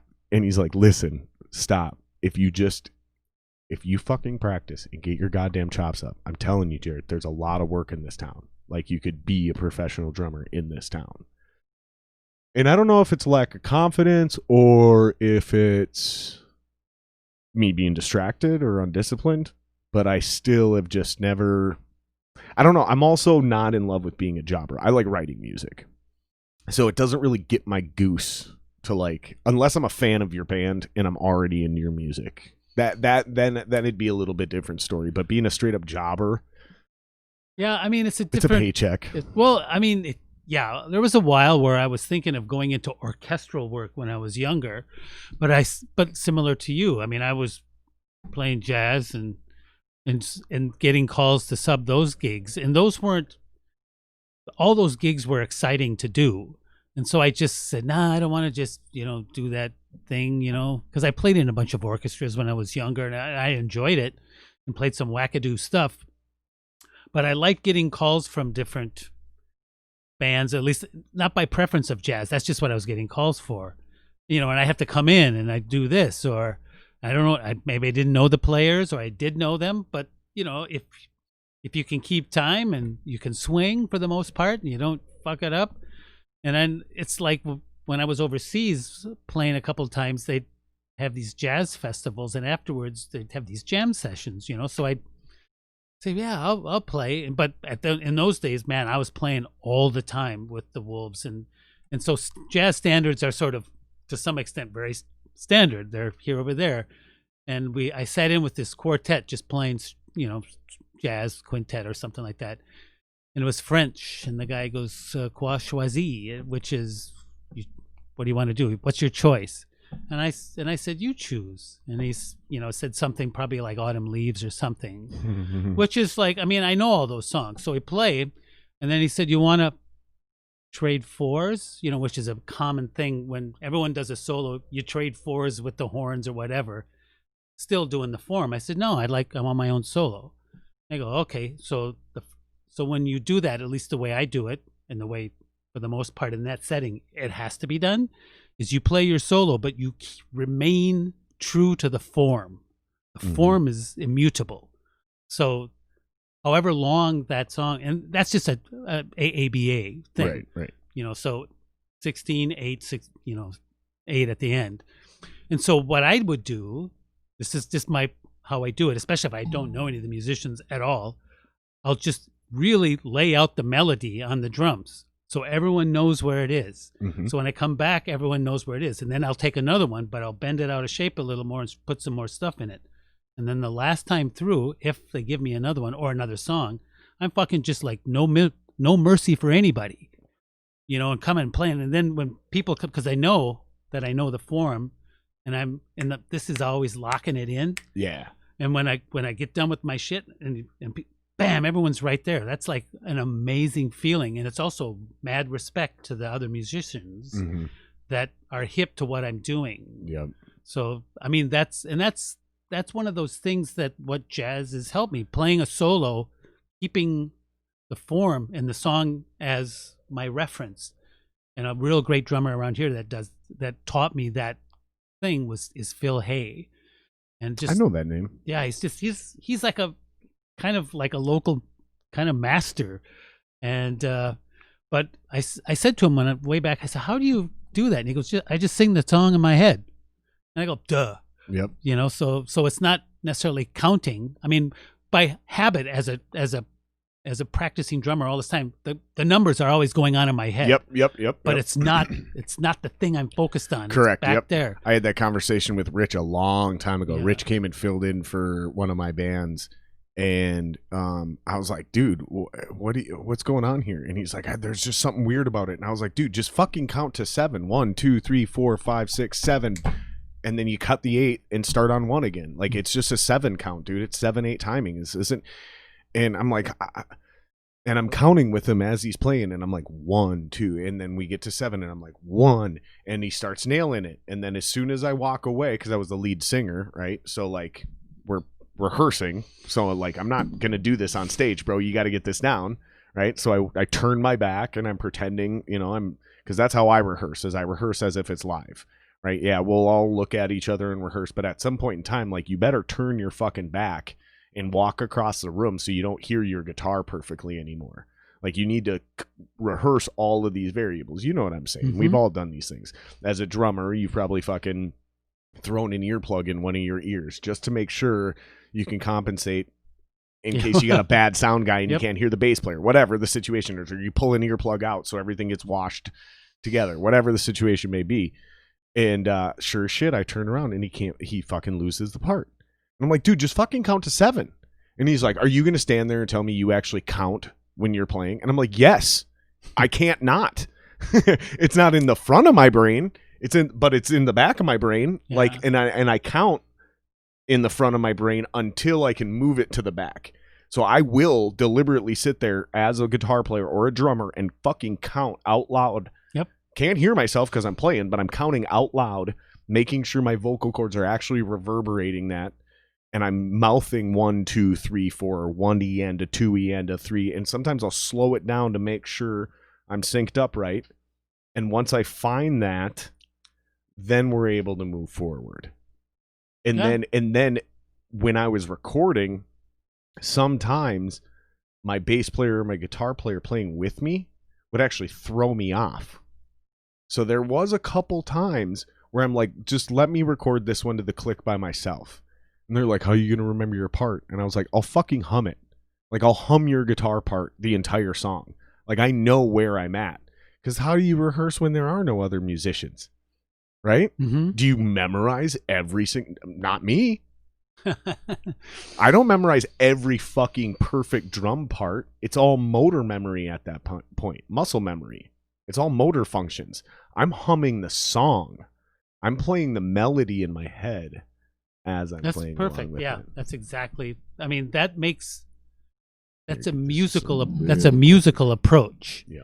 That's whatever you're physically doing on your instrument to have that fluidity is like kind of the magic piece. Yeah. It's such a magical thing. Being a musician, and I listen to a lot of stand-up comedians podcasts, and I was just listening to. Do you listen to podcasts? Hardly ever. And part of it is I work during the day and I come home and I get it. I rehearse and then go to bed.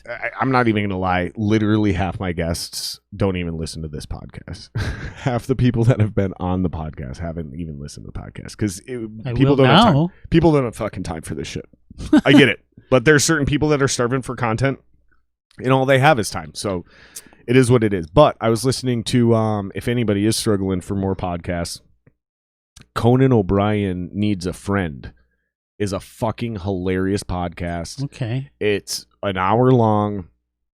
He has random guests on, and he had Maya Rudolph from SNL, The Good Place.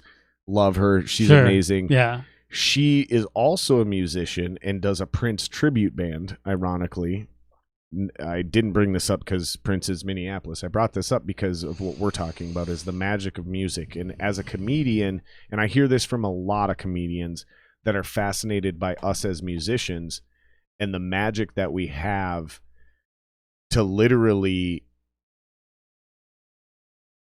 take whatever we're writing or creating and have the ability to affect other people. That whether you're, how many times have you seen somebody, a black dude or a white dude, find a genre of music that they're typically not into, and they're like, but this song speaks to me? Sometimes it's the lyrics, right? Sometimes they're like, there's just the lyrics in the song, man. It's just like, it's like this person's talking to me. It's like they wrote this song about my life. Sometimes it's the beat, right? I hear that a lot. Like, man, I don't know what it is. I fucking love this beat. Sometimes it's the melody or the harmony or whatever. It doesn't matter. It's just this amazing, magical thing about music that just, it gets everyone. I've only met one person in my life that doesn't like music. He was the greatest baseball player I ever played with or watched play baseball. It was in Little League Baseball. He must have fucked up somewhere in life because this kid should have been in the pros. But we were on state championship baseball and I'm telling you, I played a lot of sports, and I'm telling you, this is, as a 14-year-old kid, this is the most gifted baseball player I've ever seen in my entire life. His name was Lee Sorsley. This kid was a fucking monster, and I idolized him because of how good he was. And he was like, man, he was our Babe Ruth. Like, we won the state championship because of this kid. This kid would hit fucking, every time he stepped up to the plate, it seemed like it was a home run. Every time. He was 14 years old and was jacking 400-foot home runs. You know what the fucking Little League fence is? Like 215. Oh. 400 feet is a major league home run. And he's jacking, at 14 years old, 400-foot dingers. Like, no problem. It was ridiculous. And I remember sitting in the dugout with him. We're up like 10 runs. It's about to get the mercy rule. Mercy rules in Little League, when you're killing somebody so bad, they just end the game. Yeah. Because they don't want to humiliate the kids any further. And the parents got shit to do, so they call it the mercy rule. It's like, y'all lost, go home. Yeah. And I'm sitting there and I'm just trying to figure out a way to bond with this dude. And I'm like, Lee, what kind of music you like, man? Because that's my world, right? Like, I'm into sports and baseball and shit, but like, my stepdad was into music. I'm really into music. Like, that's, everybody likes music. So let me just figure out what kind of music this dude likes. I'll start listening to it, and then I'll have something to bond with. He's literally the biggest guy on the team. I'm the littlest guy on the team. Like, and that'll be my new buddy. I won't get fucking fucked with anymore, right? And he turns to me, he's like, I don't listen to music. And I was like, you don't listen to like any music? And he's like, no, I don't like music. And I just looked at him and I went, I swear to God, smallest dude on the team, but he could have like, like a cartoon, he could have like flicked me across the dugout. And I just go, who the fuck doesn't like music? And my fucking baseball coach goes, yeah, I just see him turn out of the corner of my eye. He's Jared. And I was like, this motherfucker doesn't like music. And immediately I was like, fuck this guy. Like, fuck, I don't care how fucking big or badass he is at baseball. You don't like music? Are you even a human? Yeah. Like, what the fucking actual fuck? All right, listen, we've been going 4 full hours. 3 hours and 56 minutes. Doesn't feel like it. For real. This is the first time I've genuinely lost track of the time. I said we should start paying attention at 2 hours and 45 minutes. We went another hour and 15. Just like that. This is so much fun. Please come and do this again. Do you promise? Just name it. Yeah. All right. I love it. If people want to follow you or find you, what's your social media shit? Do you have somewhere? I mean, Facebook. Just put Jendeen in there and my stuff comes up. Jendeen Forberg. You can just Google Jendeen. Stuff comes up. Absolutely. Yeah. Literally. If you Google Jendeen Forberg, you pop up. You're the only one. There's some other they'll go to your IMDb. IMDb. They can find that documentary through there as well. I think so, yeah. All the Pretty Horses, Harsh Reality. You were in a fucking Judas Priest Yeah, tribute band called, don't tell me it was called, Turbo Lover. Yeah, that's still in the process of forming, or not forming, but we've got all the people. Oh, I thought you were in that band a while ago because my wife found that on Google. And Just she's started. like, We've probably had and it's already a top Google search. That's hilarious. 2:30. We've had 3 rehearsals, and then I asked just the instrumentalists if we could get together because there's certain things that need to be correct. Of course. And no one has an because you're ego. a professional. Well, the thing is, like, Judas Priest was a band I never avoided, but I never was like really familiar with their stuff. Right. And then now I'm learning their stuff, and I was listening to the Sentinel after that big epic kind of guitar part. Then it starts going and I'm going, well, what's happening here?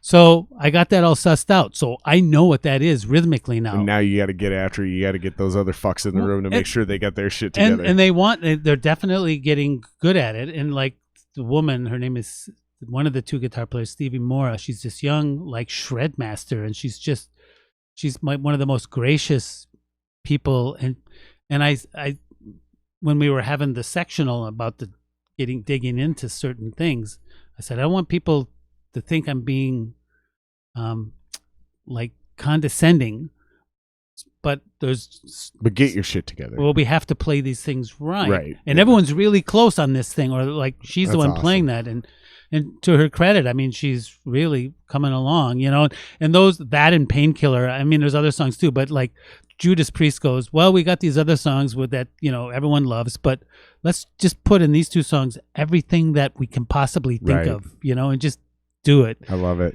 Yeah, I love it. So so COVID's fucked everything, but you guys are hopefully when shit opens up, you're gonna play out. Well, yeah.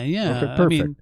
So Turbo Lover, Harsh Reality, All the Pretty Horses. Well, I'm not in the Horses anymore. Of course, not anymore, but that's a big part of your history. Yeah. You're in the documentary Venus from Mars. You're in 2 other things. Just Google Jendeen Forberg. You can catch up.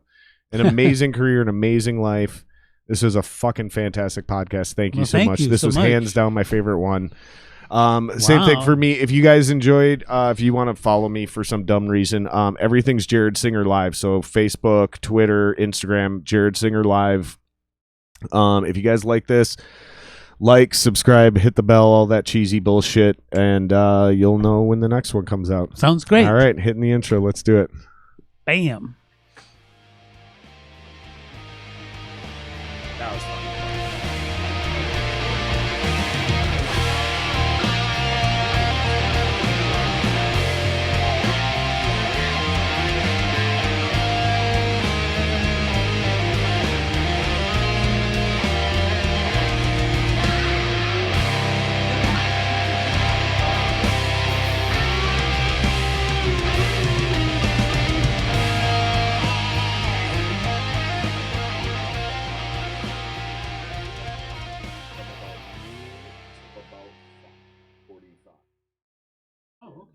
And I was just kind of sitting down here listening to music, just trying to I was like, I can't go into a fucking